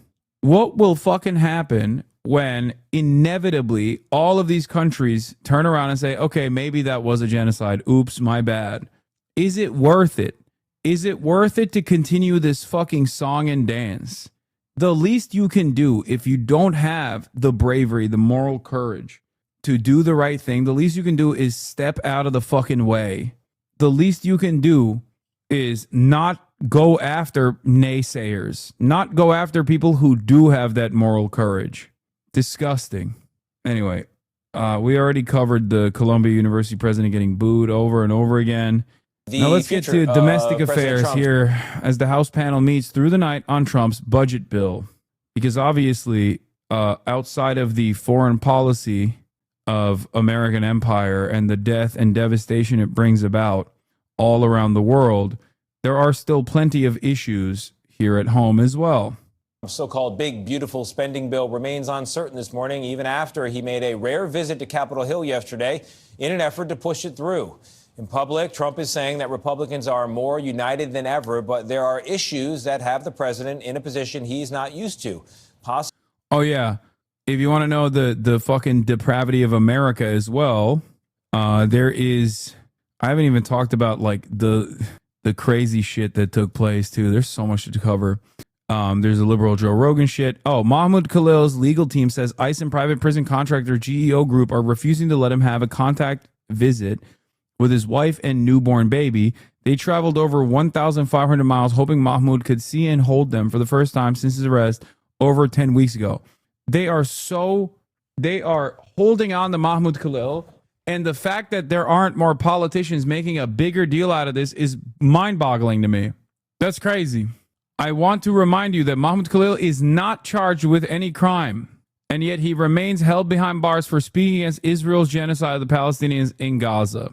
This is what I was trying to get Bernie and AOC on board with, to go out there and to do a press conference and to demand a visitation for Mahmoud Khalil. This is what every single politician should be screaming about. We have someone who is literally unjustly imprisoned for speaking out against a foreign nation in a peaceful way as a legal permanent resident, like a green card holder, whose American citizen wife was 8 months pregnant when he was apprehended, kidnapped by the Gestapo, and has been detained ever since. It is infuriating that no one is making a bigger fuss out of this. And the reality of the matter is, if they don't make a bigger fuss out of this, the government gets away with it. And if the government gets away with this right now, they will... Man, shut the fuck up. Jesus Christ, this stupid ass chatter. When the government gets away with this, they will do more of this. Possible opposition within his own party. Weijia Zhang is at the White House for us. She's been covering this. Weijia, good morning. Good morning, Tony. Good morning to everybody. Could you explain why they released Rameza Öztürk but are still keeping Mahmoud Khalil detained? Because Mahmoud Khalil was expeditiously shipped off to Jena, to Louisiana, whereas Rameza and Mohsen remained in Vermont. That's why. There's a reason why they were. There's a reason why they're trying to keep people. They're trying to ship people fast to Louisiana. That may be inaccurate. No, Rameza was in Louisiana, but she was tried in a Vermont court. Whereas for Mahmoud Khalil, he's supposed to be tried in the in Louisiana immigration court. Ivan, it was a different story. A senior White House official tells us that during that meeting with House Republicans, President Trump made clear he is losing patience with holdouts. He can afford to lose no more than 3 votes to keep the bill alive. Trump met with House Republicans for over 1 hour. That was love in that room. There was no shouting. I think it was a meeting of love. But that love may be conditional. I think anybody that didn't support it as a Republican, I would consider to be a fool. The president said the legislation is very important for his legacy. Several campaign promises are wrapped up in it, like tax cuts for workers. Listen to this one. No tax on tips, no tax on overtime. The proposal also includes adding $350 billion to border security, deportation, and defense, plus spending cuts. Some holdouts are pushing for bigger state and local tax breaks, while conservatives want to trim entitlements programs. Sources who were inside the room tell CBS News Trump warned them, don't F around with Medicaid. Here's what I want on Medicaid. We're not touching anything. All I want is one thing. 3 words. We don't want any waste, fraud, or abuse. Very simple. House Speaker Johnson has said work requirements would be implemented. If that happens, the Congressional Budget Office estimates 7.3 million people could lose coverage by 2034. Johnson is confident his caucus will pass the bill. We are right on track to deliver, and that's what you'll see this House do this week. Also in the bill is $25 billion for President Trump and Defense Secretary Pete Hegseth's new defense initiative they announced yesterday called the Golden Dome, a missile defense shield that would cover the U.S. and apparently Canada. Trump said it would be completed before the end of his term at a price tag of $175 billion. Nate? Weijia, thank you. So Elon Musk is now saying that he will be spending a lot less of his fortune on politics moving forward. This came out yesterday in a new interview. So why is Musk making this shift now? You'll remember Musk spent more than $290 million. We know why, because he ate the dick. He went on and attached himself to this unfavorable administration, and he became the face of some of its worst. It became the face of some of its worst, most unpopular positions. And also on top of that, he is a truly repulsive individual. He does not have the charisma to navigate this situation. He doesn't even have the charisma of Donald Trump to navigate these unfavorable circumstances. And therefore, it started harming the Tesla profits. It started harming the stock price for Tesla. So now he's trying to back away and quietly manipulate American public, the American political discourse. to help get President Trump and other Republicans elected. Tesla, though, has struggled this year, really ever since Musk took a leading role in the Trump White House and began to lead his Doge efforts. And now Musk says he's going to spend more time, at least the next few years, still stay on as CEO of Tesla. Something that Harry Enton decided he wanted to look at. What is behind this shift from Elon Musk? What is behind it? Yeah. How unpopular is How unpopular is he? How low can you go? Oh, my. Okay, take a look here. Elon Musk's net favorability rating. Look at this shift. Back in 2017, before he really started this politics thing, he was at plus 24 points. Look at where he is now. Whoa, he fell through the floor. Minus 19 points. Among Democrats, the fall was even more dramatic. We're talking about going from plus 35 points on net favorability rating. That is quite a popular guy among Democrats. To get this, now down to minus 91 points. You can't really go lower than that. I guess you could go down to minus 100 points, but he became political kryptonite. He was greatly disliked by the American public and greatly disliked by Democrats. And obviously we saw that in Wisconsin when, of course, he spent all that money and then the liberal won that Supreme Court race. Yes. How has that plummet of popularity impacted the brand? Yeah, exactly right. So this is Elon Musk individually. How about Tesla? Okay, let's take a look. The net favorability rating. Look, General. Not nearly low enough, by the way. We could do better. If you hate Elon Musk, the answer is you don't hate him enough. General Motors, we're going to compare General Motors and Tesla. General Motors, quite well liked by the American people, plus 23 points on net favorability rating. But look at Tesla. There will come a moment when people have this same exact recognition of a lot of these fucking slop tubers too, because they're just as repulsive as Elon Musk is, and many of them also, some of them do defend Elon, some of them hate Elon, depending on whichever way the wind blows. But every single person that is defending this administration will befall the same fate inevitably. Minus 20 points. It's just about who gets to be in the fucking crosshairs. Once that association kicks in, you shall see. So this idea that Tesla could somehow separate itself out from Elon Musk, the American people saw it the exact same way. And of course, Tesla is a business. They're in the business of selling cars. Awfully difficult to sell cars when you have a minus 20-point net favorability rating driven by Elon Musk's net favorability rating right around the same mark. And it's not a big surprise that Tesla sales had fallen in the past, at least in the first quarter, compared to where they were a year ago. It turns out that Elon Musk's political kryptonite was also becoming kryptonite for selling cars. So, well, and one person maybe that matters to Elon Musk, maybe, well, other than his investors, would be Donald Trump. How has Trump's view of him shifted? Yeah, so, we're talking about Tesla here, but of course he's leaving the political game. Okay, Trump loved talking about Elon Musk at the beginning of his administration. Trump posts about Musk on Truth Social. Look at this, from January 20th to April 4th. He posted about 40 times. Look, from April 5th onward, 0, 0, 0, 0, 0. Donald Trump knows brands very well. He knows political brands, and he knows Elon Musk's political brands time had run out, and therefore Elon Musk taking a step back from politics. It also might be a favor to Elon Musk. Yeah, I would think so. Post less about me while I'm trying to save my company. Yeah, it seems pretty good. Thank you so much, Eric. Thanks. Putting a brake on politics, accelerating on Tesla. Elon Musk says he plans to cut his political spending in the future after he's spending a record sum to help get Donald Trump back in the White House. The world's richest man has been shaking up the federal government through the so-called Department of Government Efficiency. And now he says he'll turn his attention back to Tesla and plans to lead the company for at least 5 more years. CNN media correspondent Hadass Gold joins us now. Hadass, what more did Musk say about his plans? And it stuck out to me that he definitely kept the door open. He keeps the door open, but it's stunning to hear from the man who spent more than $290 million in 2024 to help elect President Trump and other Republicans. And then he spent millions more on that Wisconsin judge's race to now say, you know what, I'm done. Take a listen to what he had to say. In terms of political spending, I'm going to do a lot less in the future. And why is that? Look at him. He's like a scolded child.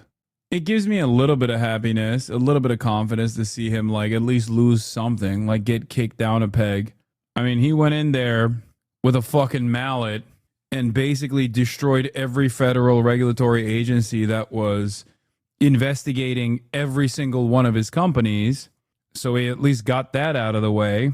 Still, I have a little bit of happiness here, I think I've done enough.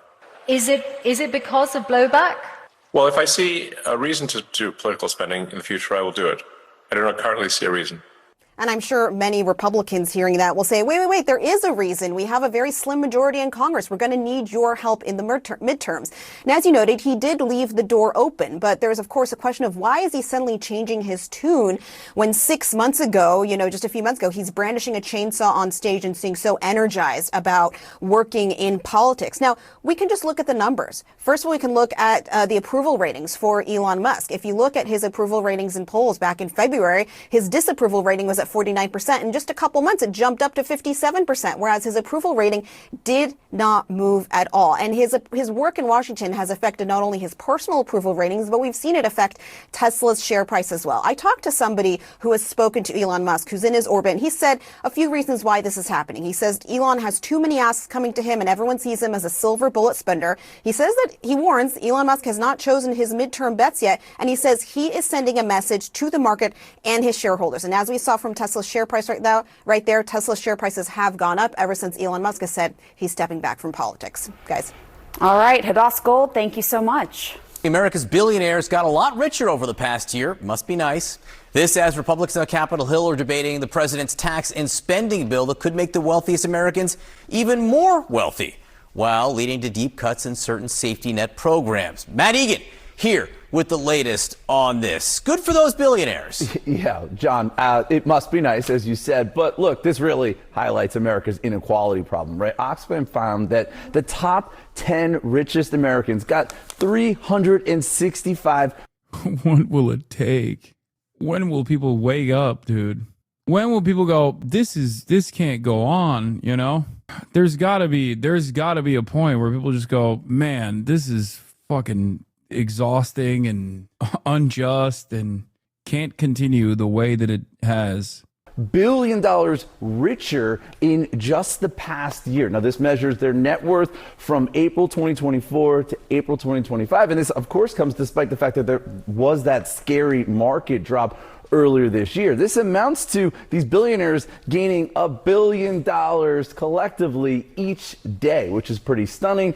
And to put a finer point on things here, Oxfam also found that it would take 10 typical workers making median earnings 726,000 years to make $365 billion. It's kind of a mind-blowing stat there. Now, as far as who got richer, the top 10 list includes legendary investor Warren Buffett. He got $35 billion richer over the last year. Jim Walton and Rob Walton, the Walmart heirs, almost $40 billion, $39 billion for Mark Zuckerberg. But far and away, this list, of course, is led, not surprisingly, by Elon Musk, who got $186 billion richer in, again, just the past year. So I asked the White House about these findings and concerns about inequality, and a spokesperson argued that wealth inequality got better during Trump's first term, and that this legislation being debated by House Republicans would restore prosperity for Main Street. But John, nonpartisan experts, they're warning that this legislation would, in fact, make the rich even richer,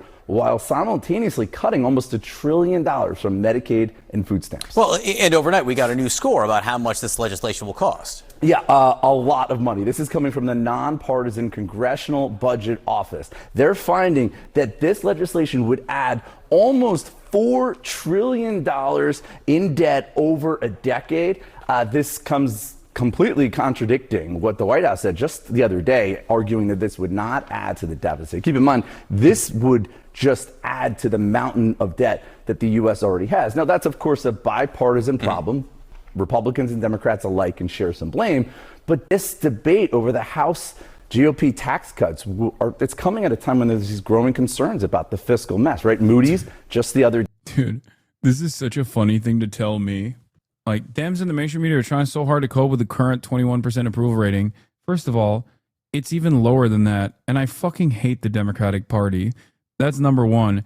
And number two, do you think I benefit more from the Trump administration or you benefit more from the Trump administration? Like, we're at the precipice of severe Medicaid cuts, and your dumb fucking ass is turning around. Your dumbass is turning around being like, cry harder, dumbass. Think for a moment. Think for a fucking moment. I spend every fucking waking moment railing against the Trump administration. Am I an undocumented migrant? No, I'm not. I'm an American citizen. It's not out of self-interest, at least in the short term. I do think it's self-interested.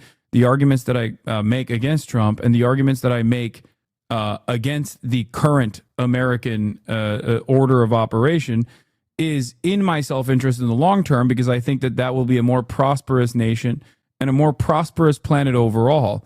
You suck at arguing, Law. Okay, you should think as well a little bit deeper about what I just said. Who do you think benefits more in the short term from the Trump administration and the sorts of things that I'm railing against? Me or this chatter? Me or you?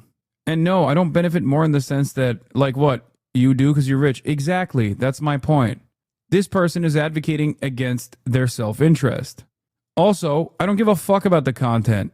I would be very happy if there was no content and no genocide. Are you fucking stupid? Trump's not giving anything to you. That's the point. He's giving you nothing. Why flex? That's your argument that you're rich. If you think my argument is that I'm rich, you are the densest person on the fucking planet. Okay? Also, you literally just said this. So apparently you too understand the point that I was making. You are rich, so you do fine under Trump. As opposed to that chatter, regardless of the other civil liberties being rolled back, yes, as long as I shut the fuck up, I would do much better under the Trump administration than that person. And he thinks, and he still has the audacity to come in here and defend the Trump administration. Do you not understand this contradiction? Perhaps it is not I that you aren't shutting up, Law, but I could. I don't think you understand the point that I'm making, or the point that I just made. Nothing that bad has happened to me is still proving the point that I'm making, which is that that person is yelling at me, advocating against my selfish, immediate, short-term best interest, while they are in the process of advocating against their self-interest. You're making more money by making constant content on Trump, no better than Asmongold. You're a disgusting little freak if you think that what I'm doing is the same as what Asmongold is doing. It's literally the same as just talking. Like your comparison here is like, well, you're talking. I've spent the last 12 years of my professional media career doing political commentary against the Obama administration, political commentary against the Trump administration, political commentary against the Biden administration, and now political commentary against the Trump administration once again. If you think that the only difference between me and Asmongold is simply that we're just like two sides of the same coin and just on different sides, well, that enough has a lot of recognition. That in and of itself basically fucking helps you understand. Yes, we are on the opposite opposing sides. Yes, he is pro-Trump. I'm anti-Trump. So people aren't allowed to step in the new interest? Okay, I'm done having a conversation with you. Yes, if your new interest is defending the fucking fascist administration of Donald Trump, then yeah, that's a bad interest. You should pick up a different hobby. Yeah. What's up, guys? My new interest, defending white supremacy. Yeah.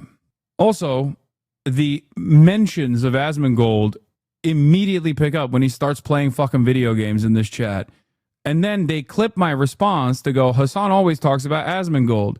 I don't want to talk about Asmongold. I don't give a shit about Asmongold. You are the motherfuckers who are bringing him up in here so you can clip it and then send it back to him and be like, Hassan is just talking about you again, so we can fucking cry about how I should get banned one more time.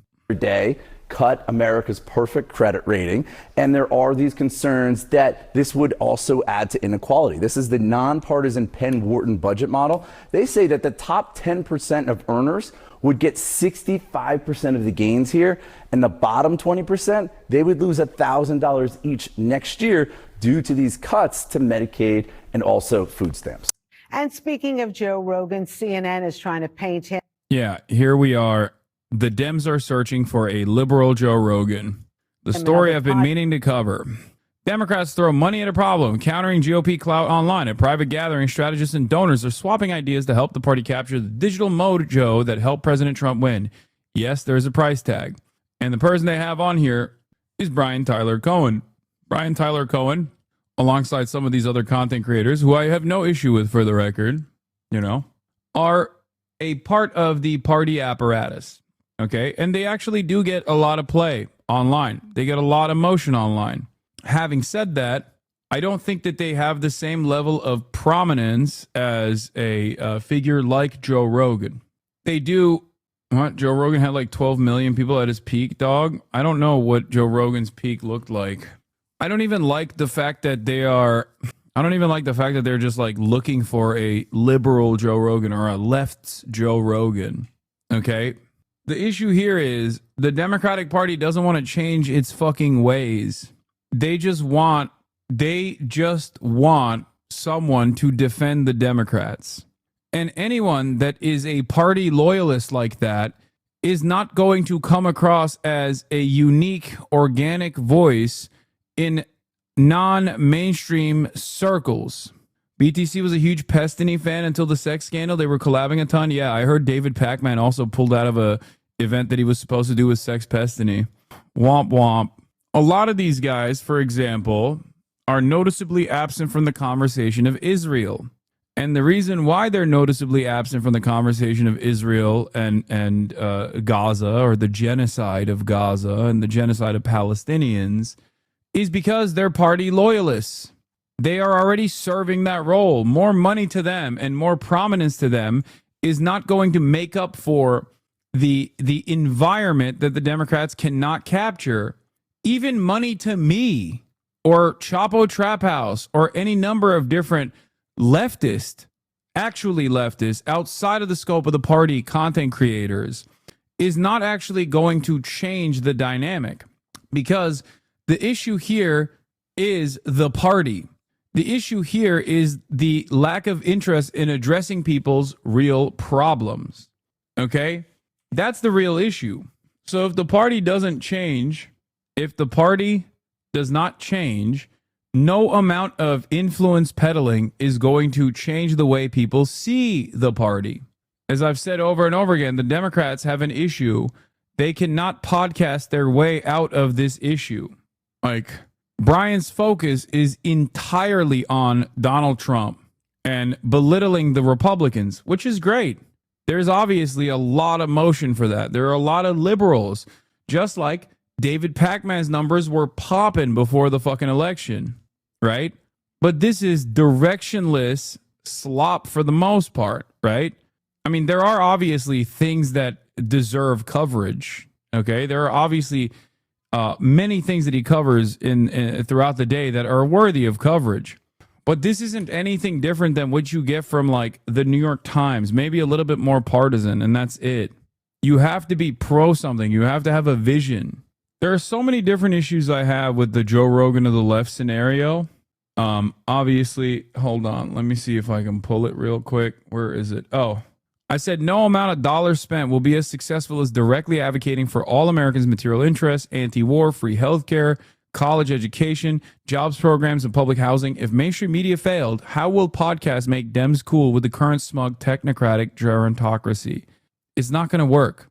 Giving a bunch of TikTokers $100,000 to make podcasts promoting small business-focused tax cuts in underserved neighborhoods, as long as they promise never to boycott Israel, is not going to move the needle.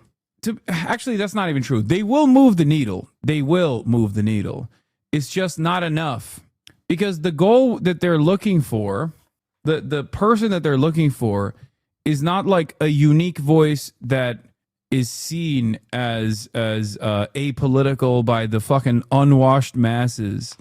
And their goal certainly isn't to change the trajectory of the party. Their goal is to throw money at this problem and continue with business as usual politics. Okay? Like, 1,000 Harry Sassans is not going to actually craft a sophisticated enough media campaign that people that currently look at the Democratic Party with disdain turn around and go, yeah, I'm going to vote for you. It's not going to happen. It's certainly not going to happen on the debate sphere either. Because a lot of the problem here is that, like, people find themselves organically in the throes of reactionary politics. Joe Rogan didn't become a party loyalist. Joe Rogan still criticizes the Republican Party in ways that if you criticize the Democratic Party, you're out of this list, right?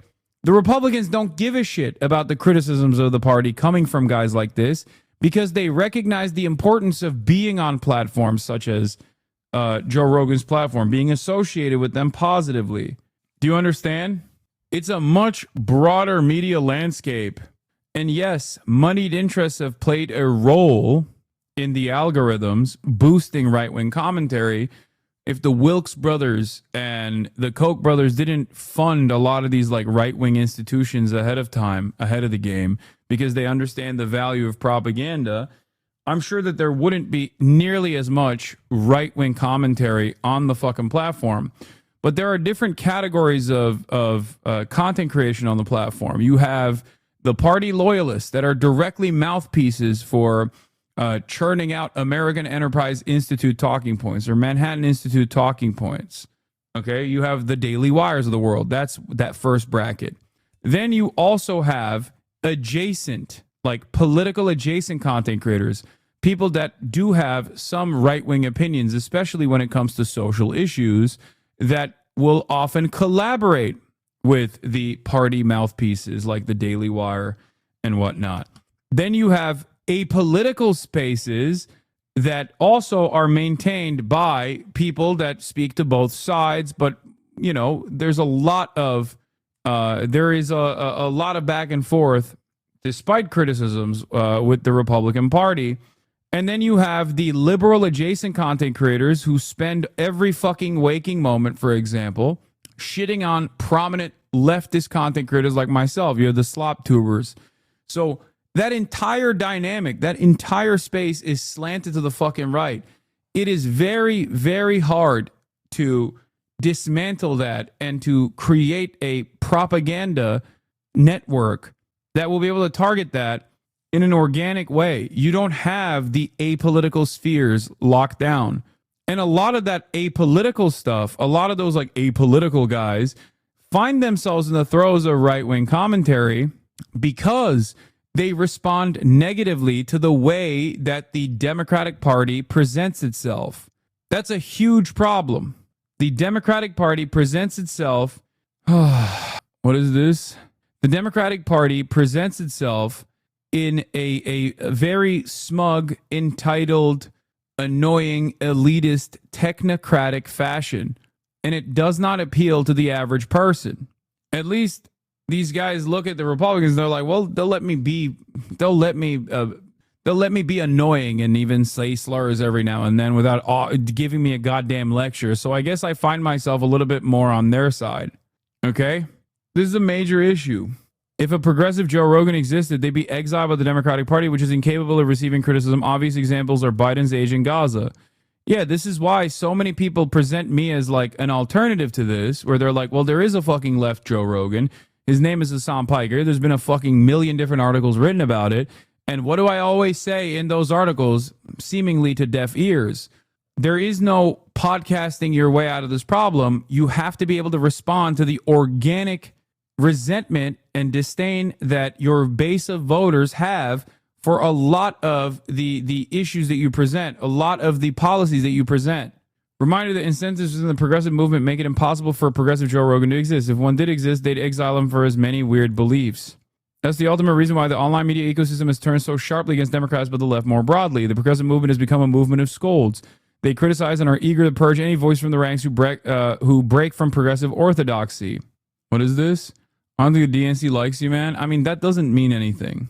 You and Stavi call yourself the Joe Rogan of the left? No, they call us the Joe Rogan of the left, and we joke about it. There's a difference. You're so deep if a song can't get you out of it. What is that? Who are you barking at? Who are you growling at? What? Call the Exorcist. Kai is going crazy. I don't know. This alienates moderates, independents, people who are generally non-political and have a mix of viewpoints. This process is especially potent online and hits the comedian podcast world especially hard. The progressive media ecosystem that does exist is either cannibalized by his own fans or dedicated to criticizing Democrats. As I've said time and time again, I would love to be the fucking propaganda minister of a Democratic Party that is invested in fighting for American workers. But until the Democratic Party changes and becomes that party, I will not be its propaganda minister. As I've said time and time again throughout the election, I cannot outflank the Democratic Party. There is no reason, there's no way to offer people the policies that they want to hear from the Democrats while the Democrats are spending billions of dollars saying, no, we're against that, actually. I can't just sit there and be like, Kamala Harris is anti-war. Trust me, she's fucking amazing. She wants to end all wars, as a matter of fact. And then she goes on the DNC last night and says, I want a lethal military. I want the most lethal military America's ever had. I can't say Kamala Harris is a serious person who is invested in ending the genocide in Gaza and then have Kamala Harris the next day come out and sing Kumbaya with Liz Cheney. Anyway, Zaid Jilani says, I actually think the Democrat influence kind of give the Democrats what they want. Most of the Democratic base is deferential to leadership and has been that way as long as I'm alive. Joe Rogan's base isn't really Republicans, it's independents. Also, this list is kind of silly, but the Democrats are not looking to solve a real problem. They're just looking to market themselves better. That's it. They're looking to market the same dog shit product that they have that people have said no to over and over again. They're looking for new ways to put a new coat of paint, a new shinier coat of paint on the same dookie. And that's not going to work. You can't do that. It's still dookie. It still smells like dookie. It looks like dookie. It's dookie. That's why this is a fruitless endeavor.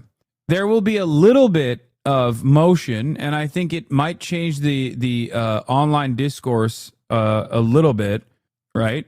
Especially if they're getting paid and they're like fucking attacking right-wingers more aggressively, and there's more of an abundance of leftist voices or whatever, or not leftist voices, but like liberal voices that are pro-Democratic Party. But that is just the Daily Wire side of the equation.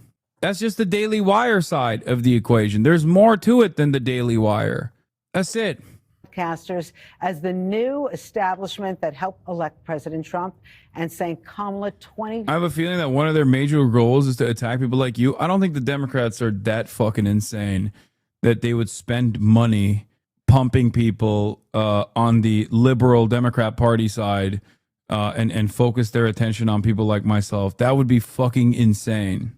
I'm sure some of the people that they fund will gladly punch left while they get that paycheck, but that in and of itself is the same issue. Yeah, also, the reason why I say I don't think that they'll punch left on people like myself is because, like, if they did that, they wouldn't have invited me to the DNC. 24 run. But one of the comedians they interviewed is laughing off that idea. Do you feel like you're part of a new establishment that's being created? I don't think I'm part of a new establishment. If the idea is that me and a few comedians have more power than multi-billionaires, huge media institutions, a whole political party apparatus, I just don't think most people are going to buy that. I think it seems like a great way to excuse running an unpopular candidate on a platform that American people weren't sold on. Very interesting. Greg, do you think Democrats are still missing the point? I haven't seen Tim Dillon cook that hard. That's crazy. That's like shocking. That is legitimately shocking. That was wild. Point. Joe Rogan was not born in a political lab. He's an original. He's authentic. He's got a brain like you. Like nobody can copy you, Greg. You cannot have a copy of Joe Rogan. No, here's the deal. Democrats should watch the Tim Dillon interview by the CNN reporter, Ellie Reeves, I think, because you'll see two different mindsets, and the reporter is trapped in the. Because you don't watch him. Tim has always said that type of stuff about media and politics. Yeah, I just think it's like weird that he's so aligned with some of the biggest, grossest fucking freaks. That's the only thing. Like, a guy who makes a tremendous amount of content around, you know, the pedophilic elite has no issues having Kevin Spacey do the introduction to his fucking Netflix comedy special. Like, that's crazy. You know what I mean? I don't understand it. And I know Tim knows who I am. I know. And we are in alignment on a lot of stuff. I don't get some of the stuff that he does where I'm like, the fuck are you doing? In this rhetorical prison where every question she asks is, what was Elon thinking? What was J.D. Vance thinking? They are paralyzed. The left is paralyzed in this like default setting of mind reading. They think that they can read your mind. They know that you're having racist thoughts. You can't be serious when you said what you said. You really don't believe that, do you? This is a huge downfall for the left because as a filter to predict daily events, mind reading fails because you can't mind read. There's a classic piece of advice, and I would give it to everybody. What someone else is thinking is none of your business. Such a relief. Because if you resort to mind reading, you will always choose the wrong path because it's always the worst intention. It's like, Jesse doesn't like me. It's like, it's the person, the most. Well, that's true. Yeah. The most miserable person is the person that constantly goes, are you mad at me?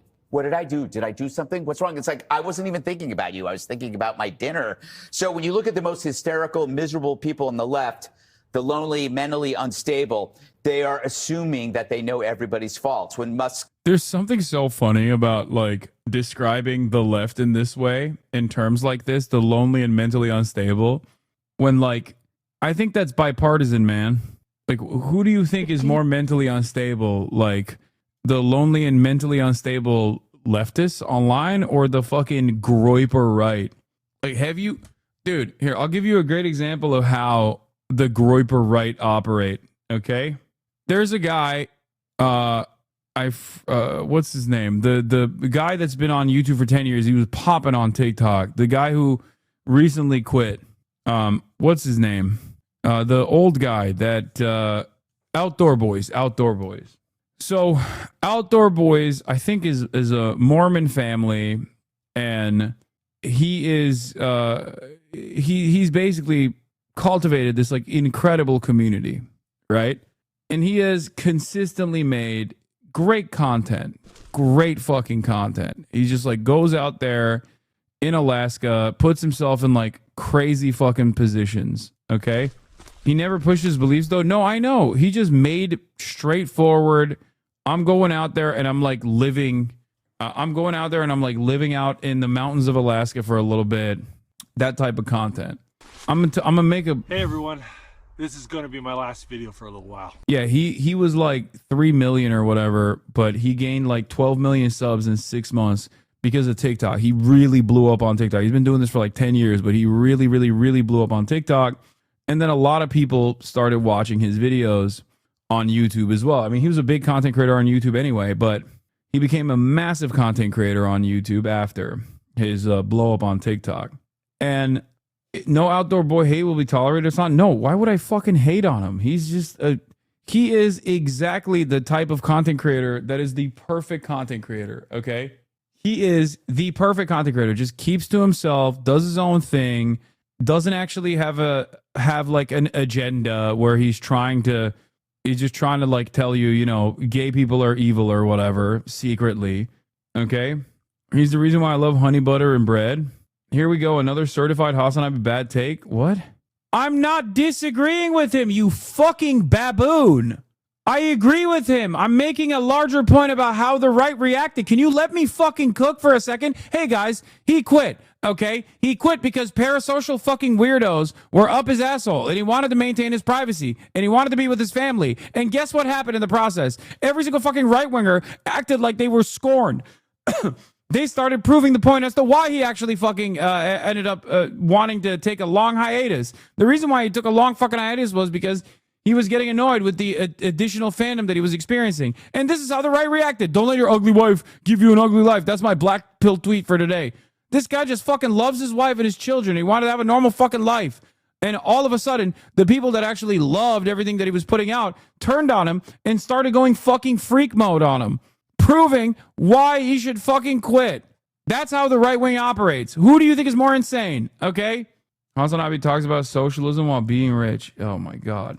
I'm not attacking him, you fucking freaks. God damn. How can you be in here for fucking 70 months and be so goddamn stupid? Here is another stupid take from Hassan. Shut the fuck up. I dread the day you drop this version of this video. It's going to come sooner rather than later with the way the fucking my freak ass, stupid ass, parasocial fucking fans behave. God damn. I've been making YouTube videos for 11 years now. First with the Catfish and Carp YouTube channel, then with the Outdoor Boys YouTube channel. And believe it or not, I've made 1,110 videos. It's been a wild ride. The amount of time and energy that I've dedicated to making YouTube videos is hard to communicate. So many late nights editing and packing and unpacking, camping with pneumonia, building log cabins while injured. But it's been a tremendous adventure, and it's allowed me to provide for my family while making wonderful memories with my wife and kids. But even good things can be taken too far, and I think I'm starting to reach that point. But I'm not just talking about the time and energy I spend making YouTube videos. I'm also talking about the attention it brings. In just the last 18 months, this YouTube channel has gained about 12 million subscribers. And because of people stealing my content and posting it on other platforms, my family and I have been viewed about 4 billion times, in addition to the 2.8 billion views on YouTube. The sheer volume of fans trying to contact me, trying to take pictures with me, or just trying to come up and talk to me in public could be a bit overwhelming at times. And my wife and I, we both have real concerns about what this will do to our family if I keep growing my YouTube channel at this pace.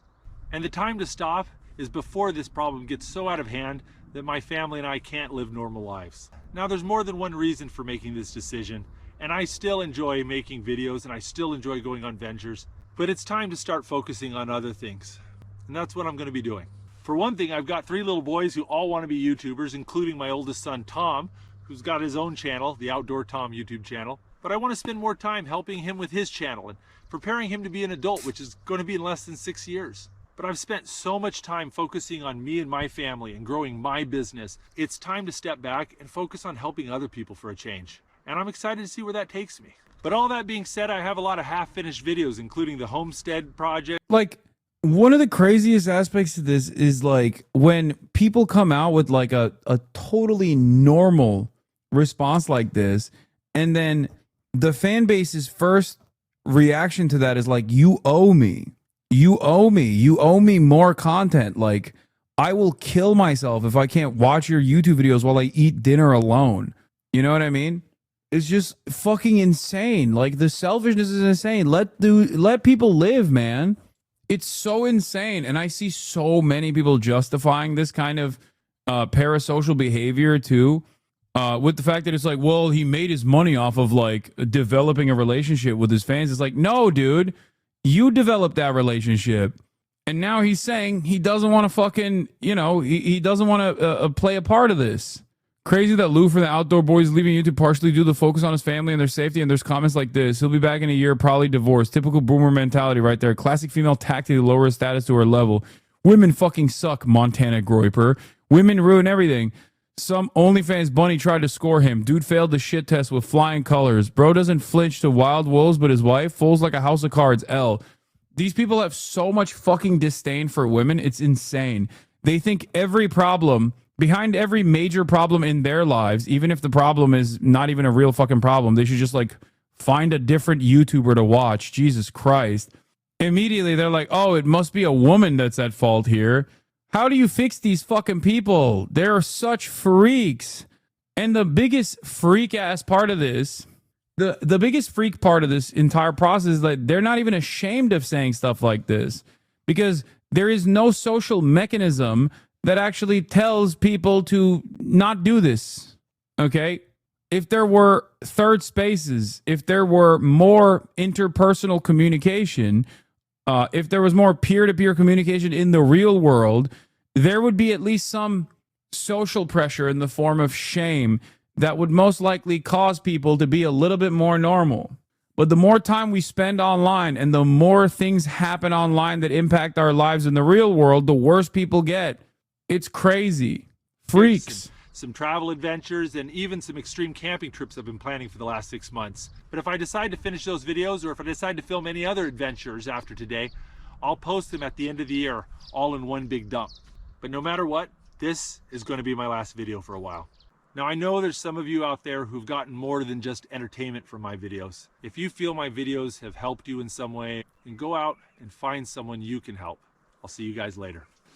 That's it. In the depths of silence, where echoes remain, you were the sunrise, and I was the rain. Collision of souls, opposing in flight. I was the darkness, you yearned for the light.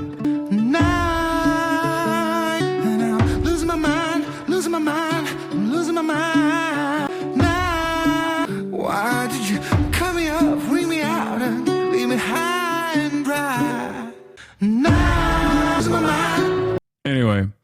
think the rage over this is so terrifying. We're truly entering a dark age of individualism. We need to have culture in America desperately. We cannot continue down this path. Yeah. He's just like a normal dude, man. He's just a dude who had a unique and particular interest in like being outdoors. That's it. He was an outdoor boy. No, he didn't die. He just stopped. He said he's taking a long hiatus. But people are reacting in a very unhealthy manner. And it's a lot of right-wing content creators that are reacting in a very unhealthy manner to it. So that's the reason why I brought that up is because Greg Buttfelt was over here talking about how like, shitty and mentally ill the left is. I don't think so. I think everyone is shitty and mentally ill, but it's especially right-wingers. Most of you do spewing vitriol over him, leaving you to watch him climb mountains, build fires, and sleep under stars because your life feels like a waiting room with fluorescent lights. You use the freedom to escape your own cage. And now you chose his family, or now that he chose family over feeding your parasocial fantasy, you resort to attacking them because you won't be getting your hit of wilderness and purpose between coffee breaks. Yeah. Also, all of these insane attacks against him and his fucking family prove his point as to why he was like, this is too much. This always comes in waves, by the way. Psychoanalysis on Twitter. Okay, dude, it's correct. Are you offended because it hit too close to home? Is that what happened? Is this your defense mechanism to be like, psychoanalysis on Twitter? How silly. I'm so above that. This is no way to live your life, okay? It's not. It's not a good way to live your life. It's just not. If this is everything to you, if this is all you care about, and this is all you got going on, and at the first sight of one of your treats being taken away from you, you fucking piss and shit your pants and lose your goddamn mind like this, then you are not living a life at all. Anyway, let's get back to Buttfeld now. Salutes. He's a Nazi. When Trump said find people, he's a racist. When Trump said bloodbath, he meant violence. There are thousands of examples of this, and they're always wrong. Tim was incredibly patient with this. And all he kept saying to her is, I don't know what he was thinking. How would I know what he's thinking? That's how you deal with it. So, Shannon, I mean, the Democrats are thinking that maybe it was their social media presence that didn't win them the elections. But Joe Rogan said they had him until they didn't. And the thing is, they're right to recognize that these podcasters became super powerful. We saw the influence of them.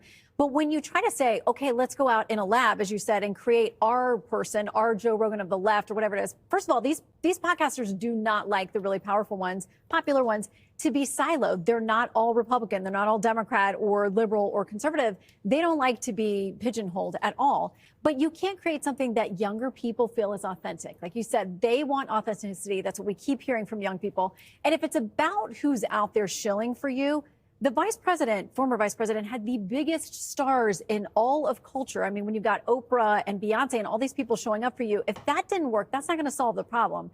There's this Democratic data firm today called Catalyst that put out all of these terrible numbers of what happened to Democrats in the fall. They lost with younger voters, men, voters of color, infrequent voters. They said the results were so bad that for the first time since they've been crunching all this data, that younger, infrequent, and new voters who tend to shift to Democrats, they were at less than 50%. I mean, she's right, by the way. People are going, Oprah. Dude, this is why I laugh whenever dumb fucks like Ethan try to be like, Hassan is the reason why Kamala Harris lost. That is the absolute dumbest fucking position. That is the absolute dumbest fucking position you can arrive at. You know someone's right-wing pivot has started when they start defending pedophilia? What? Matter. Oh, my fucking Lord. Okay, listen. Listen. When dumb fucks like Ethan or any number of different dumb fucks are like, oh, Hassan, are you happy? You caused Kamala Harris to lose. Do they not fucking understand that Taylor Swift endorsed Kamala Harris? Do they think I have more power than fucking Taylor Swift? It's not even just the fact that old media no longer has the same relevance as new media. This is true. New media has a lot more relevance. But the point I was trying to make with my tweet was exactly this, which is that if the multi-billion-dollar apparatus of mainstream media that is slanted towards liberalism cannot carry the Democrats across the finish line, and that does overall have a lot more fucking power and prominence. Legacy media does have a lot more power and prominence than, the podcast orbit or whatever. If they can't do this, why the fuck would a couple podcasters be able to change that? You do, man. Who gives a fuck about their political opinion? No, you are deluding yourself. I'm not saying I have no influence. I'm saying that I cannot outflank the Democratic Party's positions. And the very fact that they're out there looking for a liberal Joe Rogan, when in fact Joe Rogan was the liberal Joe Rogan, and they fucking yelled at him for being the liberal Joe Rogan who endorsed Bernie Sanders, and they also yelled at Bernie Sanders, should clue you in on some of the major failures of the party in the way that they communicate. They consistently go in the reactionary slant after elections on issues that they are actually supposed to combat on. They don't know how to fight back on issues like trans issues, for example. They don't know how to fucking they don't know how to actively fight back on shit like this. The real way to deal with trans issues is to deflect away and recognize it as the distraction that it actually is, the red herring that it actually is. The method is simple. I say it all the time. I told Theo Von this as well when we had that conversation. He was blown away by it, where he's like, I never thought about it like that. When I said your landlord is not a Guatemalan migrant, okay? Your boss is not a trans person. These are the real people that are and the real systems that are causing harm in your life. And the Republicans do a very good job of taking all that resentment that you experience on a daily fucking basis, going through the trials and tribulations of being a fucking cog in the machine of capitalism, and they turn around and present much more vulnerable enemies to distract you away from the real problem, the super wealthy and fucking corporations. Also, even if your boss was a trans person, or even if your landlord was an undocumented migrant, they wouldn't be shitting on you because they're trans or an undocumented migrant. They would be shitting on you as your landlord. They would be shitting on you as your boss. That's it. It's the structural problems that we must clear, but the Democrats never address those structural inequalities, and instead play this like incredibly weird role where even when they are defending certain marginalized identities, they do it in this like incredibly cynical fashion where it's just a deflective shield, just like Israel says, you're anti-Semitic if you criticize Israel. Democrats will be like, oh, I guess you're transphobic. I guess you're homophobic. I guess you're racist for hating the Democratic Party. And then you ask them if you're gay or trans or a migrant or related to undocumented migrants. You're like, well, what are you doing for them? They go, shut the fuck up. Shut the fuck up and vote for us. What a stupid way to try and win support. It's insane. For the past couple of decades, they've just simply adopted the framework of you have to vote for us or else the alternative is significantly worse. And while the alternative is significantly worse, more and more people will go, all right, I'm still not voting. Fuck you. And there's nothing you can do about it. The Joe Rogan of the left, that's my goat. I want to see what the fucking take Their is. commentary on the matter. I wonder if he would pack her lunch. She was Someone from high needs school, to. right? Although she was old enough to pack her lunch. Don't be rude. 17, come on. Don't infantile her. Don't treat her like a baby. What? So there it is. I mean, it's quite possible you probably just paid her not to talk about it. I was thinking the same, quite honestly. I hope so. We have I to hope do she's our- doing great. We have to because do of our it. ad. Ugh. I mean, he's trying to make a joke, by the way. He's not saying he's pro Seinfeld dating a 17-year-old. You guys are fucking reading too much into it. I know he's not the best comedian. Yeah, you're bait posting. Ugh. I don't really care. Anyway, I shouldn't have even watched that. That's just like the guy who debated you on stream during your Cambridge visit cooked Charlie on stage and debated and called what Israel's doing a genocide. No way. The guy that was yelling at me about my fucking anti-Semitism and defense of the Houthis and shit like that, cooked Charlie Kirk.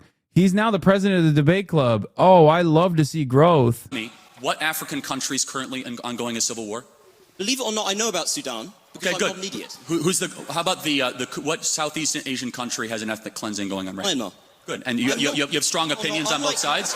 Like you, I take an effort formed about foreign policy and to come to conclusions. You are a culture warrior. I believe when everything is done, Mr. Kirk, people will see you and the people you've supported as corrupt, as selling the country out to the lowest bidder and of doing irreparable damage to a country I'm sure we all deep down love. The difference I think you will have to reckon with that difference one, Mr. Kirk. is when It's not growth. He's a fair weather debate pervert. He only says the inverse of his opponent in order to win the audience. I mean, I don't think he won the audience when he was coming after me, super aggressive style. I enjoyed my debate with him, for the record. That's why I kept talking to him after the fact. I just debated Cambridge and Oxford. At Cambridge, instead of focusing on their own decaying country, they're obsessed with Israel. The lack of moral clarity on this topic is chilling. I decided to put this bouncy Brit in his place. Watch. He didn't listen to a word you said after the talk. I don't know. It seems like he's still arrived at the same conclusion. Bouncy Brit is pretty funny, not gonna lie. That is cap. I put this bouncy Brit in his place. Bro literally drops the mic to enormous applause as Charlie stands there miserable and humiliated. Did you edit out what happened right after the part where he absolutely bodied you? Oh, that's so devastating. He's a D fan. D is basically a fair weather debater himself. They just love the thrill of winning a debate. He calls it Trump's genocide now. These people are kind of gross. Charlie Kirk to contact U.S. State Department over Lucy Connolly. What she said would not be any prison time in America. Is this the way that a liberal democracy and ally of the United States acts? You gave free speech in the world. You gave free speech to the world and are becoming a totalitarian country. What is this? Who's Lucy Connolly? Hour or so today, it's Tuesday today, she's had her appeal denied, so she's going to be carrying out her 2.5-year sentence for solitary tweets, so outrageous, which she deleted 4 hours later. What's your take on the whole situation? Well, I suspect that she is a fascist, right? If Charlie Kirk is going out of his way, to fucking defend someone like this on free speech grounds, I assume they gotta be a fucking wife of an MP who said to burn hotels. Oh my God.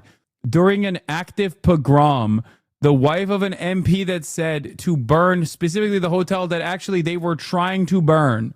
If that's not that, first of all, what she said would not be any prison time in America is wrong. What she said literally would be prison time in America because they did burn the fucking hotel. Not the wife of an MP. I mean, her position doesn't fucking matter. The real fucking free speech debate here should be the kneecap boys. But I suspect Charlie is not going to come out and defend those guys because he doesn't give a fuck about actual defensible instances of free speech. Since Charlie is now bald, will provide solidarity.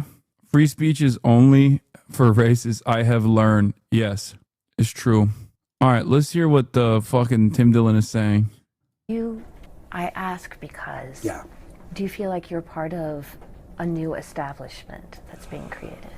I don't think I'm part of a new establishment. I think it would be pretty difficult to look at these podcasts. I know it's a popular thing right now, especially in certain media circles, to say that after running an incredibly unpopular candidate who was introduced very late in the race because an elderly man who could not be the president, who everyone told was functioning as the president for 4 years, decided to, this wind is wild, huh? Yeah. See?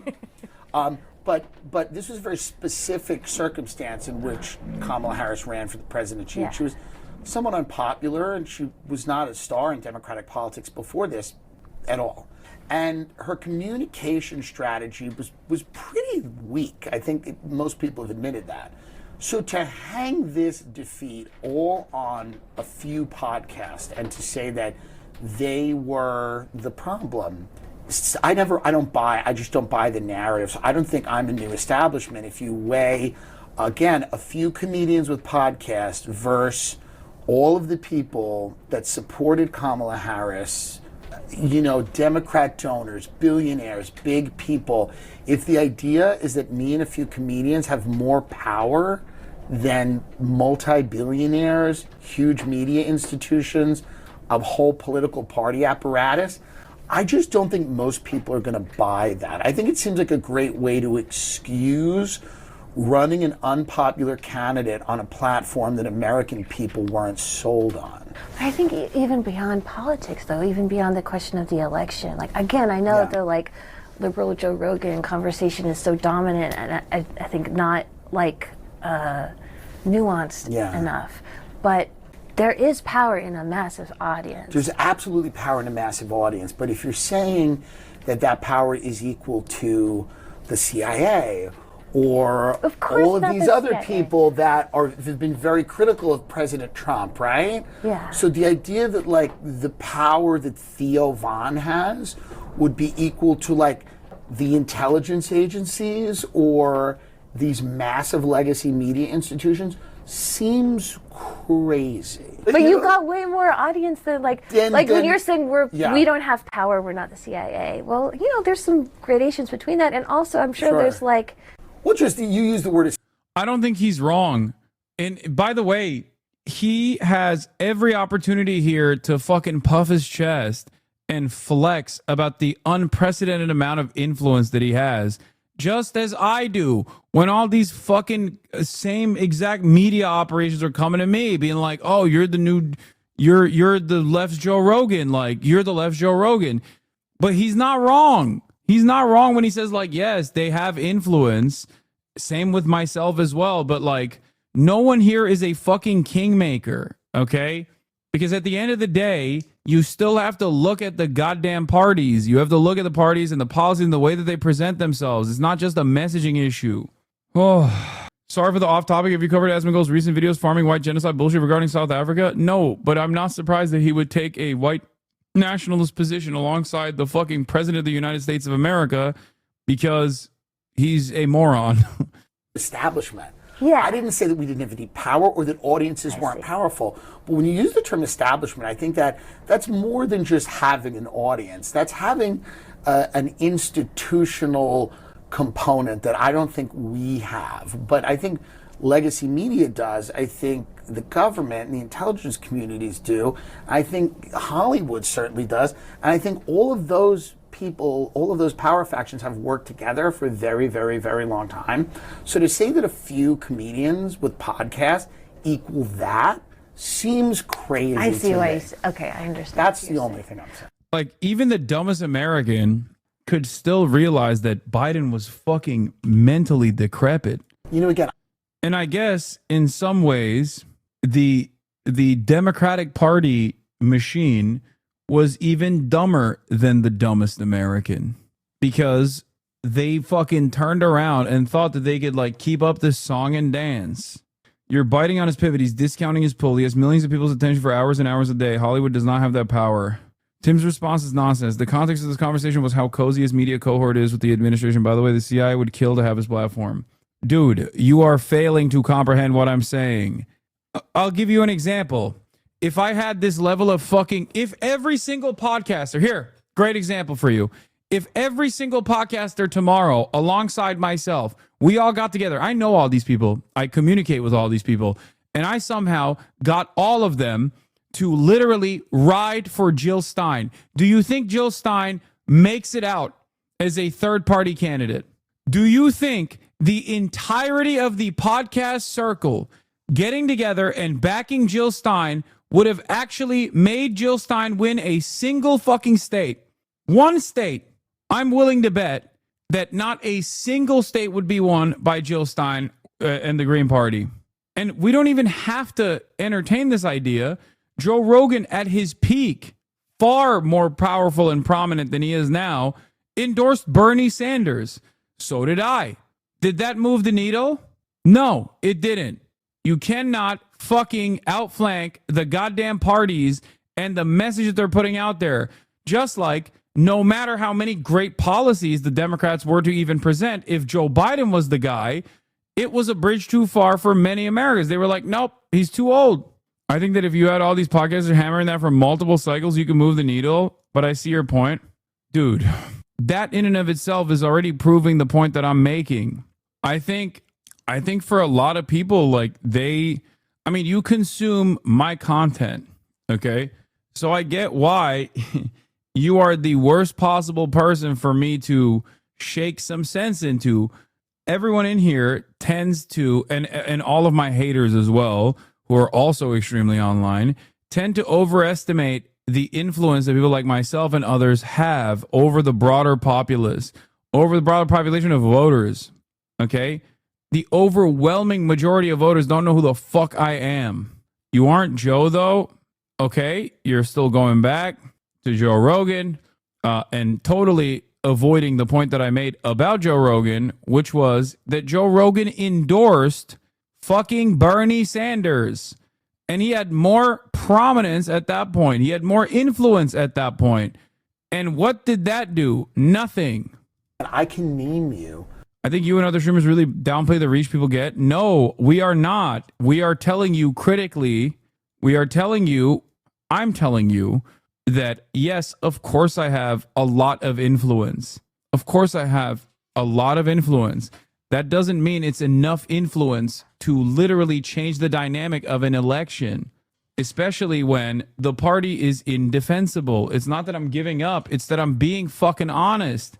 March, what's good? Cameras here, bags here.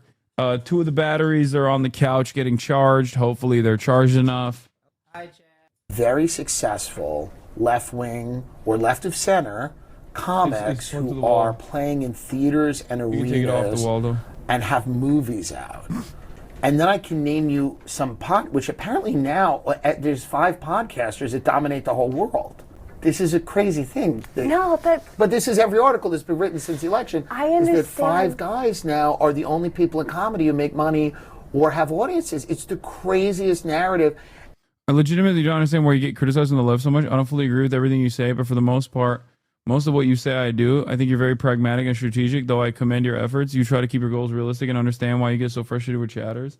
I get criticized by the left because the format that I exist under is super, super clippable in a negative way. In a positive way as well, which I think my fans do a decent job with, right? There's a lot of content out there on TikTok from fan channels that are clipping some of the points I make. A lot of them go viral. It's great. But the content that I make also is endlessly clippable in a negative direction, where someone can just take something completely out of context and just constantly pummel it. And when I have a steady, a massive audience of haters that farm all of that negative attention and have been doing so to relative success for the past 5 years at this point, people end up moving. People end up getting swayed by that. A lot of apolitical people end up getting swayed by that, especially because no one has enough time to watch even a fucking 20-minute video. It's much easier to watch someone else's 20-minute video that captures all of my worst moments from their perspective, that's negatively placed in front of people, so that you can just have this bite-sized apolitical framework that is much easier to consume. And it came off the heels of running one of the most unpopular candidates with a platform that the American people largely rejected. They largely rejected this platform, and they rejected it in 2016. And then everybody got together and said, it's actually these 5 guys who had podcasts. They're the most powerful people in the world. They're the new establishment, and they're the reason for this electoral defeat. From October 2024, Pew poll, social media is the primary news source for 20% of Americans, podcasts for 5%, other 4%. Well, social media and podcasts work side by side, though, because when people say social media is a primary source, these podcasters are on every platform. I'm on Twitter, I'm on TikTok, I'm on YouTube, I'm on Twitch. So obviously I'm covering a lot of that, okay? And so is Tim and everyone else. So yeah. All of this stuff is silly at the end of the day if you're not going to change any of your policies, and instead, if you're not going to change any of your policies, and instead you're going to fucking go out and I don't know, play tickle party games with Liz Cheney. All right, another Tim Dillon clip. Okay. All those people who had left-wing shows like Amy Schumer and Michelle Wolf, Samantha Bee, those have all been canceled. All those shows are canceled. Well, but there'll be new ones. There'll be new ones. I mean, do you not have the faith? Do you think there's going to be no left-wing comedy? I don't see a little ecosystem or a galaxy. There's a galaxy. World, there's right? An establishment. There's Rogan, and there's all this stuff. I mean, is Trevor Noah not popular? He does arenas. He's an arena comedian. He's one of the most popular comedians in the country. Hassan Minhaj, Ronnie Chang. These guys are all left-wing, and they're all really funny, really popular comics who who I'm friends with in life. Oh, yeah? Yeah, I don't think this thing's happening. Whatever everyone thinks happening, I don't think is happening. Yeah, I don't think Tim is wrong on this. I'm not going to lie. I think he's right. No, I don't think he's wrong. There are a shit ton of fucking... I mean, he's wrong when he says, like, Trevor Noah is really funny, but that's besides the point. Like, there are incredibly famous left-wing comedians out there. Bill Burr is probably the greatest comedian of our generation, consistent. He is the most left-wing comic out there. What the fuck are we talking about? I'm shocked that he didn't even bring up Bill Burr. He does. Is happening. This idea that like left-wing like where are they? Where are they to be found? Where's Amy Schumer? I don't know. She's in her $15 million townhouse in Brooklyn. I think she'll be okay. I will text a few of them and go, people are worried about you. Okay. I think they're okay. The idea that Stavi's going to save the Dem Party is this collective cope that comes from the fact that nobody believes that the Dem Party is capable of changing. Yeah, also, people like myself or people like Stavros or even like other comics, for example, I'm not saying I am a comedian, but like media personalities that have a political idea are not going to fucking stand aside and turn around and be like, we love the Dems. Yeah, Amy Schumer's a great example of this because she is a Democratic Party mouthpiece. Ain't nobody gives a fuck about what Amy Schumer has to say about politics. Amy Schumer's not left-wing, but she is definitely a Democrat. I mean, she's literally related to Chuck Schumer. Perhaps the Democrats should work on, ironically enough, if their fucking hyper-focus is about getting media prominence, perhaps they should focus on some of the most outspoken media that covers the Democrats in a negative fashion, myself included, and take notes from what our commentary revolves around and then change their policies in that direction, because I think that would be more impactful for the Democratic Party's future prospects. Because I think people like myself or people like Bill Burr or any number of different fucking like independent media outlets that do criticize the Democratic Party are unironically closer to the people's demands than the fucking DC media bubble that they are invested in. That's it. And the polls show this reality. I mean, everybody fucking hates the Republicans, but god damn, they even hate the Democrats more. And the reason why they hate the Democrats is because the Democratic Party's base hates the Democrats. At least the Republicans' base likes the Republicans, but the Dem base doesn't like the Democrats right now. One must ask the question, why?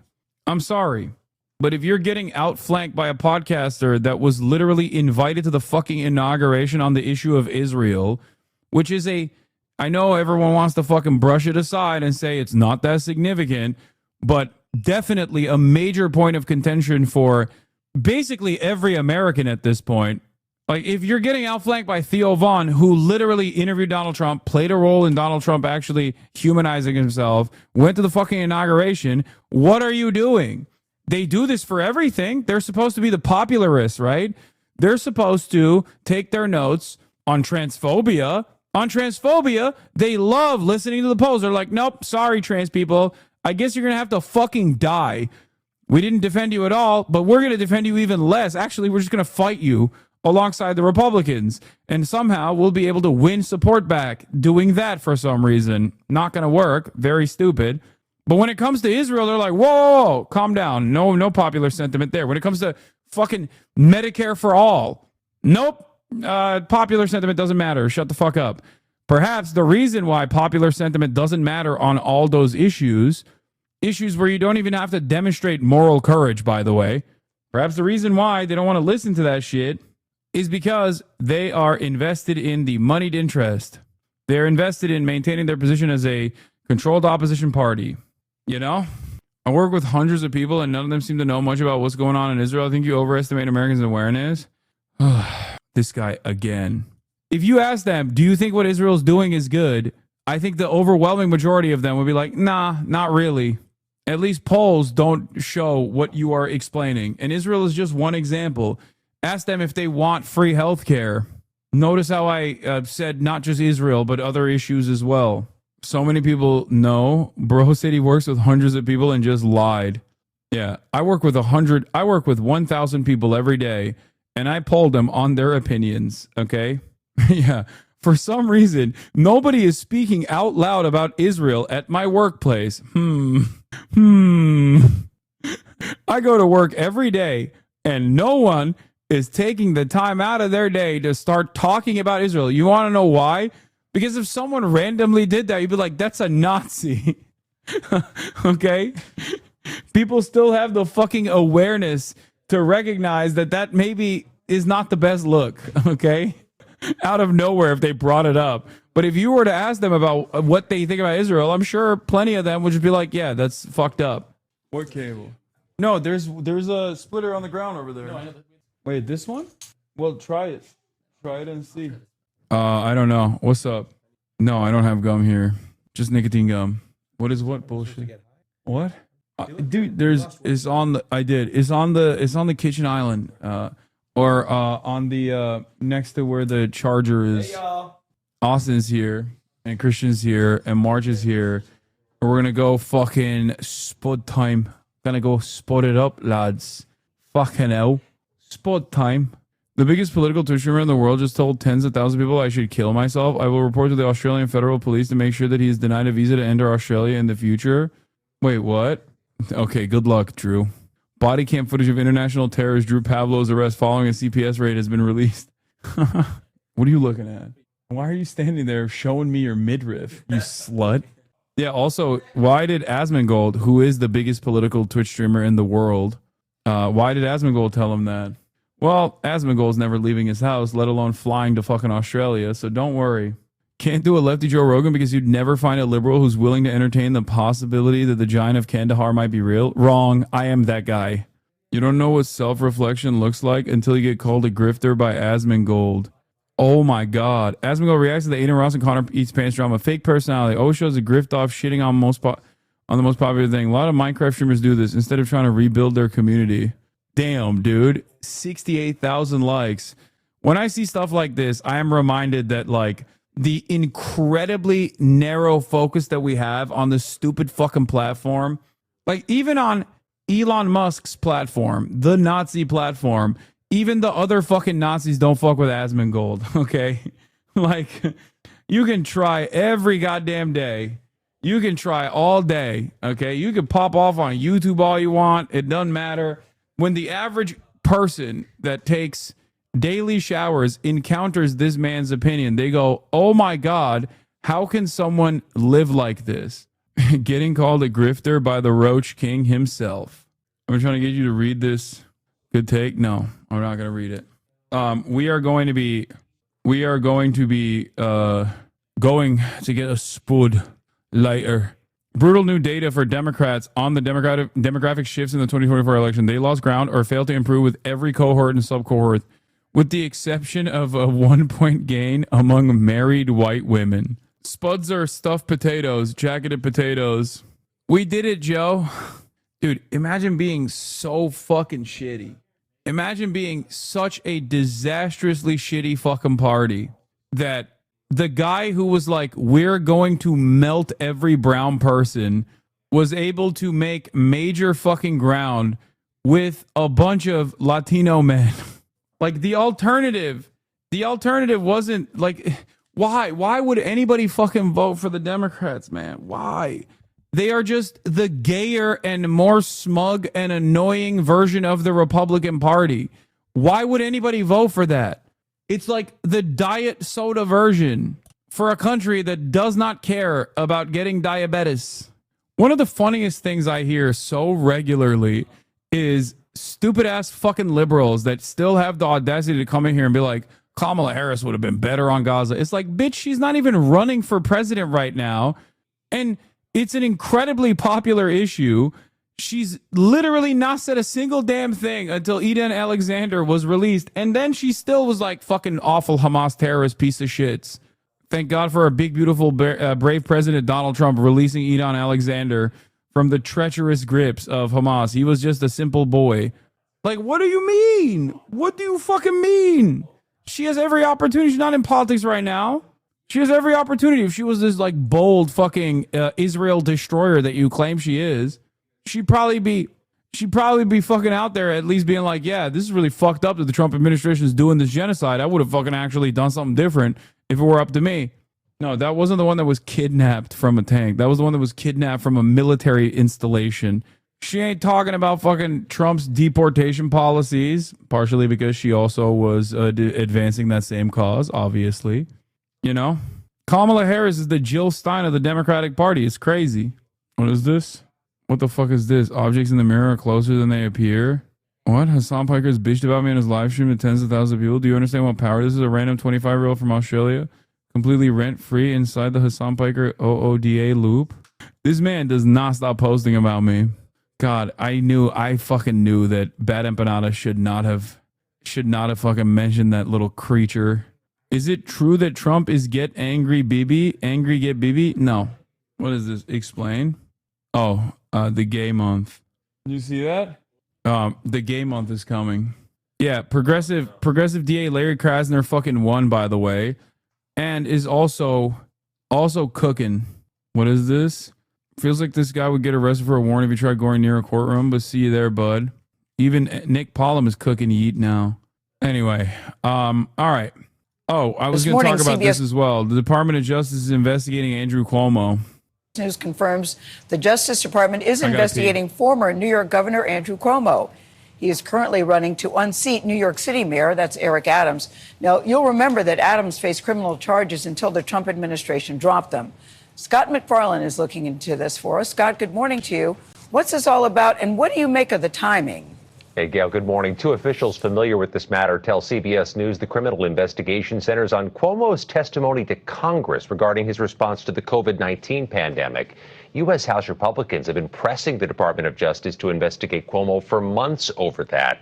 They allege he lied to lawmakers last year when he testified he had not been involved in drafting and editing a state report in 2020 that vastly underestimated the number of nursing home deaths in New York.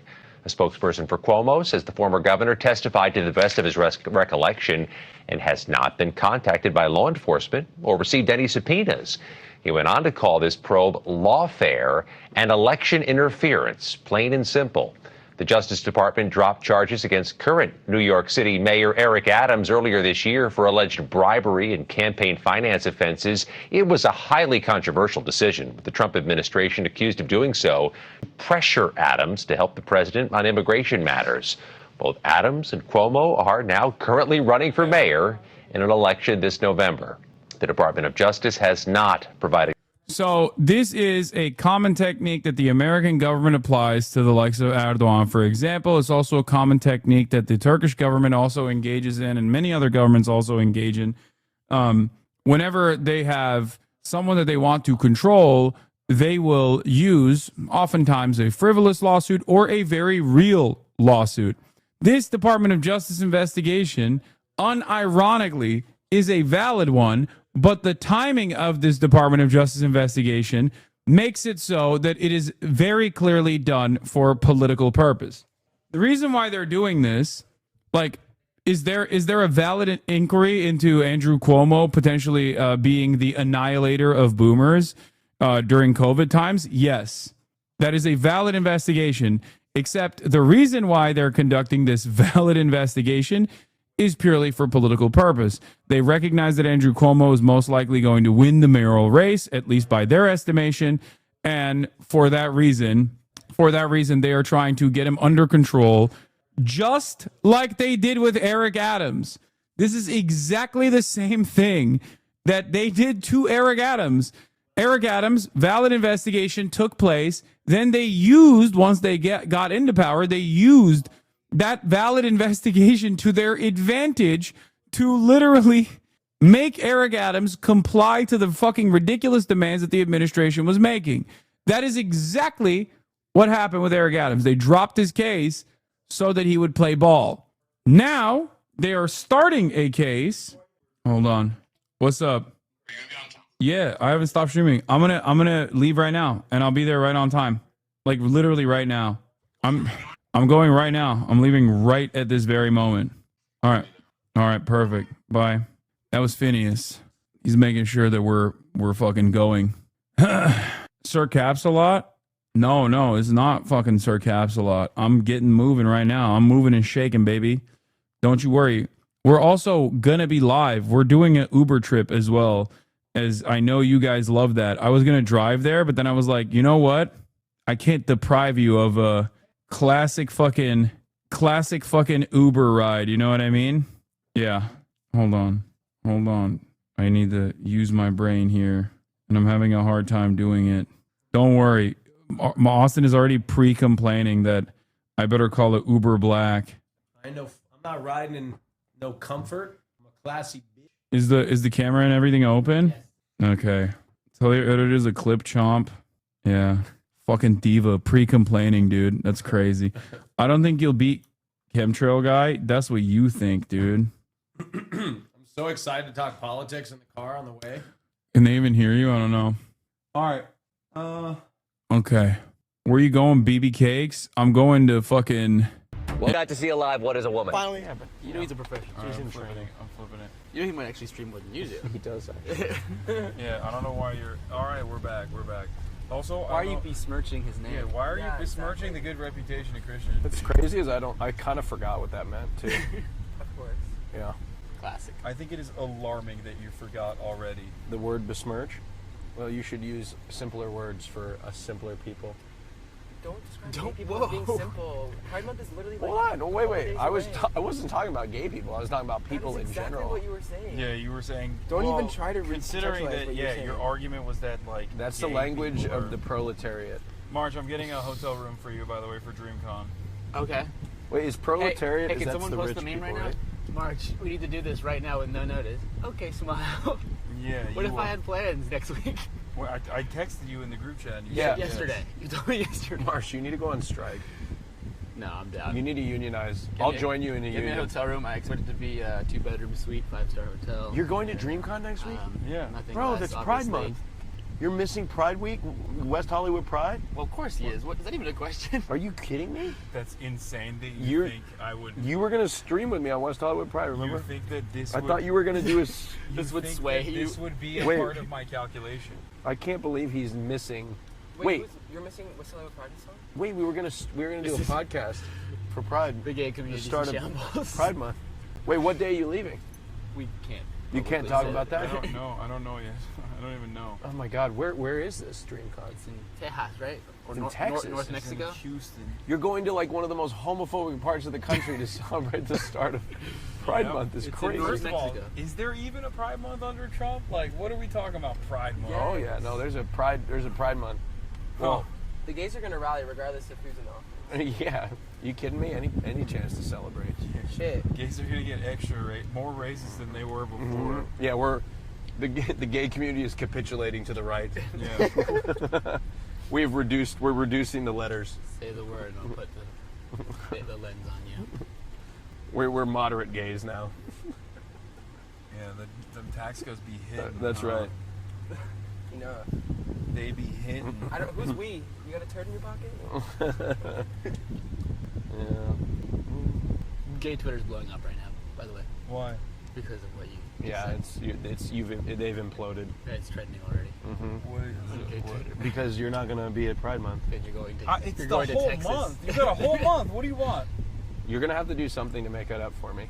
Make it up to me. First of like all, get in the tub. I'm pretty sure that we're not even. I can't even get in the tub yet because I've been fatter than ever. You literally lost weight. I see it in your since face. France. You lost weight. You know were. when I came back from France, I was. Oh, you were the flip it. poster. You were the poster child for body dysmorphia. Dude, when I came back from France, I was 240 pounds. I gained 10 pounds in literally 6 days. Well, that's water weight. Yeah. Okay, it's fine. And I cut down. It's water weight. 6 I'm pounds down is to water. 233. But you know what? When in France, you have to eat. Yeah. Austin. You got me. We got. That's Christian, everybody. Yeah. He's my roommate. Shame on you. Fine. Gay Pride Month is so close. That's right. At least say he's your. Yeah, we'll update them in June. At least say he's your roommate that you have sex with. We'll see if Austin gets out of the friend zone. Sometimes we do. Sometimes I have gay sex with my roommate, Platonic gay but we're sex. not gay. But sometimes it's straight sex. Anyway, so you gained how much? Don't how much move weight? away from the can't last say that. statement that you just. What do you mean you have straight sex sometimes? What does that even mean? I don't even know. I don't know how. I put a backwards hat on. I don't know who gained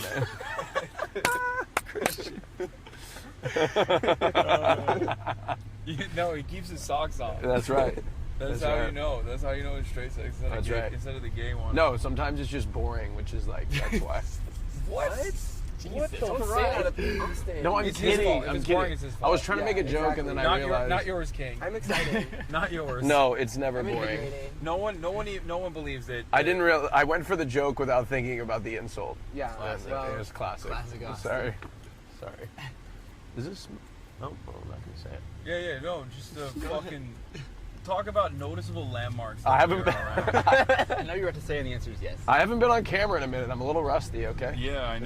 It's been a Which few. is why it's been a little extra bit. funny that you were like trying to tell Christian what not to say and what not to do when he streams more than you. I know. Oh. It's gonna change. It's gonna change. When will it? I don't know about that. I do stream more than you. He does. It's gonna change. Believe me. I mean, he'll always stream more than me, but I'm definitely gonna stream a little. Yeah, I'm gonna stream a little bit more. Believe me, folks. Believe me, it's gonna be fantastic. It's gonna be great. Did you see? What? Well, of course you saw. You see everything. I was just gonna say how Trump talked about Biden's cancer. Yeah. It's crazy. No, I called it the day before. Oh. Because the day before he released like this PR statement, which Yeah. definitely he didn't write. Of course, yeah. And I was like, oh, he's going to come out and be like, look, I did the cognitive test and the mental test. Wait, you said that and the he did it? physical test. And I aced it, and many people were saying I was not all there, but Biden wasn't all there. And he said it verbatim. You're kind of recently. You've been right on with Yeah. predictions. You predicted the Alcatraz thing, prison thing. and That was the, crazy. and now the Biden cancer response. Yeah, I mean, he is very predictable. So, but yeah, so we're gonna today, folks. We are going to be going to get spuds with Phineas. Yeah. We- Jacketed potatoes. How did this come about? My culture. Yeah, Christian is British. He's half British. We can't be. He's half British. Why are you slandering him? He is. He literally is half British. He just said my culture. Yeah, unfortunately. Into a microphone that I said. Remember what I said in the beginning? Yeah. Well, So- look, I can't help it. Yeah, he's not ashamed. Or he's Oh, I am ashamed. ashamed. Okay, No, I'm he's very not ashamed ashamed. of this part of his culture, but the rest of it he is. He doesn't claim any of it. heads know why we're doing this. Yeah, Right. we're But if doing this because when Phineas, who was a Hasanabi head just like you, Yep. the viewers, And me. when he came on the Fear M podcast, we went on this like long tangent about all of the different like TikTok accounts that we watch, and he revealed to me that he watches these like Spud Guy TikToks from the UK, and they're all the rage. They make the sloppiest, nastiest looking jacketed potatoes that are stuffed with mushy peas and fucking beans. Yeah, yeah. And Phineas is obsessed with this, so I was like, all right, let's go together and let's do a taste test and fucking eat a spud. Yeah, it is a spud. That's what we're doing. We're eating a proper fucking jacket potato spud fest tonight. Oh my god, I gotta listen to your British accent for like an hour or two straight. Yeah, that's fucking right. Oh god. You're gonna like it too. Oh no. Oh no. You're gonna fucking like it. See, when I'm at home, I can just hit mute. Oh my god. You actually? You hate my accent? Oh hell yeah! When you're doing a British accent, I fast forward in the video. You suck, bro. You suck. I watch all your stuff. What more do you want from me? All right. I can confirm. He does watch your content. I do. full Ask loyalty. Christian, tell him what I do every day. Well, Hassan's always playing in the background. Whether it's not really the live stream, more it's like the Wait, YouTube. even when you guys are doing it? It's kind of hot. It's like you're in the room there with. No. No, we've had. No, many we've threesomes never you done didn't that. know I could about. never do that with you in the room. It'd be so I don't believe you. uncomfortable. No, it's like your brother. No. Christian. No, Christian's Can not. you Wait, confirm or you deny? do it to... You have done it after watching Zone of Interest. It's not true. How could this be worse? It's not true. It was not on at the time. How could this be harder than watching It was not one on of at the the most time. gruesome depictions of the Holocaust? This is what he does, and this is see in the age of misinformation, it's hard to really know what is true and what is not. Now this is false. He's stretching the truth. The movie was present, but it was paused. Yeah, it was paused. Yeah. I'm getting some looks. What, Christian? You don't remember? No, I feel like this insinuates that I was, but I don't remember that. Well, yeah, because we were. Well, no. I remember the movie. I watched it without you. Yeah, no, I watched it. It was a great movie. Anyway, speaking of movies and documentaries, have you seen the new American Manhunt documentary on Netflix? Yeah, I heard it's American propaganda. From one of the I couldn't watch it. He's right. One of the one of the writers that I follow, who's like a former vet, and he does like a lot of investigations into Fort Bragg specifically, was panning it hard on the timeline, saying like, I didn't even realize they had these people. They had Mick Booyah, Robert O'Neill. These are some of the greatest fabulists in the American Navy SEAL program. They are famous liars. Oh. So the fact that they had like some of those guys on, yeah, Seth Hart mentioned the fact that some of those guys were on it means that it's like 100% not a accurate documentation of events. No, but it was interesting to see how I nearly relapsed into liberalism in just a few short hours. Yeah, you were like, oh man, they really got that.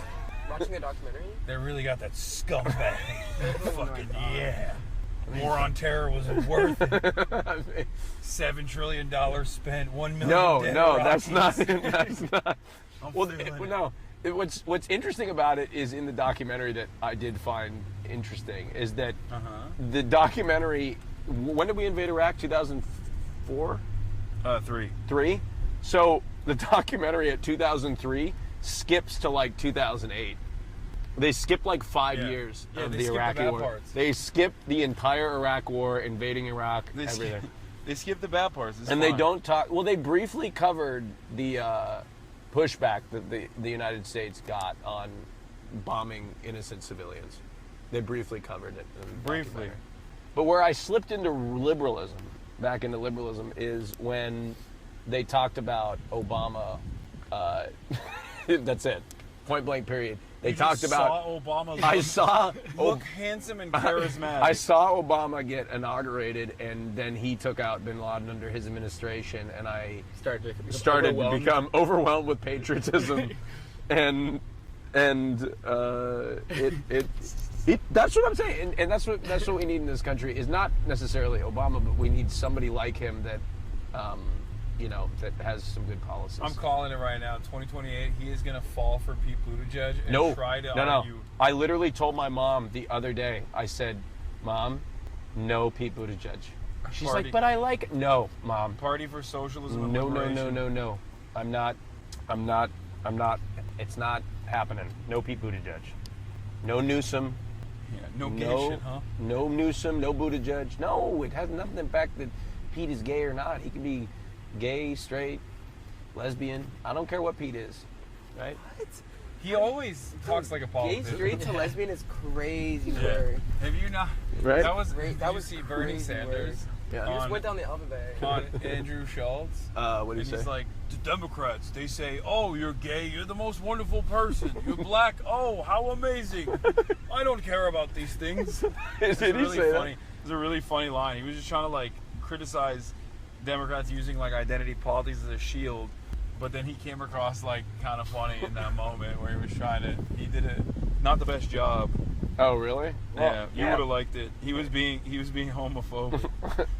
Yeah, but I get the sentiment. He said, "You're gay, tremendous." I care about what you believe. That type of shit. Yeah. No, I get where Bernie's coming from. I think we should run him. Run him again? I mean, at this point, hell, I saw the statistic about the Republican or the Democratic House members. Like, we've lost 6 of them in 13 months. Oh, yeah. That's an astounding statistic to lose 1.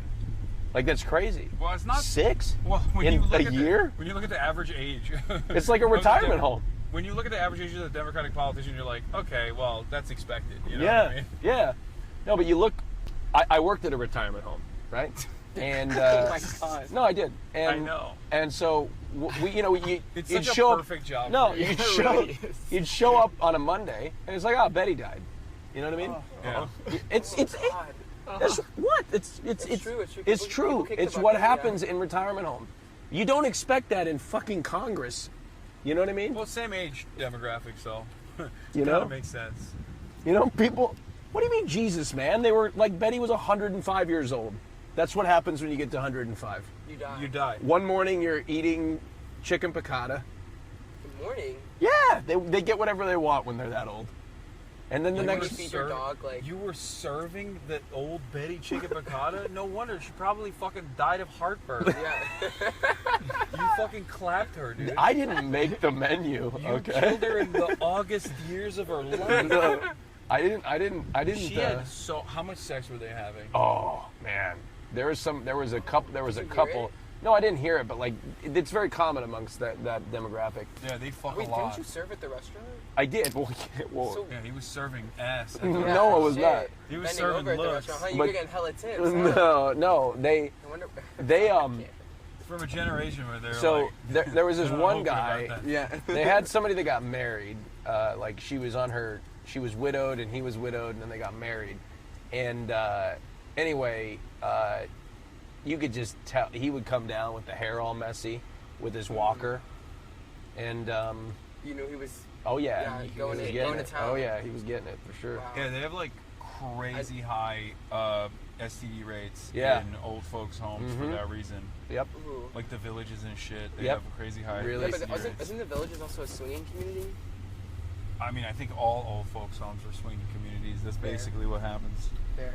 I mean, hey, more power to him. That's what I Yeah. have to say. Anyway, but yeah, you just don't expect the age of Congress to be that old and kicking the bucket like a retirement home. You just Well, don't expect that. They're looking to assassinate David Hogg for what? for the crime of Suggesting that maybe they not be old and run for office. yeah. Yeah. So it doesn't seem like they're interested in any change in that direction. Yeah.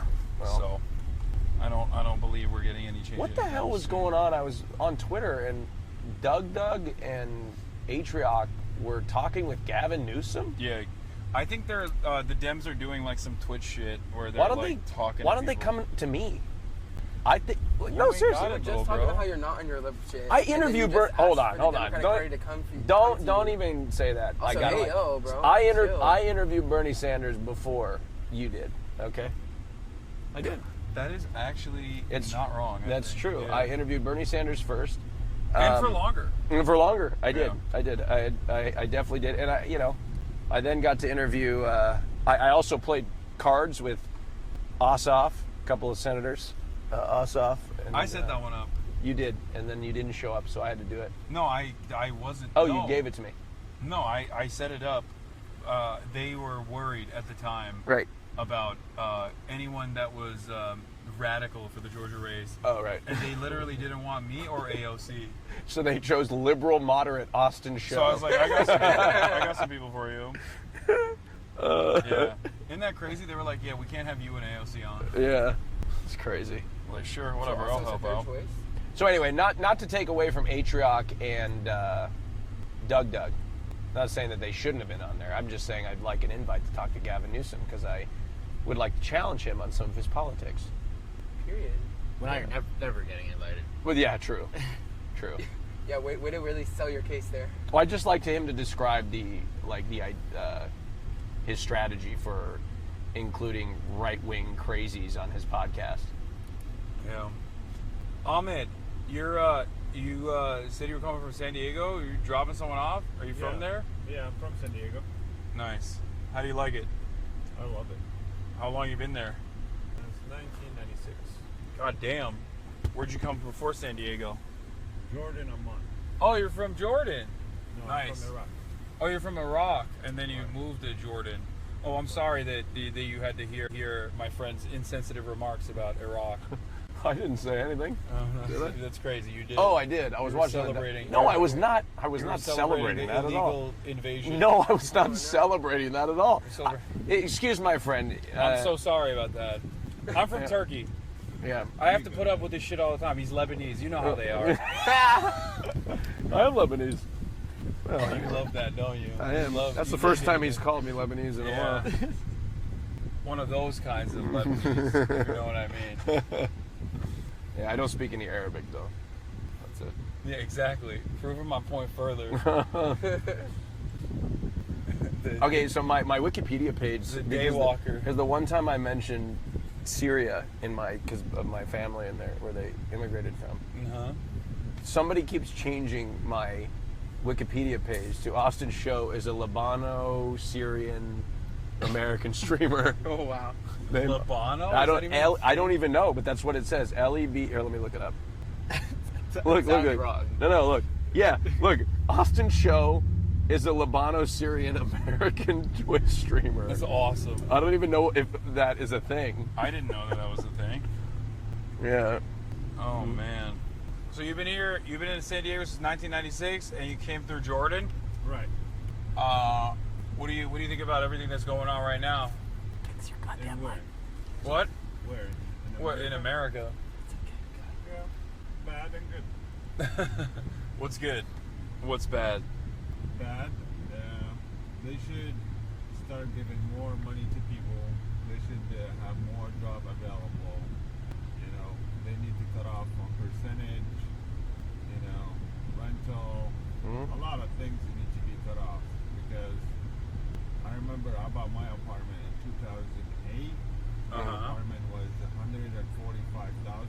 Right now, my apartment's worth $900,000. Damn, you're balling. It's not about balling. It's about the people that can afford it or not. No, I feel what you. There's like a huge gap. Like if it's we're around in the 300-400 range, okay, that's fair.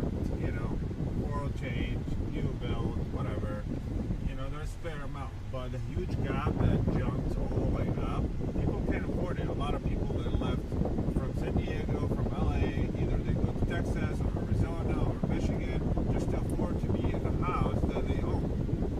You know, a lot of things that should be more fair. You know, I mean, we're on that time when the Iraq War happened. A lot of people got here in 2006 and up. Yeah. They couldn't make it. Yeah. They can't make it. Yeah. People that they were here in the 90s, before the 20s, you know what I mean? Things happen like that. You know, they probably made it, but people after that, they wouldn't. Yeah, I feel that. So what's the good? Christian, block What's the AC good? from your mic. You know, changing some of the tax as a business owners, it's good. Being able to do or talk whatever you want, do whatever you want. You know what I mean? It's good. Always good in here. I mean, never change. But They're also stopping people from being able to talk, I feel like, nowadays. Like if you say something about Israel, they're like, nope, you're going to jail. Right, I agree with that. But the different here, everybody, they can say whatever they want to say. That's true. Until recently, you're right. You're not wrong. I hope they don't take it away. No, I hope so. Because it seems like they're going after that, you know? I hate that. But I tell you what, I like how you made yourself talk like Donald Trump. It was amazing. Wait. Because I heard you like making yourself talking like Donald Trump. When? Earlier. Oh, earlier. Oh, that was me. Oh, that was him. He was Whoever was talking, I didn't. Yeah. I wasn't looking at you. I think I was doing it too. I think Hassan. It might have been me. He was the one doing the British one. Yeah. So if you ever felt uncomfortable at any point during this time, it may have been from his accent. I think it probably was when you were talking about how the Iraq War was great. I did not ever support. Are you kidding me? Even when when Barack Obama did the troop surge, I nutted. Even when I couldn't vote, I was debate lording in the 2004 election for. I would have voted for John Kerry at the time, as well as Al Gore. I was politically active at 6 years old. Period. And I've been a lifelong Democrat, which as you know, recently I've changed, but now I'm an independent. Yeah, he's a Trump supporter. How do you feel about that? No, I'm not. I am not. I am a I'm Trump a. supporter. Oh. You're a Trump supporter. Yeah. Oh. Wait, so you want to raise you want to tackle the cost of living crisis, but you're You don't for have Trump. to agree with him about everything, right? What do you agree with him on? I agree with him not going to Iraq. People shouldn't be going to Iraq. Oh yeah, I agree with that. You know, That's why he's a Trump supporter. You know, you shouldn't be doing a lot of things that in Iraq happened in Middle East, and they done it. I agree with him about all of this part. You know, what I mean, I agree with him about people crossing it through the border. You know, I mean, I agree with him about that too. Because put yourself in his shoes or in your house. Do you want people to jump into your house? No. It's a little different, Okay, I feel like. no. The it's country's not. a little different, I No, feel like. No, you the president of, let's say, this area. You control this territory. You have walls under this territory because you don't want nobody to access in it. Only if they come and ask, hey, can I come in? Yeah, sure, come in. You have the paper that I need, come in. You don't, then I'm sorry, it's not gonna, because if that happened, half of the world is gonna be over here, right? I mean, if we didn't fuck with half of the world, they probably wouldn't come here. But you know, People coming over here just to survive. yeah. But what are they escaping? You know, they're escaping worse. Yeah, but who's doing the war? Who's most responsible? Israel doing the war. Well, Israel is part of it, but Israel is doing it as an But extension who's of backing America. up Israel? America. Yeah. Who's backing up America? UK. Who's backing up that? France. Who's backing up that? No, that, that? America is the great Satan in this equation. They are the ones who control it. Honestly, everybody have their foot in, but they just don't want to say it. Probably America, the only people that say, "Okay, we did it." So what do you think about Trump holding up Benjamin Netanyahu's seat and like giving him a seat and stuff like that? That's wrong. Because he's like This guy should go to jail. I agree. Well, you should be under the jail. You know, like if you're talking about Saddam Hussein, this guy did more in Yeah. fucking 6 months period. Yeah. You know, half of Iraqi hate Saddam because what they did to their family, got them in a war with Iran and blah blah blah blah. You know. Yeah. How I said, there's stuff I don't agree with Donald Trump. There's stuff I agree. There's stuff I don't agree with Biden, and some stuff I agree. What do you agree with Biden? Having people the power that people can come here. You know, ask. Okay, if so you want to come here and you want to make it, you think you're gonna you're gonna make it. Give them a chance. Don't close the door on everybody because people are suffering. Okay, but Trump is closing the door a little bit, Yeah. don't you think? Trump is closing the door because there's a lot of fucking things going on over here. He needs to control here, settle down, have the economy go up, open doors again. Sometimes you gotta think about yourself and your family before you think about others. Yeah. Okay. Right? I don't know if Trump thinks about anybody else other than himself, but you know. Yeah. He says he's a politician. He says he cares about others, but he just cares about himself. But I think kicking them out is actually going to have the opposite effect on the economy. So if I were to tell you, like, all the people that are here right now, if they don't have a criminal record, if they don't have a criminal background at all, they lived here for like 10 years, you know, working and stuff like that. They should stay. There's no reason for them to leave. Yeah, because right. they Okay, pay so taxes. that's they've been paying taxes, right? Like, so that's one of the things that I vehemently disagree with Trump on is that is this the spot? This is the spot. Oh. The Spud Guys, yeah. Oh, okay, it is the spot, yeah. Okay. So I'm gonna pull into Yeah, the you gas just pull into station. the gas station, yeah. So I agree with you on that. Yes, 100%. So instead of kicking him out, you think it'd be better if someone was presenting the alternative that they should get amnesty and like the proper paperwork, as long as they haven't like committed a crime or anything like that. No, my sister, she doesn't have paper, and she came over here as a student. You know what I mean? And she applied for a citizen, and they don't because her status changed. Yeah. I came as a refugee, so I got the passport faster.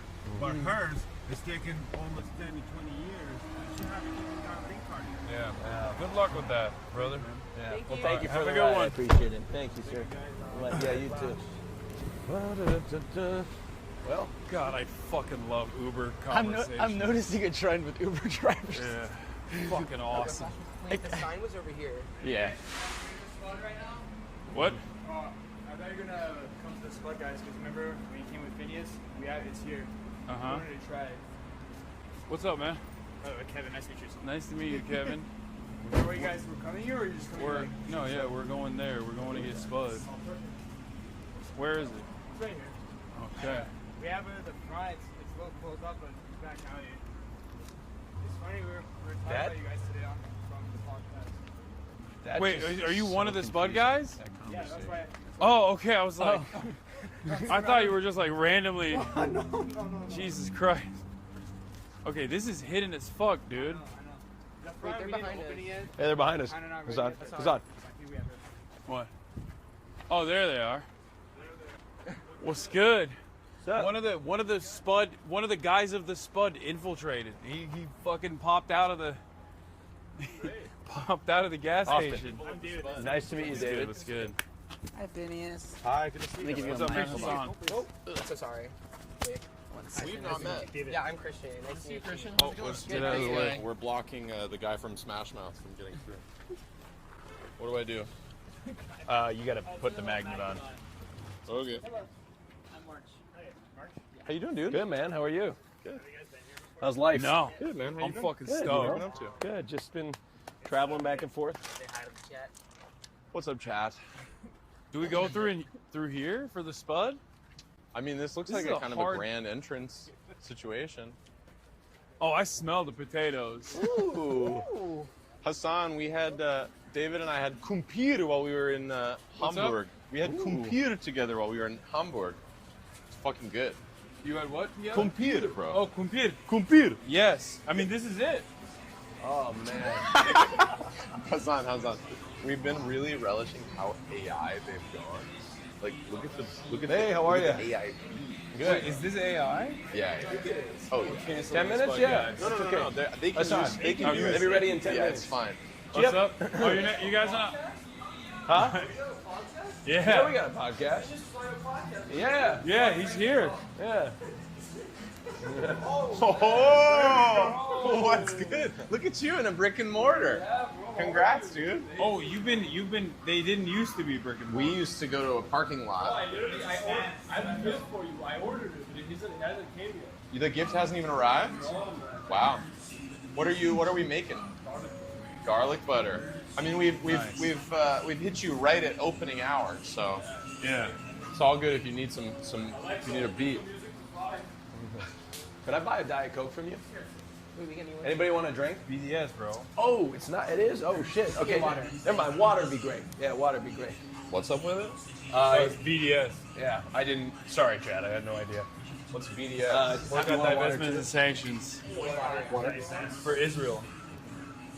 They'll cook him alive if he drinks a Diet Coke. Don't you figure the water brand is also I- owned by? You want a water? Yeah, Doritos got to be okay, right? Want a water? Three? 3 waters. And I would do an orange Doritos. Orange Dorito. Yeah. Thank you. I would do an orange too. 2 orange Doritos. Are these I want a water, dude. And Hassan wants a water. What are these, like root beer down here? What do you got? Or are these just beer? What? Like, is this like IBC or is this all beer? What is this down on the bottom? Over here in the tucked in the corner. Yeah. What? Oh, it's beer. Yeah, great. I'm okay. Thank you. All right. How's it been? How's having a spot been? Has it been stressful or has it been okay? Stressful, but it's okay. Nice, man. Congrats, dude. Yeah, we were pulling up on the parking lot when it was raining in the winter time. You're a dedicated Spud guy. Yeah, man. Okay. Where are you guys from? It's all good. Originally? Armenian. Okay. Yo, my bad, bro. I'm Turkish. Don't worry, No. You guys in Turkey we have kumpir. We have something called kumpir. It's the same. It's like jacket potatoes, It's like always talking about stuffed kumpir. potatoes. Did you get one of these? Yeah. There you go, sir. You're welcome. Who else got the? I did. Dorito? There we Thanks, go. bro. There you go. Oh my god, you guys get Arizona too, or is that just yours? You just went and got yourself in Arizona. Yeah, I thought it was like a stalking. Like I thought someone was like stalking me. I was like, oh, here we go. And, Bro, you guys got Labubus too? Oh, you're giving it away for what? What's the criteria? There you go. Giving it back to our customers. Oh, really? We just posted a little info on Instagram. Like, just tag your friends, post it on your story. They're giving away a Labubu. If What's you a tag it. Labubu? Dude, it's all the rage. It's like one of those Pop Mart little dolls. Like kind of like a Funko Pop kind Yeah, but like way cooler.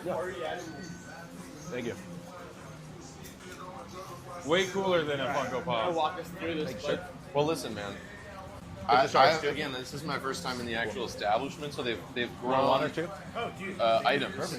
They didn't have corn to sprinkle it last time. Yeah. I'm vegetarian, so I'm getting a bunch of veggies. They didn't have fajita veggies last time. What was Is it Mike? That might be the only change. Mike's hot.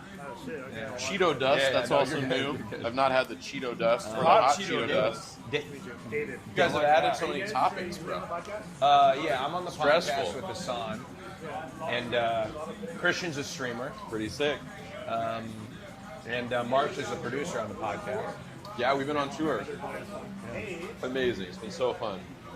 That's been really good. Look at this necklace. Oh, I thought you were going to do the fucking get me. I was like, oh my God. Dork! Oh, no. Thank you. So fucking funny. Yeah. So I won't look down. I've been traumatized too much. I've been bullied too much. I've never had that done to me, and if I did, I'm sure I would, react with the same fear. way. I'd be scared. How you been, dude? Look good, man. Been up in the Oregon, yeah. The PNW. Yeah. We've just been going back and forth. I'm going to move here soon. Congrats. That Uber car, that car What ride. part of where do you live in? Portland. Love. Amazing. Yeah. Love Portland. Little Mount Tabor. Oh Actually. yeah. I don't know It's how. a great spot. Dude, it's because the average How do you fit average in? American is my and their boyfriend. political amazing. perspective Yeah, is nice so to meet you. warped. Yeah. So, and he's a streamer. They are Yeah. they are Comfortable on an the hot enigma. mic. Yes. Very Yeah, difficult so- to comprehend. Yeah. So he's from Florida. Oh, Shit, what part? Cape Coral. But I went to school in Miami for a while. Oh, they're talking live back out here? there. That's why they're. I was like, Yeah. what's PDX, man? Yeah. You guys bounce back and forth to Portland? Or do you guys- Yeah. So we fly back and forth. I fly every weekend for the podcast. I mean, he's in TV and film, and then he does Twitch too. So it just makes sense to be here. So, yeah. So I think within the next week or That so. back there. What are they whipping up? Bacon? I don't know. I can't tell. Is that corn? Oh. What's up, Rat? How's it going? Yeah, this is the way. This is my boy Rat. What's up? What's up, man? Nice to meet you. Hassan. I've heard This nothing but the Hassan. best Oh, cool. from this guy and this guy. Yeah, Who's yeah. too rad? Wait, Where's Jill? Jill's at work. Oh, yeah. She's But clocked in. she texted me. She said, "I'm so jealous. I'm not at Spud Guys." Yeah. So I'm gonna bring Jill, it back whenever. Yeah, Jill and Rat and David and I have all been to the tent. We've all had Spud tent. I had my first day at the tent. Yeah. We did. Yeah, hard to get a You are reservation on a fucking- Saturday night. It sounds like we go every 2 days. We've been, Yeah, we've what the fuck? been in total 3 times. You fucking love Dude, potatoes, big you potatoes. live for the Dude, I'm Irish, man. It's my heritage. It's all potatoes all the way down. Austin, Love it. Nice to meet you, Austin. Yes. Ricky or Rat or Mac? You could pick. Rat or What did Mac? you say? I called you Rat. Rat. Yeah. that's the one. This is I'm Christian. going to Ireland. I'm going to Dublin. When? In I think October or September. For what? When are we going? Trinity Where are we- College is gonna. So Yeah, so March is going. Marsh as is well. just finding out he's going to Dublin. Yeah. We got a lot of trips. We got a trip. We got to do the China trip. Wait, when are we going to China? Is that a fear aim trip? Yo, is he speaking French? He says this, but then when we get to the planning of the trip, we're all going to China. Oh, okay. Yeah. He wants to go to. I actually want to go to China after many years of not wanting going to China. I think I. Why do you? What does that even mean? I used to. Have you been to China? What's You up? been to China? I've never been to China. I really want to go. I want to go so bad. Yeah, you want to China? pull up? Yeah. Tell Yeah, him, come the, with us to tell him China. the thing about Mikey. Dude, I have this friend who one day discovered he was like #1 artist in China. Who? His name is Mikey. He Mikey? had a song that was like huge on something called the Depression Cloud. Uh-huh. And now he's going to tour China, but he's Dude, like, I have a very similar story with another friend who also told me he discovered he was #1 in China all of a sudden. So now I'm feeling like maybe one of them They're is telling lying. people that. But Yeah. different times I bet. Yeah. But he checked it. The song had like 2 billion streams. Like that. 2 billion? Yeah. No, it's BB No Money is what I'm talking about. Oh, yeah. Oh. Yeah, and he also tours China, and he like closes out fucking massive places. Yeah. Because like, you Yeah. have to like engage with this water. Oh, I engage with the culture. Trust. I don't speak Mandarin though, unfortunately. Not yet. Not yet. One day. When you're #1 in China. I don't think I've been making inroads. I've been trying to. They have like social media like Bilibili, or like I think it's like Weibo. Dude, Yeah, my friend was supposed to play the Billy Billy Gala. Yeah, so I have like a user generated fan clips industrial complex on YouTube and TikTok where like fans can just like upload whatever videos they want of me. I don't have any IP or whatever. Yeah. And they've been uploading them to Bilibili, and they've been going viral because like I'm, unlike the average American, I'm very pro-China. Yeah. So they're like, oh, this guy's awesome. So now I'm trying to literally do that. My dream is to live in Shenzhen and become a. I thought you wanted to live in what is it? Chongqing? Oh, you didn't want to say it. Well, I mean, you know what I mean? Chong. It just, if you don't know China, it may sound wrong coming from me. Yeah.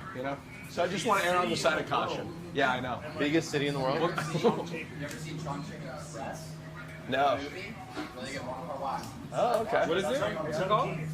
Yeah, but it's the exact same city. Am I thinking of the wrong city? Who was in this movie?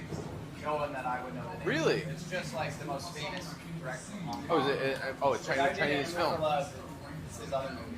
That's like it's so good. We'll watch it tonight.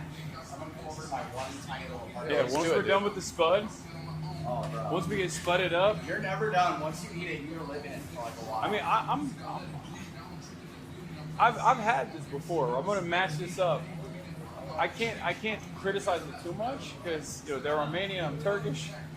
It's gonna bring up unnecessary tensions. Well, I will be fair and balanced in my criticism. So this is it's a food review. Kumpir. Yeah, kumpir. Okay. We had Kumpir in Hamburg, and we spent the next many days. Hey, by the way, they're live streaming also right now. Oh shit! Hell yeah! But it's just the. What's up, dude? How are you? Good to see you.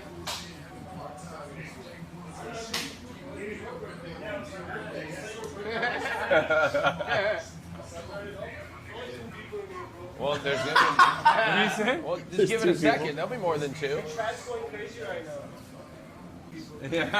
He's got 2 viewers. So, No. I wonder how one. They opened like I want 1 to know minute what's ago. behind the spud. They're How did still they making things. Get to the point where they're like, I'm going to open up a spud shop. They're filling things. Excuse me, sir. Oh my God, Robbie. Can I ask you a question? What made you want to open up a spud shop? Long story. How should I make it short? Well, let's give me the whatever version you want to give me. Franchise. Yeah. Manchester. Okay. I bet you it's a 2024 file. I turned 20. For McDonald's every time I land. Uh-huh. And then I was out with some friends who were clubbing. 150 grams and I of protein. left. Yeah. And I'm like, bro, what's there to eat over here? It's 5 a.m. Climb today? LA, everything No, closed, dude. man. There's nothing to eat. So Yeah. I went to the shop and just Having such a good climbing day, and Jill's like, so we gotta do this for it. It's so trendy. I came back over here and spot man, spot I love you. Spot guy, spot food. Everybody starts popping up on my Use your computer. finger, so I didn't climb it in. She don't know. Yeah. So you need to make one. So that's how you do it. Really? It's like you take one day off and then you never lose. Yeah. And if you like try. Yeah, hell yeah. And that car, yeah, now you got a new car.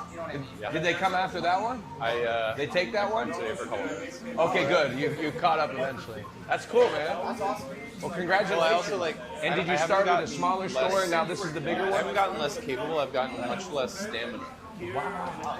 My stamina, like I did That's a few awesome. climbs and then I was Well, like, congratulations. couldn't do it anymore. Yeah, that's awesome. Yeah. Dude, this. Yeah. That's awesome. That's big time. That's big time growth. Yeah. What an incredible story. See, that's journalism. PA. Take We've notes. got. Oh, they couldn't plates. They haven't put it yet. Well, Chad, No LED basically, no LED he bars went to for the Manchester, England, and he went clubbing. And after clubbing, naturally, you're looking for something to eat. And in England, at 5 o'clock in the morning, there was nothing but spuds. Yeah. So he went and got this. He's like, this is delicious. And then the algorithm started feeding him a bunch of coming spud on. shops Here all we around go. the country. And he's like, this is my calling. I like how so he's big like, this either make PA a, is. he had $500 in I like his how pocket. big He's the like, PA I'm gonna make a is. $500 Yeah. car What does payment, it say? or I'm going to open up a spud shop. No way. Put his last $500 into the shop. The rest is history. Now he's driving a You're a Ferrari. DJ? Yes. That's right. I don't know about the Ferrari part, but he does have a new car. on the back of your shirt. Oh, what is it? It says resident hater. I'm resident. I'll tell Claudia. I'll tell Claudia. That means a lot. bro. President hater. I love it. There's so many voices at once. I know. Maybe we should have boomed it. That's what I was thinking. Where's you have the boom? Basically, there's a guitar that I don't think is favors his phone. I was like, I never played it. I see it in the They're ADHD. It'll be fine. Because everybody, that conversation's being picked up. This one's being picked up. So I played it, and it's like. I feel like for the stream. Oh, it's all good. I feel like for the Those TVs last forever, documentation, too. the fact that they're letting us, they're opening shop with us is very sick. Yeah. This feels like parks on. Yeah, and no reservations. Dude. Yeah. You got to do a voiceover underneath this. You got to be like, so I went to Studio City to try out the American version of Kumpir. Kumpir. So you said the last $500, and you have another car now? I know. No, I have one car, but I'm saying I took the risk instead of making my car. Oh yeah, okay. Yeah, I got the full story. He spent his last $500. Last $500, and he instead of making the car payment, he opened the shop out of a tent. And then he said, I said, did they repossess the car? No, but he made the payment eventually. That's The rest sweet. is But within a magic. month, he had this Sometimes shop. sometimes the tent would have like real long lines. Mm-hmm. Sometimes people were waiting like an hour for the spud. Yeah. I've said this before, but my favorite part about the whole thing is on their streams, on their TikTok, whatever. So much beef, so much hate going on. All the comments are like, comments are all like, Spud Man is way better. What? Yeah. Oh, this is live? Oh yeah. Going live? Yeah. Wait, you're just streaming it? Yeah. Yeah. I'm gonna tell Jill to tap in. How are you live? You What? have like a Bluetooth in the Hassan backpack? Abi. That's my Twitter. He's You really not know it's gonna be live? Huh? You really not know it's No, I knew it was gonna be live. It just doesn't look live. It looks like it's a nice camera. There we are, right there. Facts, bro. Yeah. Yeah. That's insane. What is that? It's a That's live the- view. That's the stadium backpack. It's like what professional TV stations use. The same shit. So they take all the cell services and they combine them into one signal. Yeah, there's like 12 modems in there. No way. Yep. We gotta get this for Fortnite, bro. Our Fortnite mobile is about to be insane, bro. Yeah. Oh, I like the glasses. This is a good look. Oh my god, are those Meta glasses?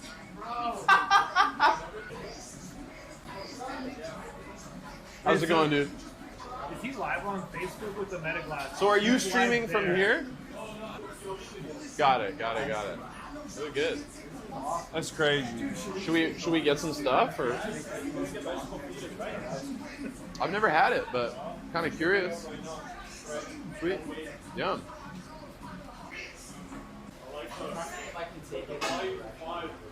Nashville She blend. does. I'm definitely gonna try whatever the fuck Nashville blend is. Yeah, you guys are you seasoned travelers. I've done, You're Spud guy. I've done tuna once, and that was crazy. Not Spud Men. No, not yet. No. There's only You gotta one get a Spud Spud man. mitzvah before you. It's that guy. Is there what are the other ones? Spud Bros? Spud girl. Spud woman. Spud Bro. Mr. Spud, I think. Let's see. Who knows? Is that me? We've established Yeah. that Photo of potatoes me. are man. Yeah, it's in my Discord. I asked him what to say. So I can't Created ever a say little yay. surveillance state. It's great. Potato sauce, beans, chicken, jalapeno. Yeah, so people are going to Meta Glass on Instagram Live. Which way are you gonna go? I don't It's know. not AI, bro. it's Vivian's I Millennium. think we're gonna share one. Or no. Is that?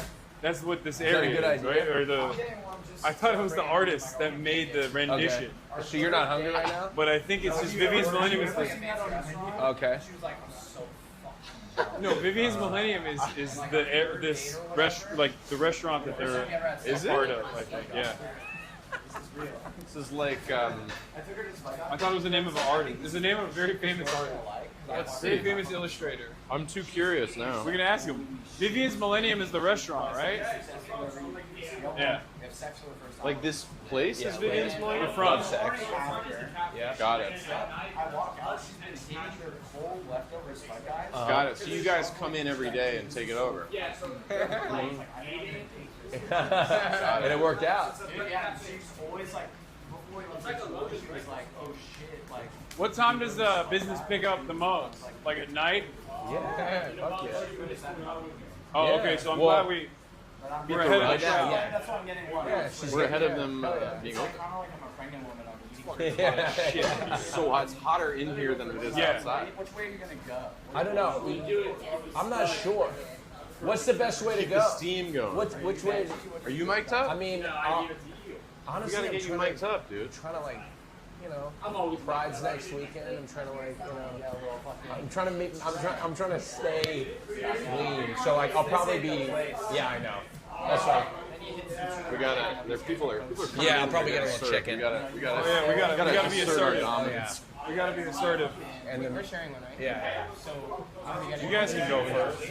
Sorry. Can you get a little Cheeto dust? Share plate. I'm gonna get a plate. Yeah. You want food, Can you right? get a little Cheeto dust? Austin, You Christian, want you guys me want to hit spuds? an order? Yes. I'll hit an order. You want a split one? Christian, just make it for him. Okay. I'm so excited. I haven't had a spud in a minute. Chat, can you hear me? It is hot. Is this It's like since distracting? December or something. It's very hot. hot. Yeah, a hot interior. Traveling with the seasons. Let's get some red. Some Pinot? That's Chat, it's actually difficult because that's there's people that actually don't realize really- we have mics, You want so there's some- all right, I'm multiple gonna get a silk, conversations that and are you can happening get at the same time, so I do apologize. A bottle of Pinot. What's spud sauce? Oh, you just revealed that secret so fast, bro. You did not have any, no care or consideration for secrecy whatsoever. In the spud verse. Look at this. Boom. Like money shot? Yeah, get the money. Yeah, really quick, just like tap yourself between the two. I'm definitely the one on the left, but I wish I was the one on the right. Look at that. Look at this piled high. God damn. Good stuff. You burn your hands a lot doing this? Sorry, man. Do you? Damn. That's brutal. He's gonna have baker's hands by the end of this. Asbestos hands. Like our co-host, Cutie Cinderella, she was a baker. Yeah. So she can literally grab like a hot stove and not feel anything. That's crazy. Okay, yeah, show that. So he's prepping, and then I'm gonna. Oh, fuck yeah. Yeah, you've been a dirty boy. You've been a dirty spud boy. A spud Beautiful. guy. It's beautiful. Sorry. Not you. I've been traveling on In tour. general. I was just putting it out there. You know? Europe, yeah, we were all over Europe. It's really So fun. wait, how many spuds do we have? 1, 2, 3. Everyone's getting a spud. Austin and I are sharing now. Yeah. Yeah, Okay. Mark's coming down. Sharing, bro. Hot mic. No, I'm kidding. Yeah, we'll share. Yo, what's up, Piker Nation? So Rat just put out a Sue Me just came out. Audrey Hobart, check it out. Produced by Ricky Gourmet. Thank you so much. Little cross promo. You know the deal. Fuck yeah. Oh my God.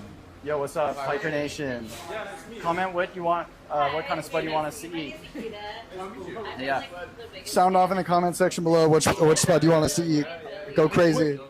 Hurry, we're running out of time. Real answers only.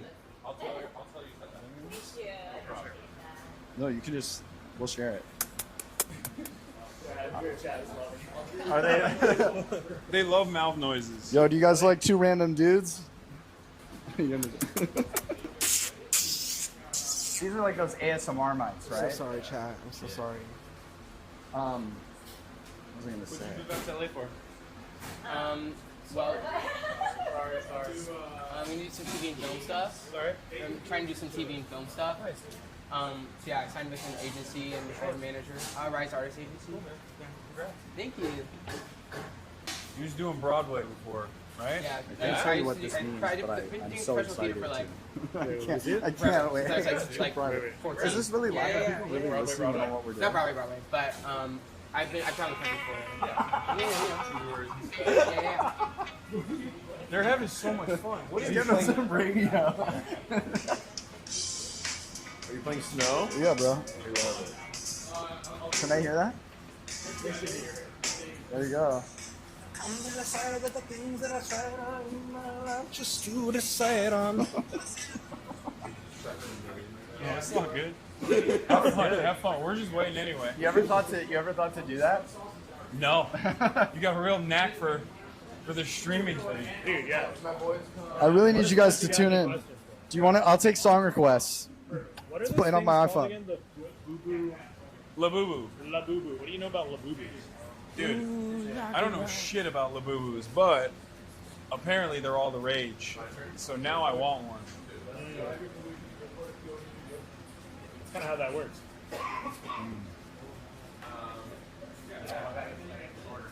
Yeah, get his order. Get his order. I'm so sorry. I'm just in the way. Christian, no butter. No butter or cheese. What was this? Okay. You want me to get this No one? cheese? No, for me. No cheese? Wait, no, we have Thanks, to get butter. Rap. You have to get No, cheese. butter, you crazy?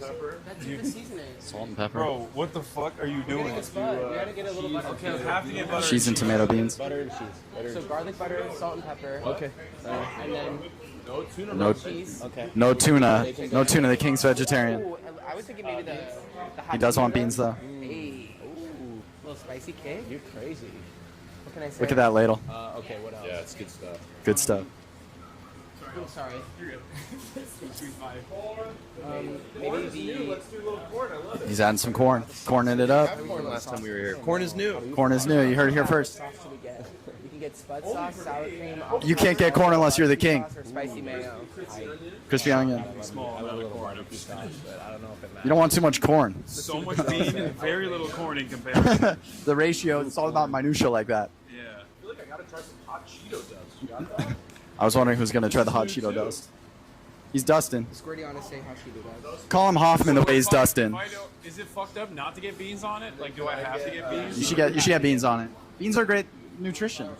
You seem like you work out. You love the bean. I do, but like that beans is so wet. Trust me, it's gonna work. This is the oldest recipe known to man. Okay. You're gonna love. And that's how it's done. Do you want this mic back? David, do you want to go? I'll narrate your order too. Oh my Yo, God. you heard it here first. Marinelli's order. Here we go. Marsh, come take a look at this. Look at this thing. Oh, you already did? Oh, here. Oh, he's already. Out of the way, Christian. He's already going in. He's not even waiting. Oh my God! Look at that. That's a masterpiece. No Nashville blend. I recommend you do too. Wow. I'm gonna go with whatever he tells me. I like that. You gotta go with the boss man. Well, you know what? Like I used to work at a bunch of sandwich shops. You just always go, "What would you make for yourself?" And that's how you get the best. That's thing. that's excellent. I feel like They usually make I feel it like with that could also go wrong though. They could be like annoying. 9 times out of no. You know what? If someone comes up to you, he's like, "Make it the way you do it," I think you're chill. Like they always make it so nice. I like that. That's a good move. But sometimes you just have different taste buds. Like one time you're gonna get fucked over. Yeah. What if the guy eats just the worst sandwich? It's happened. I'll be back. Oh, he's out of here. They can hear you, by the way, if it just rests on your chest. Yeah. Oh no, this is just for the bit. Oh, I'm okay, sorry. gotcha. I just thought. I had no idea. I just.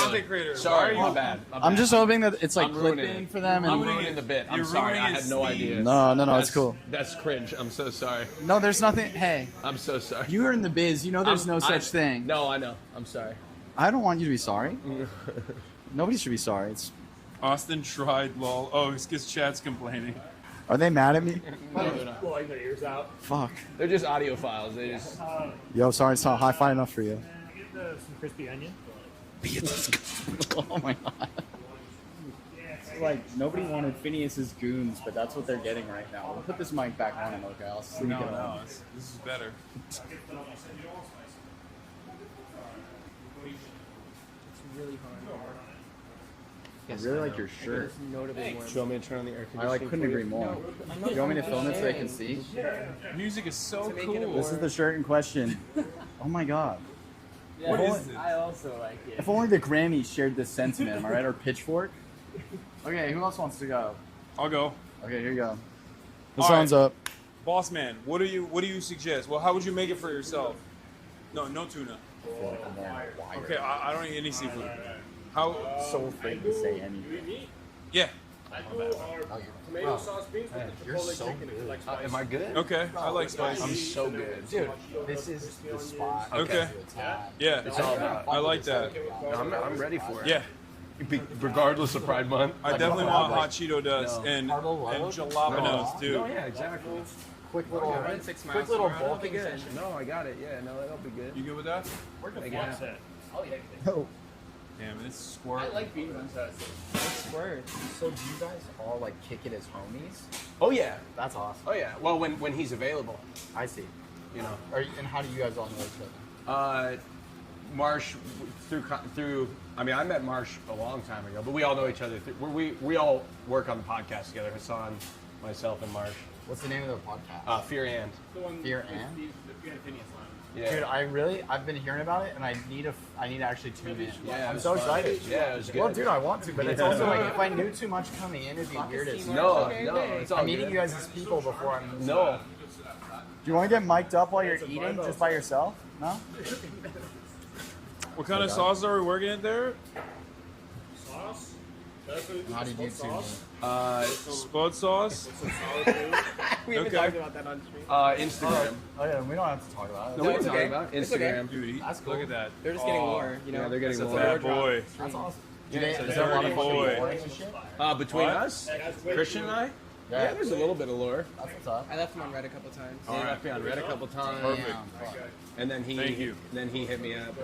Yeah. was- I mean, I slid in first. He was desperate, you know. Okay. That's cool. He drove 2 hours the first time to meet me. So. Actually, an hour. Damn, it's hot. Okay. Either one's romantic. yeah. I don't know. Sport. That's chill. Okay, you guys go and I'll go last. Okay, ready? All right, I'm ready. Okay. All right. Should we take out the mics if we're gonna go outside? Yeah, do you want this for the king? Yeah. Nobody can know my order. Yeah. Secret. Just hide it. Bing. Here you are. Regular cheese. Bye, everyone. Austin, give me your mic. We're going outside. Okay. Don't let it drop though. Yes. Thank you. Sorry.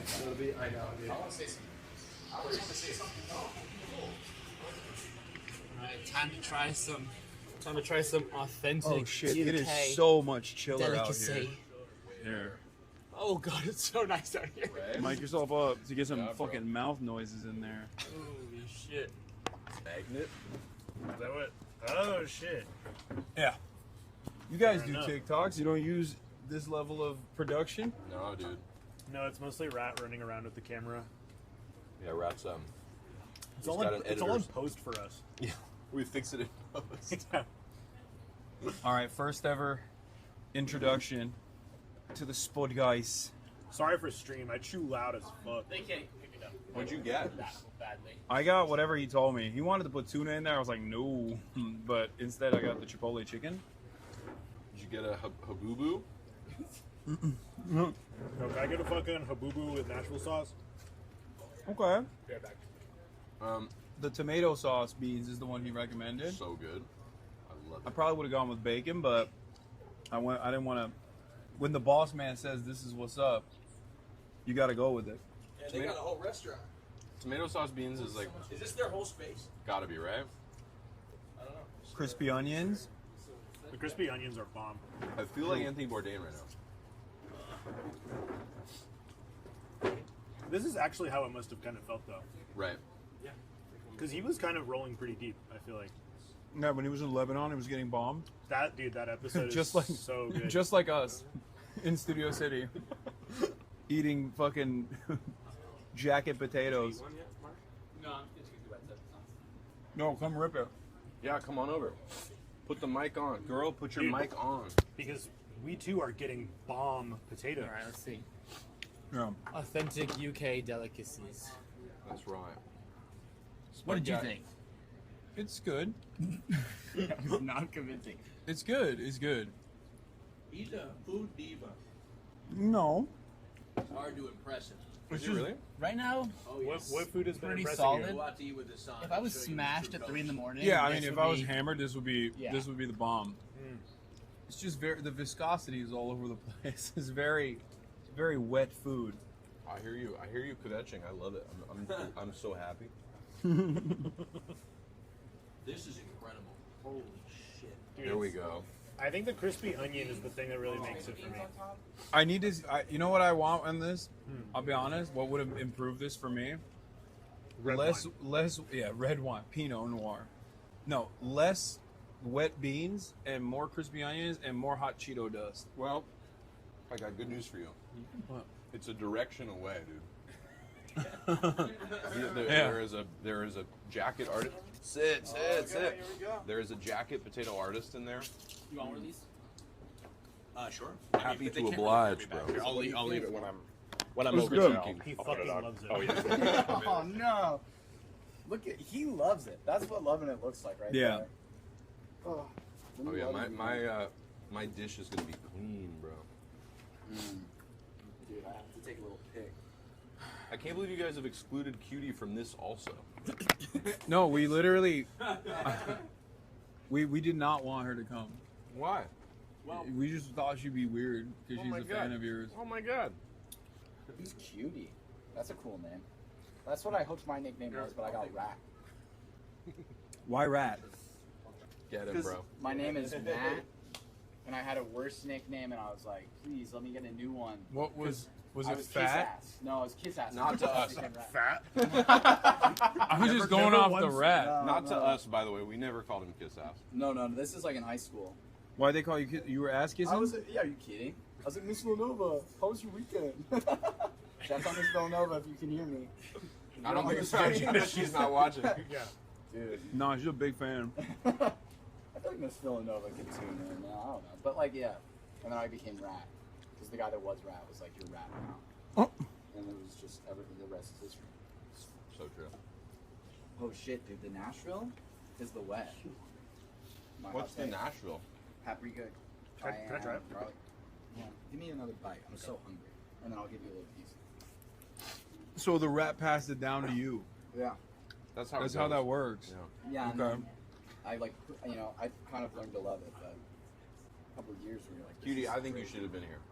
So who's Cutie? Is she in the Cutie is chat? our podcast co-host. I'm just saying. No, it. she's not. It'll get She's flipped. You know why she's not Wait, here? she's gonna love that. You know why she's not here? She's listening. She wanted to hang out with Kendrick Lamar and SZA instead.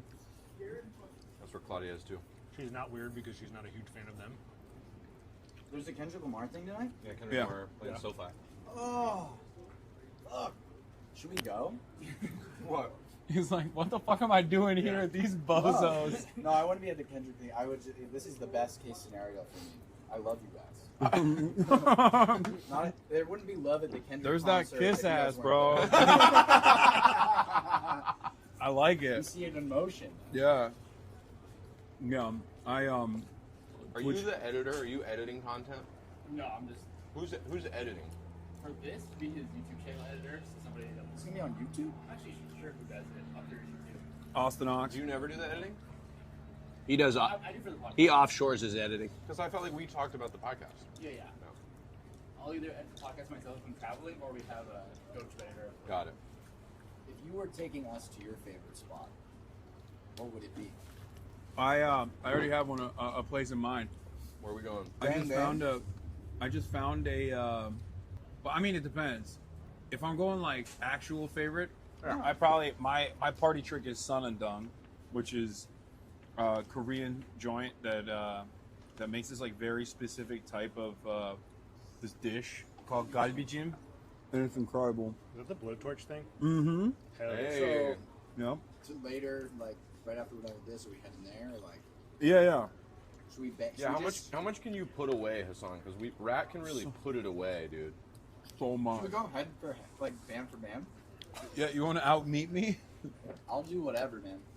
But like the idea that we keep going to someone's favorite spot and then have to keep eating. I actually kind of like that as a concept. That's a good YouTube show Yeah. right there. You get dropped off somewhere. You tap. You have to when eat someone taps. an then- item of food, at every restaurant between where you get dropped off and your home. Yeah, and like maybe you have to eat at least 2/3 of it. You know what I mean? I don't know if I can even. Did we go to a dancing saw? Wait, why did you say you could put it away then? I'll put it away. If this is a real competition, I'll get a separate one for Jill at home. I'll put it away. Or are you gonna save half? Yeah, because I'm a good boyfriend. That's so nice. I can Man, also just get her own. I crushed that shit, dude. I could get her own and be even better boyfriend, to be honest. Oh my god, you Yeah, ate dude. the jacket and all. Yeah. That's where all the- Fiber. That's where all the nutrition is. Yeah. Really? No. I have no idea. You guys want me to flip the camera on? No, What it's are all you guys good. thinking? You guys were a little nervous. It felt like. Yeah, we've almost eaten the whole thing. It's pretty bomb, right? Yeah, it's So really fucking fucking good. good. I've definitely grown. It's really good. Fond You've of leaned it. I've grown fonder of it as I take more and more bites. It's like anything beautiful is scary at first, but Yeah. then you're like, oh shit. Everything beautiful. We each went into this thinking we were only going to take a couple bites, and it's almost gone. There you go. Oh, it's so good, too. That was like food for me today. Probably all I'll eat tomorrow is just what I just ate. I did too, Marsh. You guys ate before you came? Yeah, and I still What'd you eat eat? it. We bought meal preps. So We bought meal We preps. both ate 2 meal prep meals. Yeah, both of us ate Yeah. 2 meal preps. Pride Month is coming. So Yeah. I have to be, snatched for the girls. Yeah. That's what's up. Yep. You're already What was the meal prep? I had a chicken fajita bowl, and he had turkey meatballs. Yeah, it had zucchini noodles in it too. Zoodles. Yep. Dude, I've They're never had low-key zoodles. fire. Were they bomb? Yeah, they're I'm really thinking fucking about good. it. I fuck with zucchini in a crazy way. I actually love zucchini. So in a it's easy crazy sell for way. me. Zucchini sees me coming and gets scared. Yeah. Oh yeah. You fuck up some zucchini? You going on that shit? I'm doing it right too. I'm like patting it dry. Ooh. I'm putting salt on it so like gets rid of all the take your moisture. time I had with some it. fried zucchini I the other take night for dinner. So much So time good. with it. Yeah. Dude, it's crazy how like I think the name turned me off as a kid for no reason. And I was Interesting. Like, it just seems like He somehow hates like- Italians. No, not true. You know what I like? I was, love Italians. Those zucchini veggie sticks that I was always eating in the bag, Trader Joe's bag, Bob. Mm-hmm. Really good. Okay, so we know Hassan's favorite restaurant. Where are we going on your favorite restaurant on the night of all favorite restaurants? Where are we going? Okay, in LA? Yeah. Oh, shit. Oh my God. The Abbey. Look, it is a great restaurant. What's the Abbey? It's a great restaurant. You should know what try the it. Abbey is? God damn. It's actually, you know what? Rat is homophobic. You bro. know what? Yeah. Honestly, that would be fun because it could end our night of restaurants. We could end our night at Is it restaurants. like a club? Yeah, it's a club. That's It's a gay. awesome. It's a gay club bar. Are you It's the Pink Pony Club. Yeah, Are the you pink. dancing? Like, is it like a dancing kind of? Are club? are we dancing? Yeah, sometimes. Oh, I'm Oh, he's fucking dancing. If Yeah. there's, I'm dancing at any club. Period. Yeah, 100%. Let me think Oh, of my there's favorite dancing. restaurant. And they have food there too. Yeah, hella food. Is it good? And It- like pastries. The food is like actually pastry good. pie. No, it's not good. Hassan, when was the last time you ate at the Abbey? It's been years since I've been. This man, the last time he came to the Abbey, I invited him out for my birthday. Okay. He stayed for 2 minutes and 30 seconds and left. Russia had invaded Ukraine. Bro. I remember vividly because I was there. I This was man, there, and they this had a man acts flyer. like he acts like he's the president of the United States. Like he had No, to go but I had to do to the coverage. Situation Room. That night, David and I texted each other. My favorite text conversation ever. I wrote "bruh" and he wrote back "bruh," and then he wrote "war," and I wrote back "war." Dude, Yeah, it was it was also at traumatic night. You time. weren't going live. What were you prepping for your live? No, I was prepping. I wanted to fucking be up early, but it was crazy because we were at the Abbey Yeah. and they had a banner for Ukraine Yeah. at the Abbey. Yeah. Of course they did. They've since taken it This down. den, this den of debauchery, and in the background it's like "Stand with Ukraine." Slava Ukraine. Yeah. Yeah, Everyone was standing with Ukraine back then. yeah, Yeah. yeah. Trump wrapped that shit up. This is like, what's crazy to me is how Republicans went from hating Russia in general because they were like, "Oh, these guys are fucking communists," to like almost overnight becoming fans of Russia. I feel like you can convince people. That's like very powerful. If you can undo your entire life's programming overnight, almost, we could get these people to convinced of anything. If they could get Steven Seagal. But that was what was convincing, I think. That's crazy. When I saw Steven Seagal, I was convinced. At the victory parade? Yeah. Oh, y'all. Yeah? Yeah, man. Crazy story today. Yes, tell us. Flip the cam. Get him. We also finished our spot, by the way. We said we were going to So have a couple good. bites. Oh, chalup. It was just very random. I don't think it needs it. I love that. I want to try it, bro. Well, now this is a high pressure situation because Yo, the story, if this sucks, they are going to dramatically alter the their story's opinion. not good. No, not at all. You gotta trust that I'm a kiss ass, bro. I'm gonna gas you the fuck up. Okay. Don't gas them. So, I can't help so it. today, It's my programming. so I went to Fox today. You went to Fox. Yeah. The Like- news network? No, Or the not motorcycles? Fox News, like the lot, like the Fox studio place. Why? I had a meeting. Anyway, top secret, Hassan. We'll talk about it later. And I was in the lobby talking to the security guard, and this guy comes up with a camera and he's filming all around. He's got glasses on, a hoodie, and he's like, "Is it a dream you had? What is "No, it? it's real. It's real. It's real thing." And he's got glasses and a hoodie on, and he goes, "Hey man, what are you doing here?" And I'm like, "Oh, I just have a meeting or whatever." And he goes, and I go, "What are you doing here?" He's like, I'm here like filming my movie." And I go to shake his hand, fucking Chris Rock.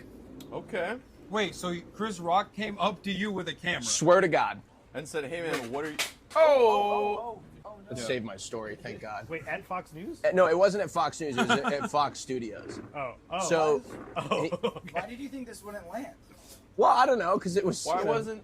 So wait, he was. So he Are was. you questioning my story? It's because I bully. He was filming, like, he was not filming me. He was like filming around. You know when like take a video of like a office. You're like, hey, this is what I'm doing today, blah blah blah. And he was just like filming With for a someone. camera? With like a phone camera. But Chris Rock? Chris Rock. With a camera phone. Yeah, with a camera phone. He was like filming around like A video phone. Yeah, like filming Shot his. of Madagascar and Madagascar. Madagascar. Yeah. Oh, I don't know. I just thought it was very cool and random. That's so cool. Yeah. See, I thank love you, that. thank you Dude, so much. Also, like, I haven't thought about him in too long. Yeah. So just, thank you. Yeah. Yeah. So, like, thinking about him now. I'm No, like, I hadn't either. But I didn't recognize him by his face because I couldn't see it.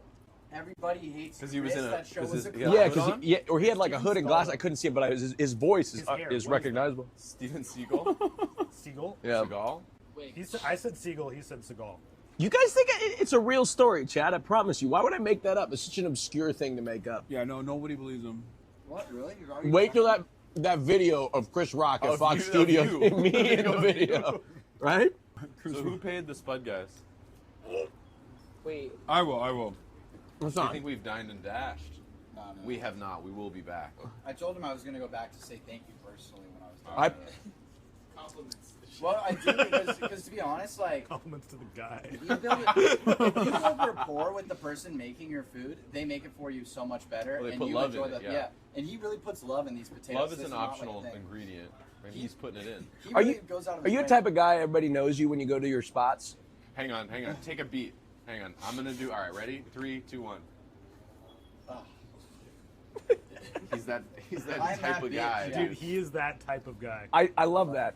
By the way, Love he that was bar, that on the other side of the cash register. The reason we know him is we lived near each other, and then I went to Intelligentsia one time, and he was the barista. Oh, okay. And he was just friendly as all get out, and then we became friends, right? You're that type of guy. It's a two-way street. You also you were the barista. Yeah, I was his neighbor and a barista, and I was like, "Bro, you're my neighbor," and he was like, "I don't know," and I was like, "Bro, I see you with your pit bull on X Street, and I live in this house." Were you kind of creeped out by it initially? No. Formerly Okay. Twitter. I had a huge goatee.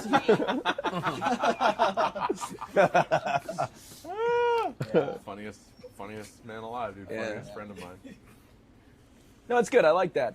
I like that. That's how you do it. You make friends with a lot of people. Spud man. It's good. Spud Yeah. guy, yeah. Are you still on a facial week? No, actually, after our podcast, after your recommendation, I stopped.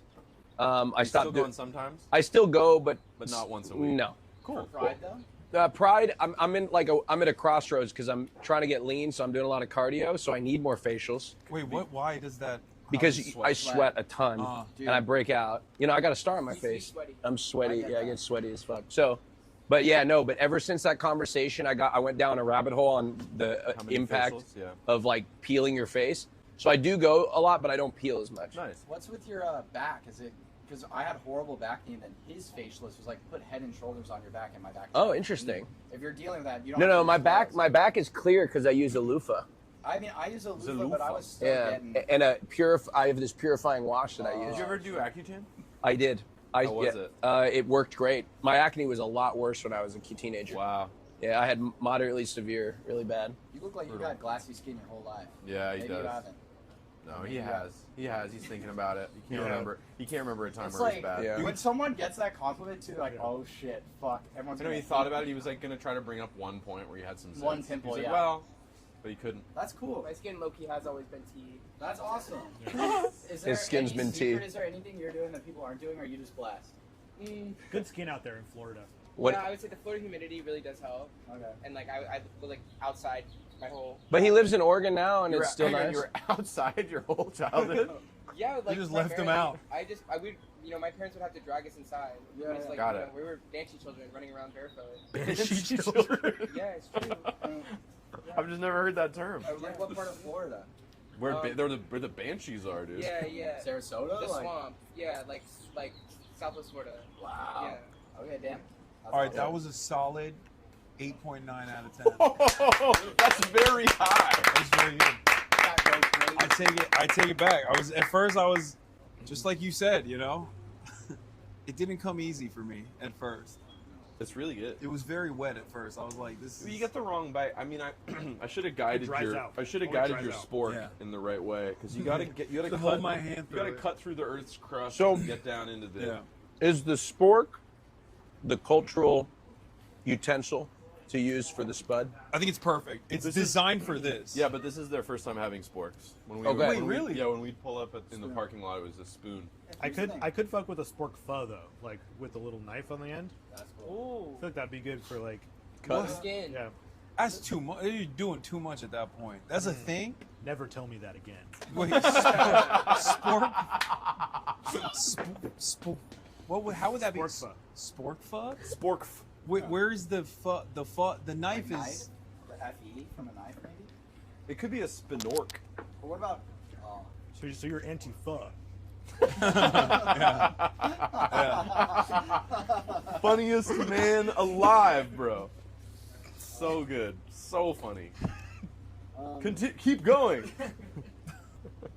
Like it's so gooey that like you wouldn't even need to cut it. The spoon like kind of does the same thing. I'm very rarely like So prodding. you're not bringing that back to Jill. You're getting Jill a new I'm one. eating it slow. Here's the thing. Bro, that's crazy. Wait, There is Jill, this is literally not for Jill. 3 pieces of corn left Oh, on no, your no, plate. no, not for Jill. That's No, so no. disrespectful. They called me out for not going hard, and I'm like, okay, let's take my time. I'll eat this one. But like, I just feel like. to What's be up, honest, Jill? This is what we got for I'm you. just gonna take her here like tomorrow. Oh, shit. We also haven't paid you yet. It's okay. What you got, bro? Ever since I opened my business, Yeah. you've done a lot for me. Yeah? Supported me, bro. You always talk to me. always What talk number? about me. Hassan just rated it. He Do you wanna- rated it? Do you want to tell him your rating? Do I want to know? Oh, You want to know? give it an 8.9 out of 10. 8.9, bro. That's a big one. He wanted to hate it, but he loved it. Yeah, bro. Hi, that's by the way, awesome. Phineas. Nice to meet you. How's it going? So, bro, I ordered your gift. And I don't What? know why it's taking so long, What? right? So I'm gonna give you this temporary one. This is the Spot Guys Platinum card. Alright?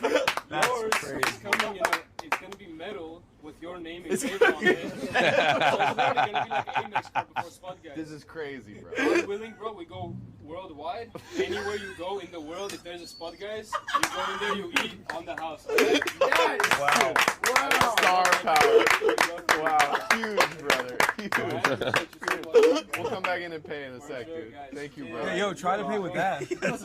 Thank you very much. I can't wait to be like, Ting-a-ling-a-ling-a-ling. wow. It doesn't have a number on it. That's awesome. Yeah, but This says potato members card.